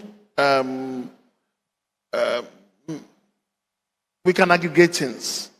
We can come together on various initiatives and achieve results that will be not only bankable, but will enhance the impact of the various projects that we can think through. And so, bottom line, how do we spread adaptation as a climate change strategy in such a way that all the risk associated with investing and getting involved at the micro level towards aggregation can be eliminated. Fantastic. Thank you. A round of applause for the Honourable Commissioner, please. I agree, and I think there's something you touched upon there that's around structuring as well, and structuring and kind of sense making of the risk. And so I think on that is actually very pertinent that we now have the debt management office, which are of course very much suited on risk. I'm not doing that to tell you need to talk about that, but it's been, I think we're all talking about the same things. So, Madame, over to you. Quickly, I would just say the main barrier I have seen is inadequate awareness from the bottom to the top, right? So programs, however it is that we need to inform people of the benefits that are available in this space, I think that's what needs to be done. Awareness, basically, that's it. One round of applause also for Madame. I have to, as a caveat here at the end, it's very interesting. Everyone has, in a way, touched upon, first of all, we're landing on more or less the same place. It's around communication, understanding, talking the language of finance, understanding the language of finance. How does that play into call it actual structuring around a project or an investment, understanding the risk of that, and then communicating that across. Now, the caveat I have to give is that this is exactly what we are doing on a day-to-day basis in my side of the business, and there was no influence or undue pressure given in advance on this, so I'm very glad to hear that we are talking and thinking about the same things. Thank you very much to the audience for listening in to us, and thank you to Dr. Funsho, who's calling in from Kenya. It's been a pleasure for us to be here. Thank you. Thank you very much. Please let me quickly invite the Honorable Commissioner, Special Advisor, Chairman, House Committee, and our two PAMSECs to have a group photograph with this.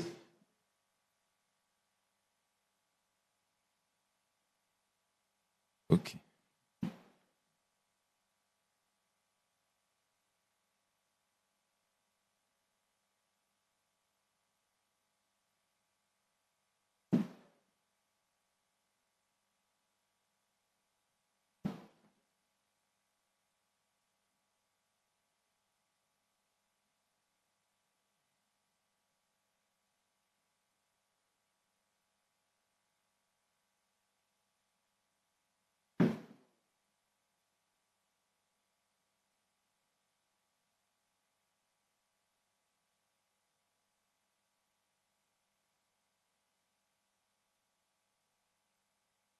Thank you very much. Let's appreciate them once again. We'll go on right away to the second plenary session, which is about localizing technology to upscale local adaptation initiatives.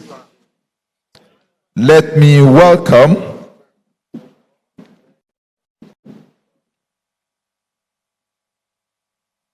the lead speaker for that session is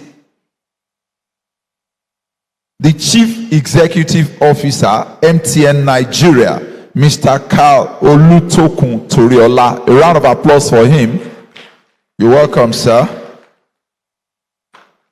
Let me also welcome the Honorable Commissioner, Ministry of Innovation, Science and Technology, Lagos State, Mr. Olatunbosun Alake.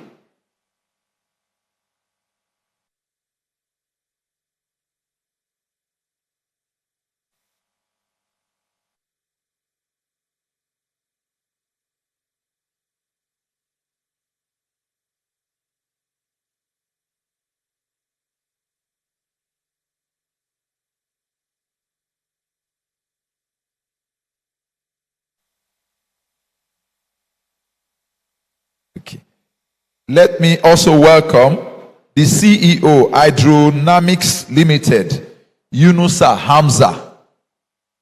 Please, let's appreciate him. He's making his way. Let us also welcome the Chief Business Officer, Hoizom PVT Limited, Jainam Metha. Okay, he's joining us virtually. Okay, he's here already. Thank you very much for joining us. Let's appreciate him.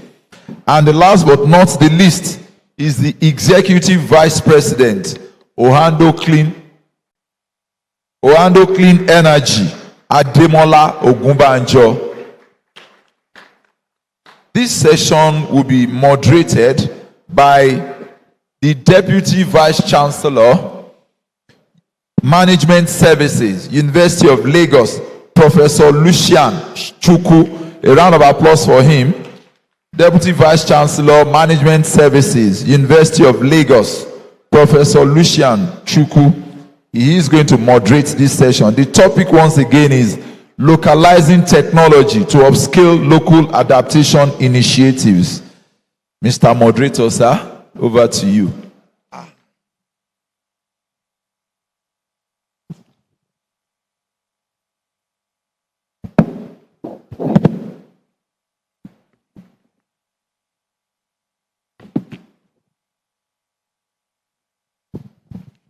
Thank you, the MC. It's usually a very big problem when you have to speak very late in the day and again after lunch. Honorable Commissioner, the representative of the Right Honorable Speaker, the permanent secretaries, distinguished panelists, ladies and gentlemen, Honorable Commissioner, the power of the microphone, let me at this juncture kindly request everyone to be upstanding. We have been sitting for a very long time, and I can see that the energy is going down. So let's use the technique we use as teachers. Honorable Commissioner, distinguished guests, let's bring our hands together. And we do this. Rub it together, rub it, violently rub it. Drizzle, drizzle, drizzle. One more time. Riser, riser, riser, riser, riser, riser. Thunder! Thunder! Thunder! Thank you very much. You may be seated.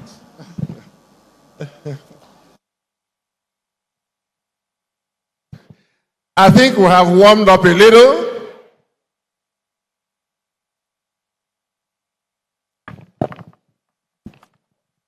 Distinguished ladies and gentlemen, the time has been far spent and it has been well spent. And therefore, the plenary speaker for today, Mr. Carl Olutoku Toriola, has already been introduced, the CEO of MTN. And the topic is localizing technology to upscale local adaptation. I understand that you have 20 minutes to address the topic. Distinguished ladies and gentlemen, join me in welcoming Mr. Carl Olutoku Toriola to the podium. Can we please put our hands together for him?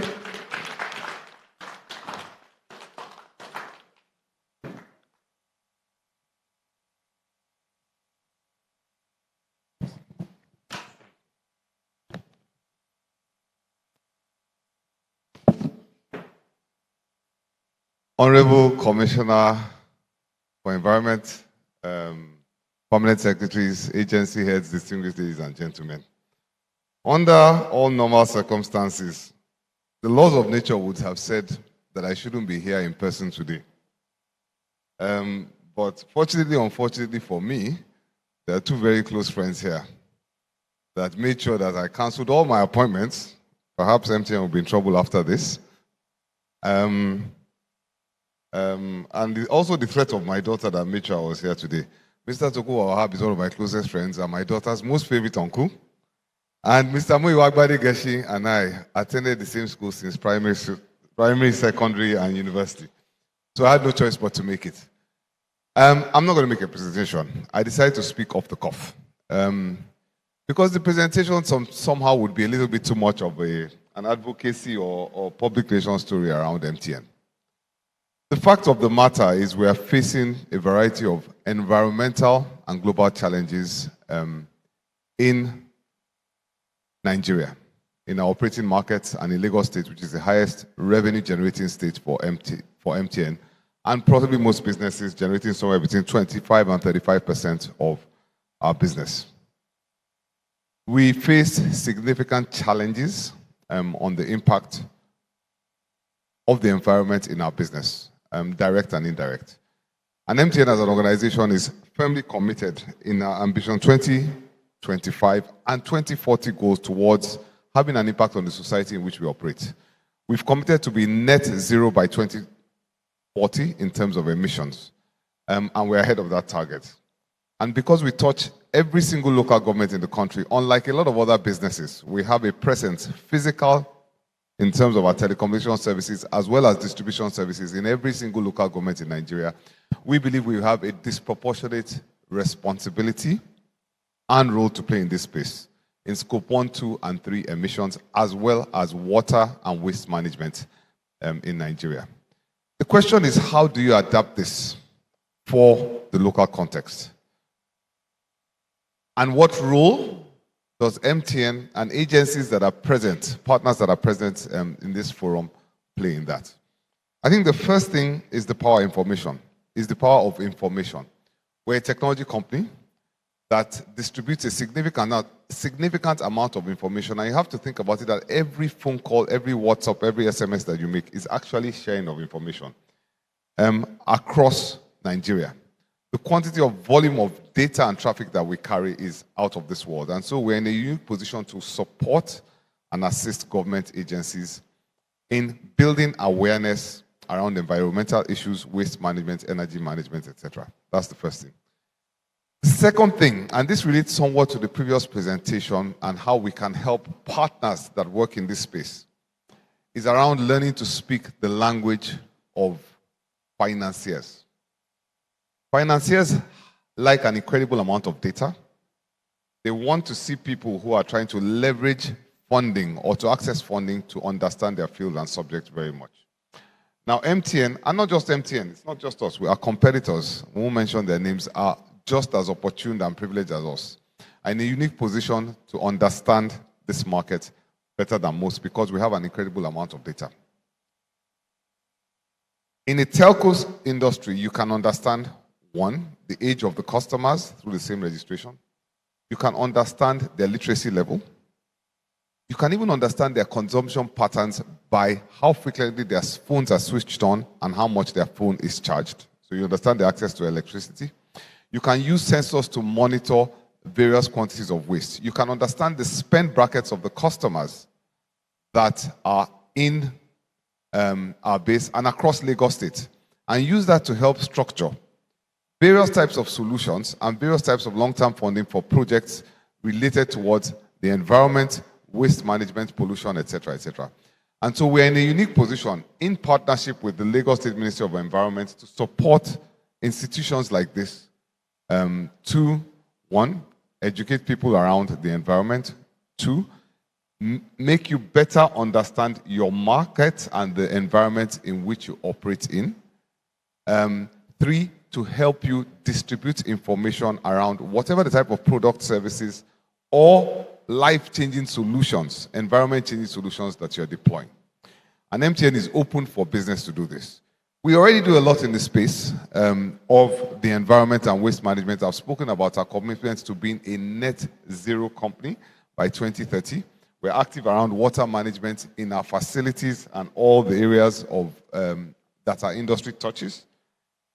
We are leading in Nigeria on the ISSB International Sustainability Standards Board reporting, and we're working with the FRC on that as probably the leading company to get Nigeria up to speed and consequently Africa up to speed on ISSB reporting.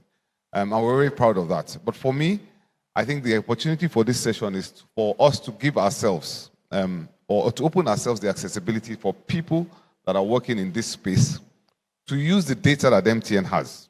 The data on the behavioral patterns of our consumers, one.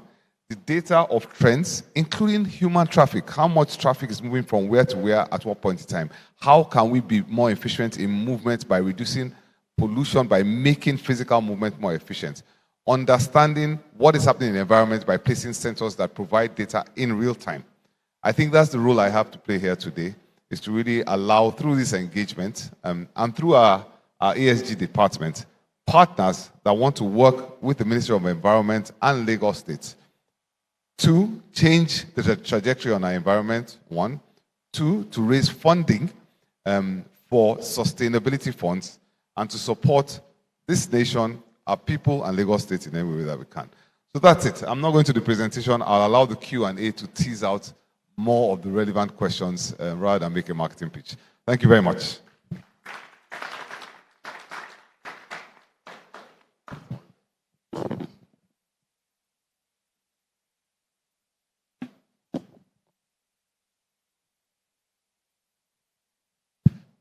Thank you, Carl. You have actually made our work a lot easier. And the panelists and the discussants will now do justice to the issues that you have raised. But before I go to the panelists, it's also important for us to appreciate the theme of this particular plenary session, which is on localizing technology to upscale local adaptation initiatives. And the very first question that comes to mind is, what do we really mean by local technology? And these are those tools, techniques, processes, and systems developed, utilized, and maintained or tailored to meet the unique environmental, economic, social, and cultural needs of the local population within a specific locality. And this time around, we're talking about Lagos State, our state of aquatic splendor. Now, localizing technology involves applying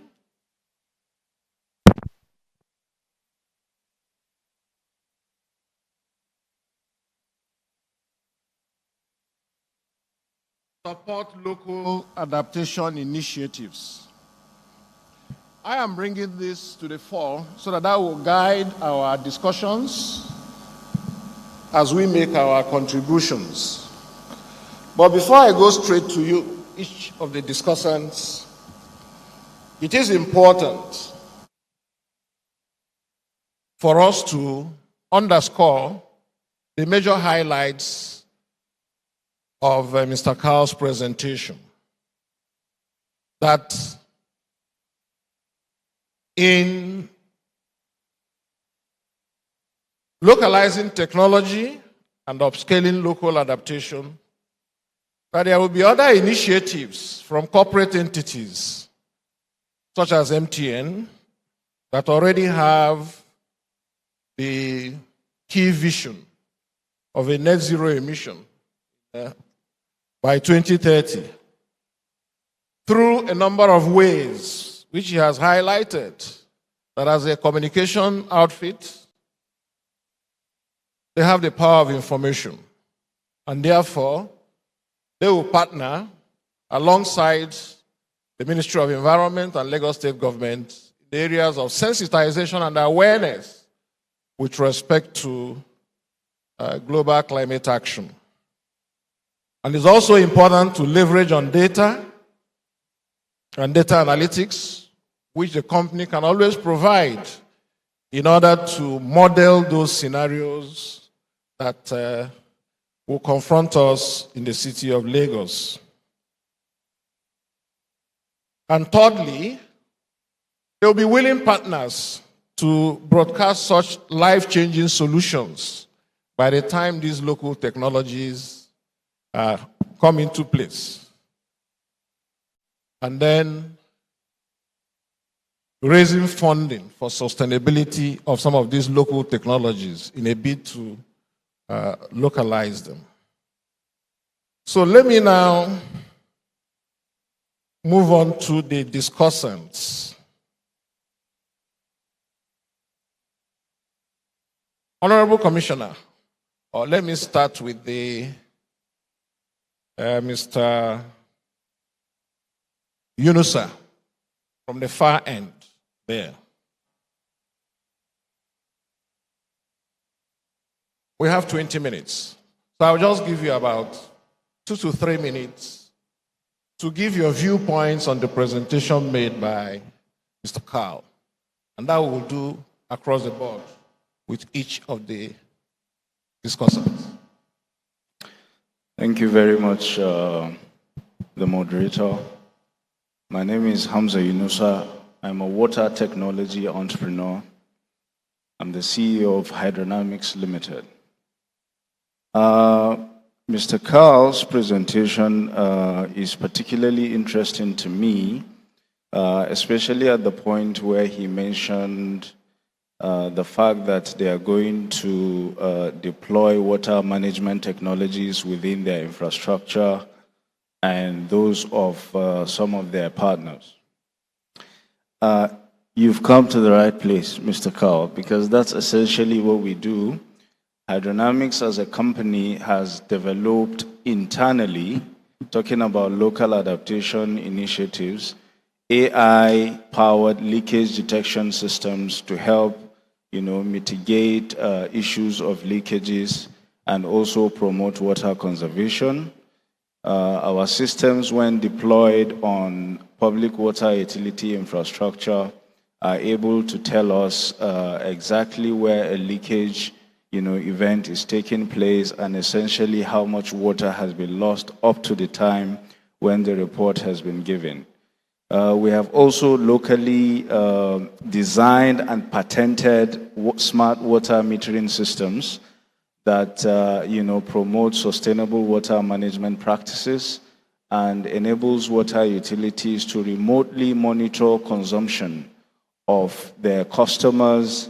We've also built mobile applications that allows water consumers to pay for water using their mobile phone from any location and on a very convenient budget. So these technologies put together help to conserve water within our communities and also helps to save costs.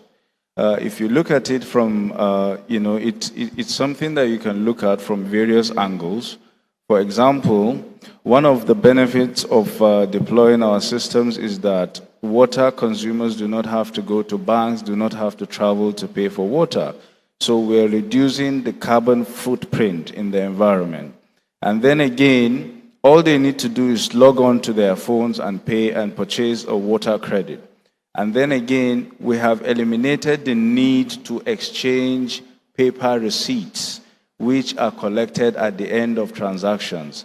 And this means, the data is that about 3 million trees are cut down annually just to produce the paper receipts that we get at the end of transactions. And also, 70% of the water that is produced by our water utilities is lost to leakages, both physical and commercial. So essentially, these technologies that we have developed for leakage detection goes a long way in promoting water conservation and helping us to promote resilience and help the water utilities to adapt to these condition of water shortages. Thank you very much. So we'll move on to the Honorable Commissioner for Innovation. Okay, thank you very much. My name is Tuboso Alake. I'm the Commissioner for Innovation, Science and Technology. My portfolio really is to increase innovation activity in Lagos State, deepen science and technology activity as well, and drive a lot more scientific outcomes for the state. And so we try to achieve that mainly through our Science Research and Innovation Council, where we fund innovative startups. And we have a focus specifically dedicated to circular economy and climate change, where we funded recycling companies, or alternative building solutions. When you look at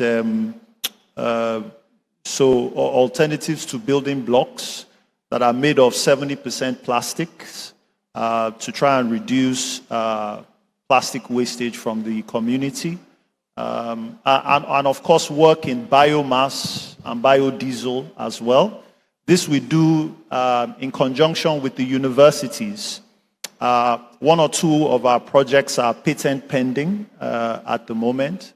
And so it's how do we, in many sectors, drive innovation work, create new pots of value for Lagos, and help in this sector reduce carbon emissions. I think one of our projects is even sequestration, right? So how do you have more concrete sequestering more carbon?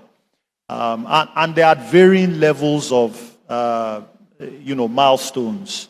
I think speaking directly to what Mr. Carl was saying, for me, I want to be able to go beyond what, say, Mr. Carl can do through moral suasion.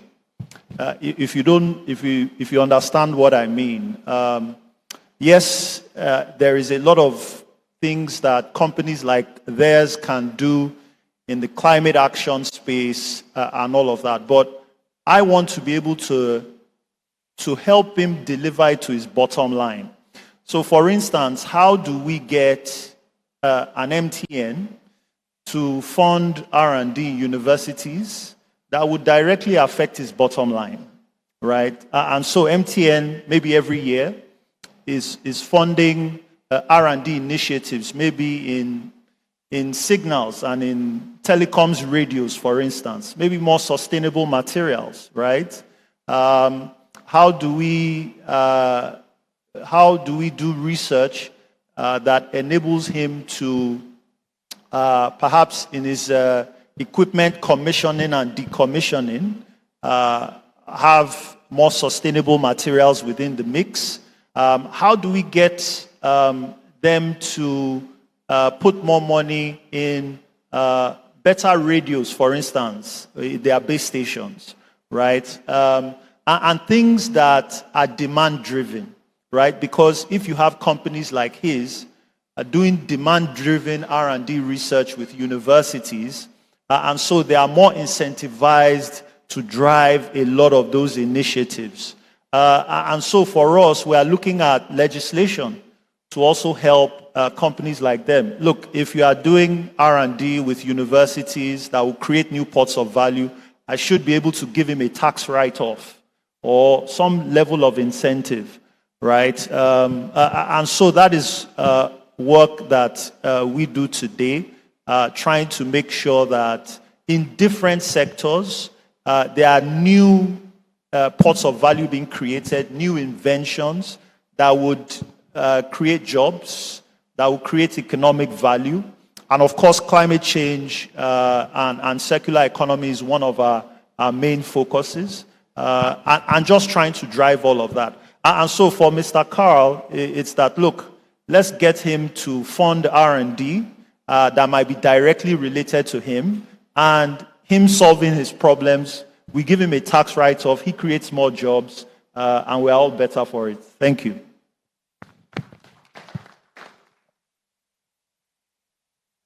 Thank you, Honorable Commissioner. Mr. Carl will still give you an opportunity to respond to those issues. For now, let's take on Mr. Ademola Ogubanjo. Microphone. Thank you very much. Nice to be here. Thanks for having me, Honorable Commissioner for Environment. It's a pleasure to be here with you. I think fundamentally, to Carl's first point around information, is the fact that as real as climate change is to those of us who are in this space, it's not real to the average Lagosian or Nigerian, as a matter of fact. What we haven't done effectively is to turn climate change and the issues around it into the problems of your average Lagosian.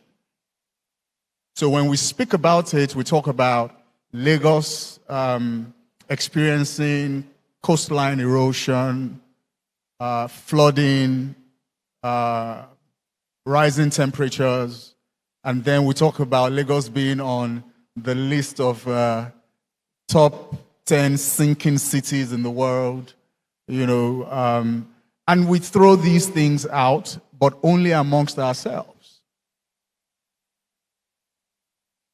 Speaking to information, we need to deliver the information to the people of Lagos in different formats, through different channels, until every Lagosian is a climate change advocate. Until they get it.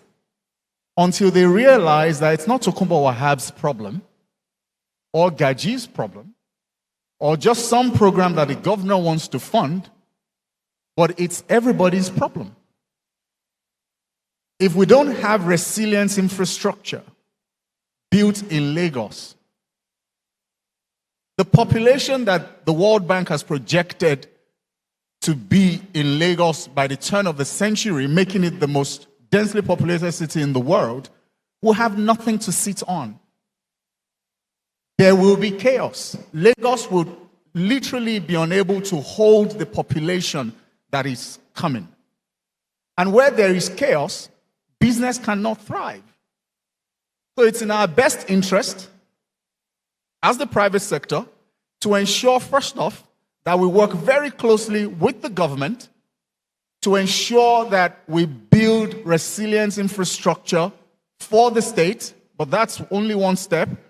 The more important thing to do is to ensure that every Lagosian understands why you cannot build on the waterways, you cannot build on the drainage, you can't throw waste into the drainage system, you can't litter as you wish, you can't just burn trees or cut trees. Or the activities that put us in danger, they need to get it.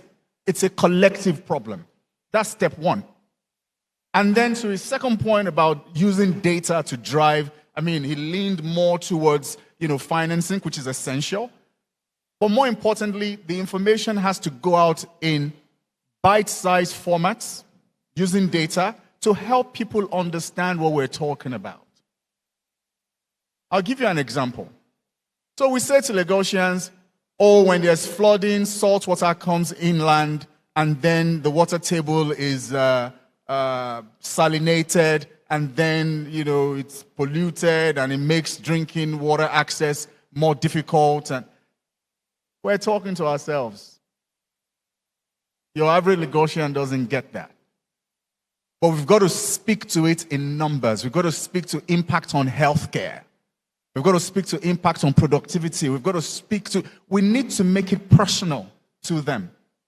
Or the fact that they dig pit latrines here and there, or those who even say they have a sewage system that's not, of the right standards, and how wastewater can seep into the water table and then pollute the waters that we drink. The impact of that on healthcare, on the individual, on life expectancy, on certain diseases, and we need to make it real to the people using information and data to drive the message.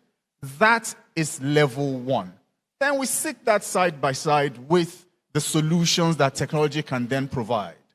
For example, if you speak to the decarbonization of public transport system and you're speaking about introducing electric vehicles, we need to make it so that the people prefer to travel on electric vehicles than internal combustion engines, because now they understand the need for them to reduce their carbon footprint, because they understand the impact of carbon emissions on their health, on the well-being of the people of the state, productivity, and all of that.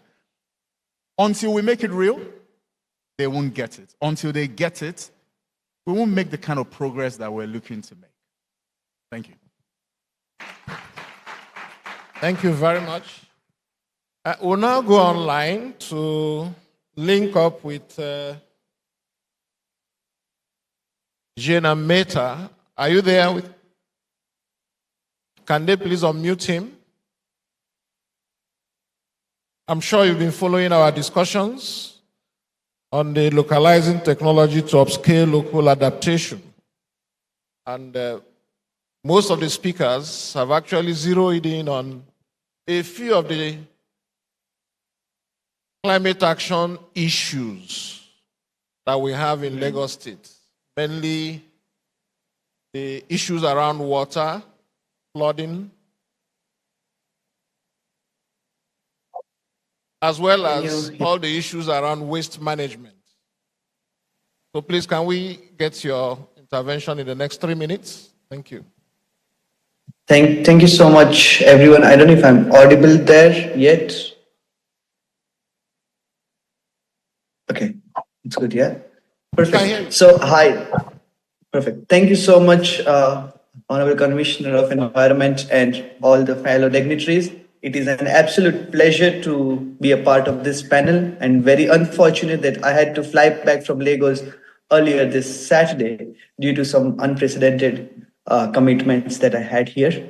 But this is a really interesting panel, and I'm very glad to be a part of a discussion that revolves around what we do at OISM quite frequently. So I'm Chief Business Officer and I lead the global business at an organization called OISM, where we focus on enabling authorities, communities, and industries to take data-driven decisions based on various real-time environmental data.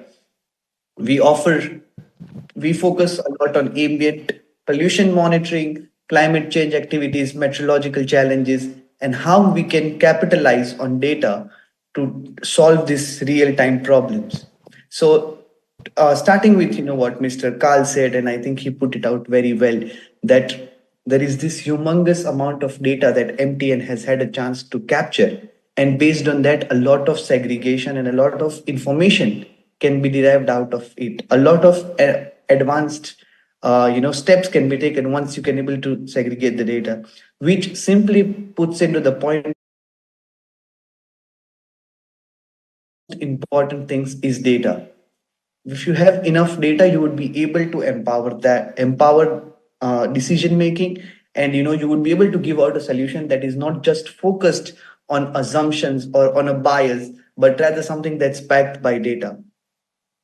In addition to that, I think the second point, which I think is very good, is the reach, the local, hyper-local reach which you would need when you want to create an impact. Very well agree with what my previous panelist mentioned. If I want to fight climate change, it has to be something that is personal. I do not worry about carbon emissions as an individual, because I would think, oh, they can fly private jets, but I cannot drink from a straw. That is the first question that any normal citizen would have. In order to understand how much impact I as an individual is created, it would have to be translated for me in a matter that says, no, this is wrong. For instance, something as simple as keeping your ignition on while at a traffic stop can increase, chances of your cardiac arrest by 3.25 times, right? This is as simple. So next time I would be thinking about it. Or something as simple as, by saving as little as 1 liter of water per day, I can ensure 2 more generations will have access to better and cleaner water.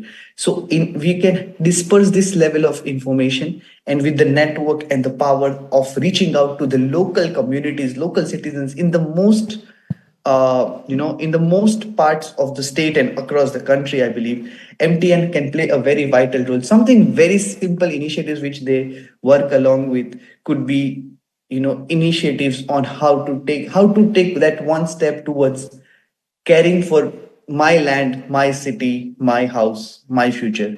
So I think that is a very interesting approach that we can do, where if every citizen is motivated, has this as a personal goal that no, I am going to make a better future. And if all of us work together, we can be stronger than any one single individual. So I think this harmony of bringing network and data together can actually solve a lot of interesting problems, and at the same time motivate and empower the communities who can also join our fight towards climate change, which all of us are here for. Thank you. Thank you very much. Mr. Carl, we'll come back to you again on the various issues raised by the Honorable Commissioner for Innovation, Science and Technology. And he did mention the need for us to be intentional about our intervention in climate action with respect to localizing technology. And he suggested that possibly MTN may now have to engage in research and development activities in universities, sponsored research in that area, and what the government is doing at the moment in terms of circular economy. I don't know what you have to say to that. Thank you very much. Use this one. I'd like to comment a bit wider than that. The first thing I'd like to say is to Mr. Yunusa, interesting for us to engage Temilade, my senior manager for LASG, somewhere in here, and just understand how, for us as a corporate, your tracking of water usage, water waste, etc., can support us in our ESG objectives.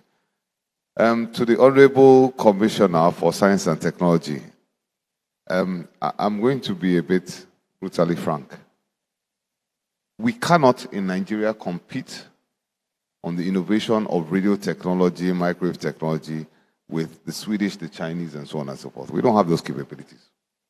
Absolutely not. They will be way ahead of us. And yet there will be some brilliant students that are going to invent something, but it will not be able to compare with what the kind of innovation that's going on in those spaces. The kind of innovation that we need in countries like Nigeria are innovations that the Western world is not interested in because they've already fixed those problems, but fix the problems for our people on a day-to-day basis. How do you purify water? The dirtiest gutter water today. How can you create, through whatever the cheapest solutions, which the West is already pursuing because of energy, renewables, etc., the cheapest power solutions, etc. And the honest truth is also, MTN, because we are the biggest telco company, when you hear our headline revenue, everybody, including government, thinks that we're substitutes for governance. It's not our job to educate people. And we are actually loss-making in the last financial results because of the challenging economic environment. So we have nothing spare to put into R&D. Right now, we're just trying to survive. That is the macro that we face today.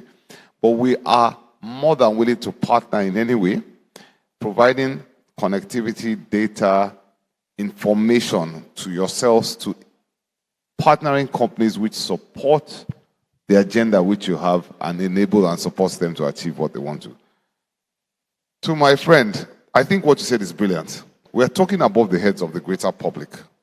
Way above the heads of the greater public on the importance of the environmental issues, waste management, flooding, use of plastics, constructing on canals, and I completely support what the Honorable Commissioner is doing in Lagos State, and it's a tough job to do. It reminds me of probably one of the most effective cultural change campaigns that I've ever studied. The elimination of guinea worm in Africa. Guinea worm was eliminated in Africa without expensive technological solutions, but through an education campaign. And it was, I can't remember, United Nations backed, etc., etc. And what was it about? It's about convincing people in the north of West Africa, where guinea worm was most prevalent, in their day-to-day habits in the management of drinking water. And one of the simplest things that the ladies who used to fetch water did to eliminate guinea worm is they used their clothes, their wrapper, to filter the water that they were fetching from the stream. And through that process alone, the propagation of Guinea worm was eliminated. It was completely eliminated. It was an intensive education campaign. So I would suggest that the regulatory policy makers, agencies that are responsible for things around the environment, study that specific campaign and how powerful just educating people at the grassroots around the environment can be, and how it can be done effectively with next to no money. Support what you said. And then we really start to see the change in behavior that supports what we're looking for on a long-term basis in the environment. But again, we're happy to support everyone who's working to the same purpose that we are. And thank you for the compliments that we're giving online. Thanks. Thank you very much. Okay, now I will have to give opportunities to the discussants to give us 2 minutes on the specific issues. Mr. Yunusa, you are in the water sector, and you have come up with a number of initiatives already in that area. What has been the biggest hurdles you have faced in adapting existing technology to fit into the Nigerian context? Can you share some of those experiences?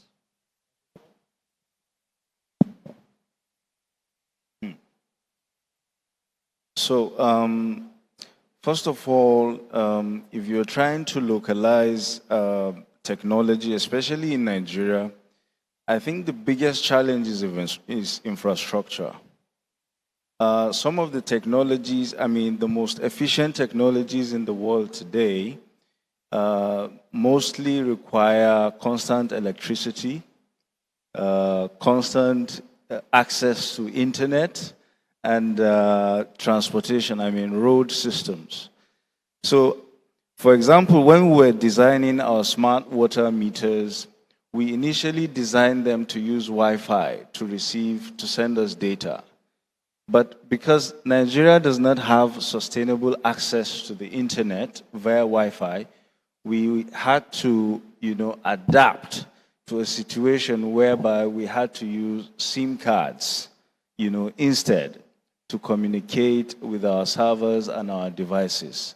So these are some of the issues. And then one thing that we had to do was also to build meter tampering systems because of the nature of our people. If you're designing technologies, you have to understand that, first of all, what are the sensibilities of the individuals that are going to benefit from that system? So, for example, Nigerians, whenever they see anything that has to do with meter, they immediately begin to think about higher costs. But it's not really the case in the water sector because water is actually cheap. In Abuja, for example, a cubic meter of water, which is 1,000 liters, costs only 110 naira. So if you install, somebody will vandalize a meter because he's going to pay 110 naira for access to 1,000 liters. So these are some of the things that, some of the challenges that we encountered and which we needed, to do some sort of modification in order to adapt, to our local situation. Thank you. Thank you. We are challenged for time, and I think this session should also be a bit interactive. MC, do you have another microphone there? Otherwise, we can pick one here. Can we also have 1 or 2 questions? One for the Honorable Commissioner. Instead of the one I wanted to ask him, let's have one from the audience. And then one for Mr. Jena. Yes, who is there? Microphone.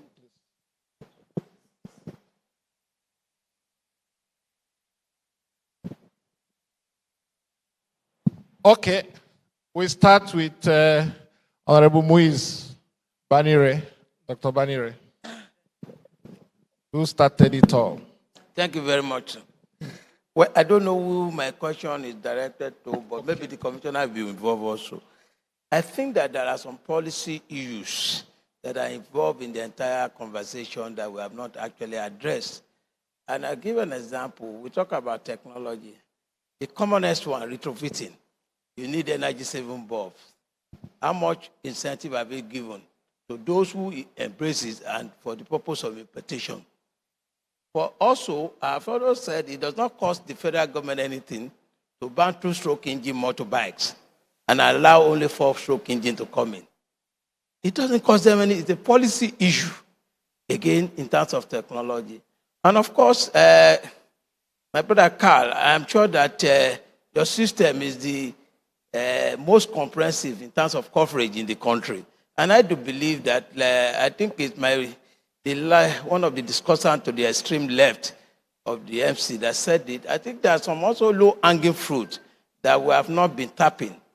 There's a need to actually discourage as much as possible. For example, you look at the use of Zoom, Google Meet, and all those things because of COVID now. The number of meetings that are physical have significantly reduced now. And I think this is the kind of situation that we want to see, particularly improvement. What I'm saying in essence is improvement in telecommunication is very, very important. When we have challenges there and it's not, we are forced to now go out. I've had occasions on 2 or 3, for example, in the last 1 month, to say, let's have a virtual meeting. But by the time the challenges come here and there, you give up and say, okay, let's meet tomorrow at so place. So these are some of the issues. The MC is saying that it's sufficient. So I will rest my case there and leave the rest for another day. Thank you. Thank you very much. Because of challenge of time, we'll only take one more question. Straight question, please. The man over here. Or is there any lady? Just one more question, please. Please make it snappy. Good afternoon. My name is Susanyaolu Abidemi Adebayo Tenombo. So my question goes like this. So in a case whereby we have, relating to what my Ms. Banner said, how can we ensure local coverage in terms of data and everything that is associated with the ecosystem in driving urbanization and rural-urban organization? Okay, thank you. Let me, because of time constraints, try to summarize the response to all the issues that have been raised. Honorable Commissioner, the Right Honorable Speaker, distinguished ladies and gentlemen, one thing that we have all agreed here today is that climate change is real. Is it not? Thank you. 2, we have also agreed that local technology can come into play. And in doing that, we must utilize indigenous knowledge. Sometimes we think that people in the rural communities do not have knowledge. So there are so many ways we can always harvest the indigenous knowledge we have to address issues around climate change in terms of flooding, coastal erosion, or waste management. And therefore, it is imperative that sensitization, awareness, and education about the issues of climate change and climate action. If not for anything, in the last 6 weeks, we have had very high temperatures in Lagos, despite the fact that we're in June.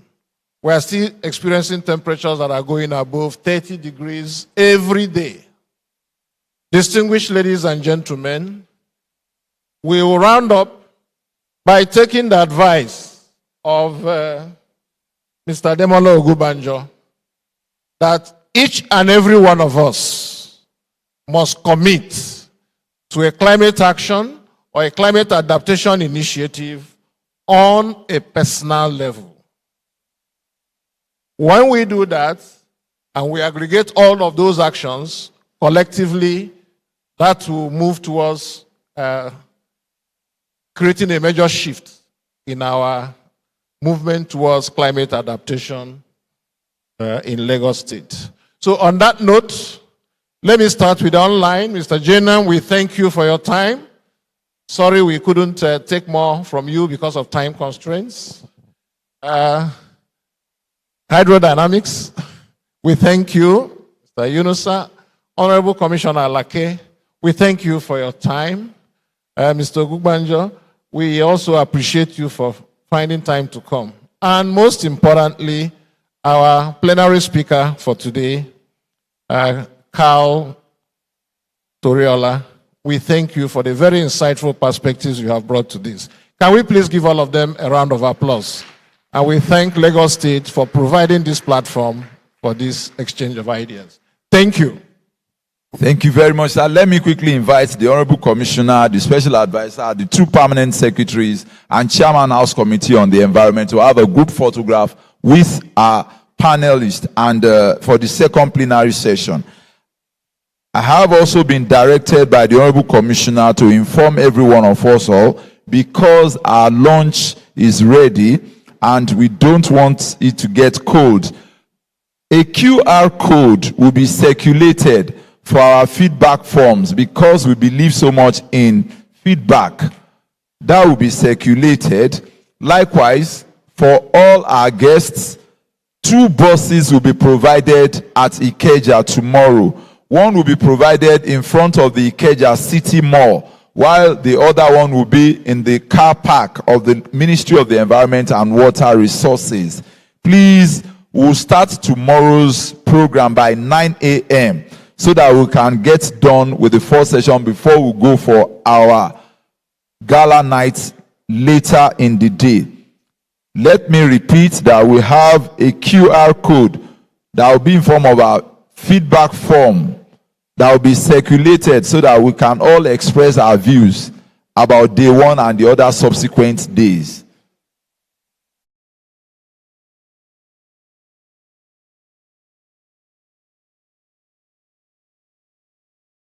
Thank you very much, sirs. So we can now proceed. We've been informed that I've been made to understand that our food has been packaged. It will be handed over. Please, let's remain seated.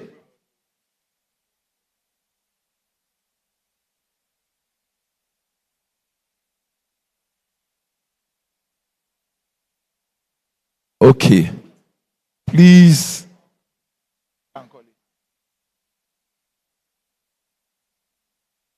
Okay. Please, I've been made to understand that we want to demonstrate our hospitality. So please, let's remain seated. There is a gift pack that will be distributed to every one of us all. It is after that that we'll proceed to have our lunch. Please, let's remain seated.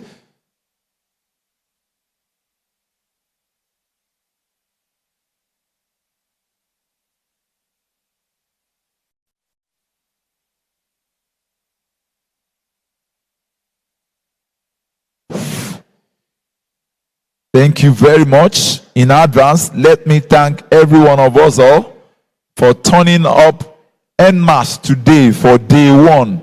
We know tomorrow has been declared a public holiday by the federal and state governments, but that should not deter us from turning up for the day 2 of the 10th Lagos International Climate Change Summit.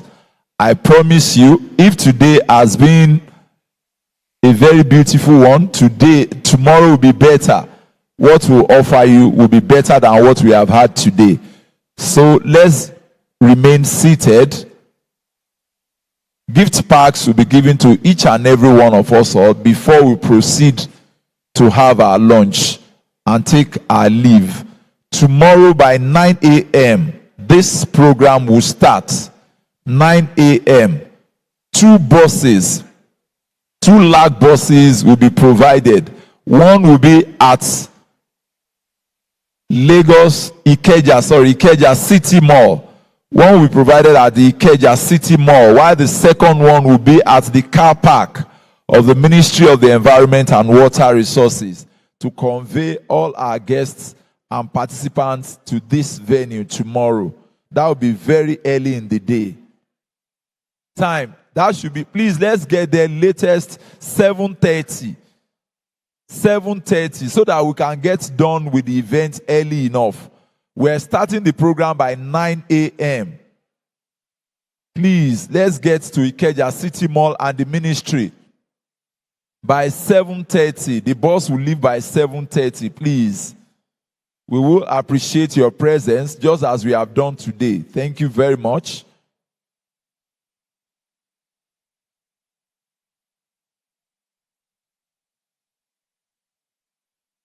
The program QR codes.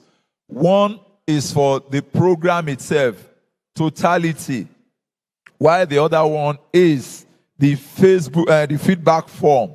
So we have two separate QR codes.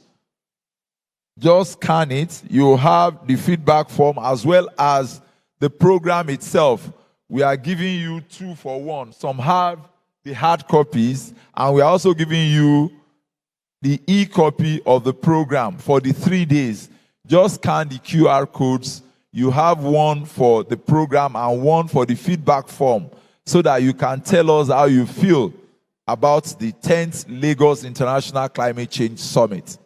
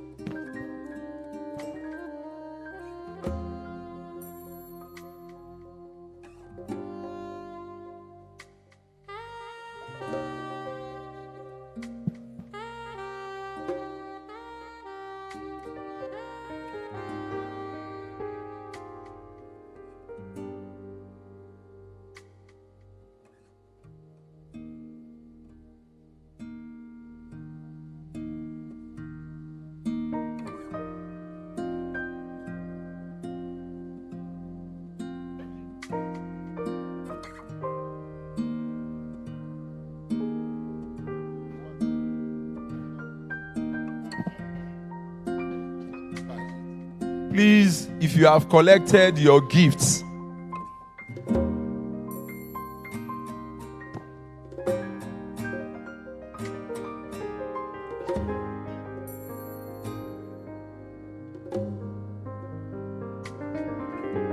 please let me remind us once again that this program will start 9 o'clock, 9 a.m. tomorrow. 9 a.m. tomorrow. Please, if you have collected your gift, you can proceed to have your lunch.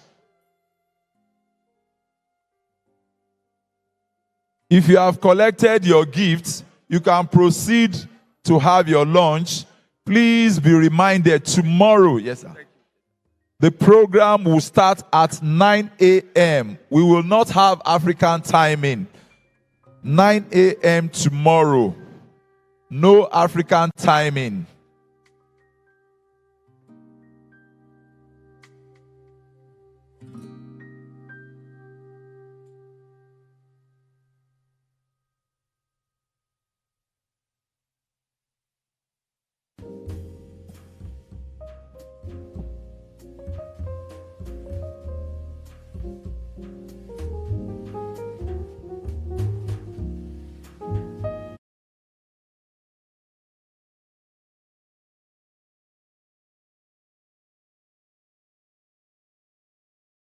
proceed to have lunch.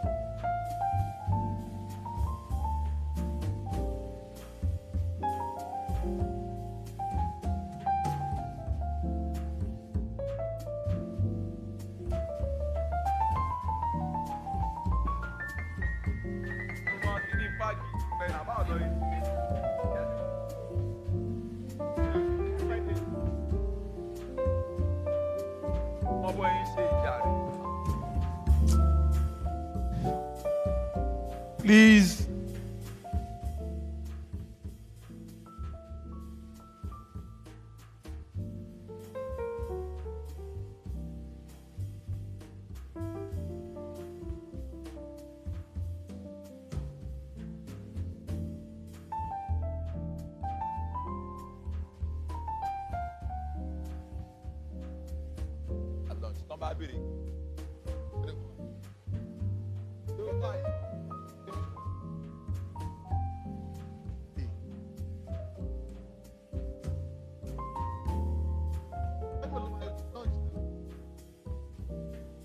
Where's the gas?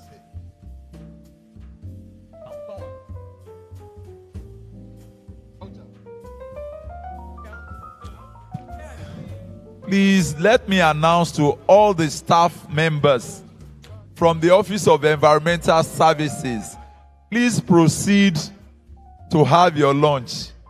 Members of staff, Office of Environmental Services, please proceed to have your lunch.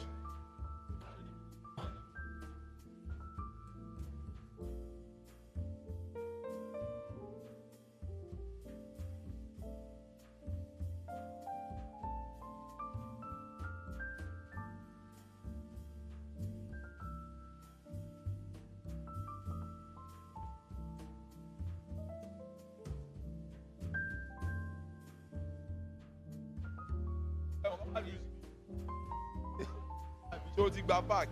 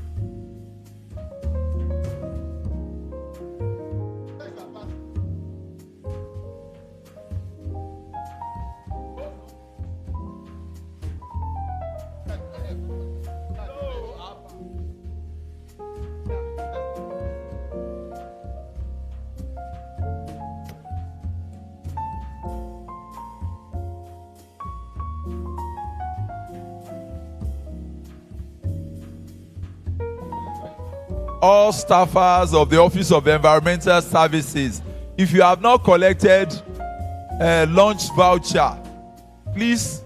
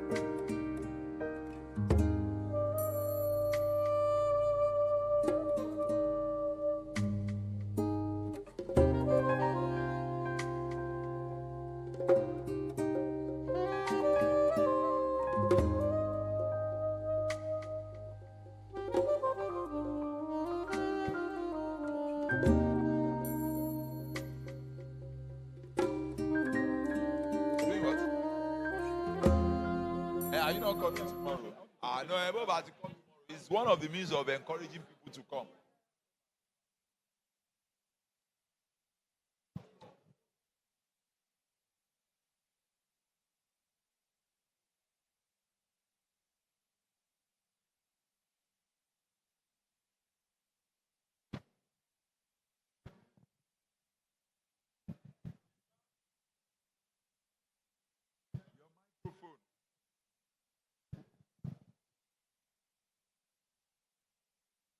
Yeah,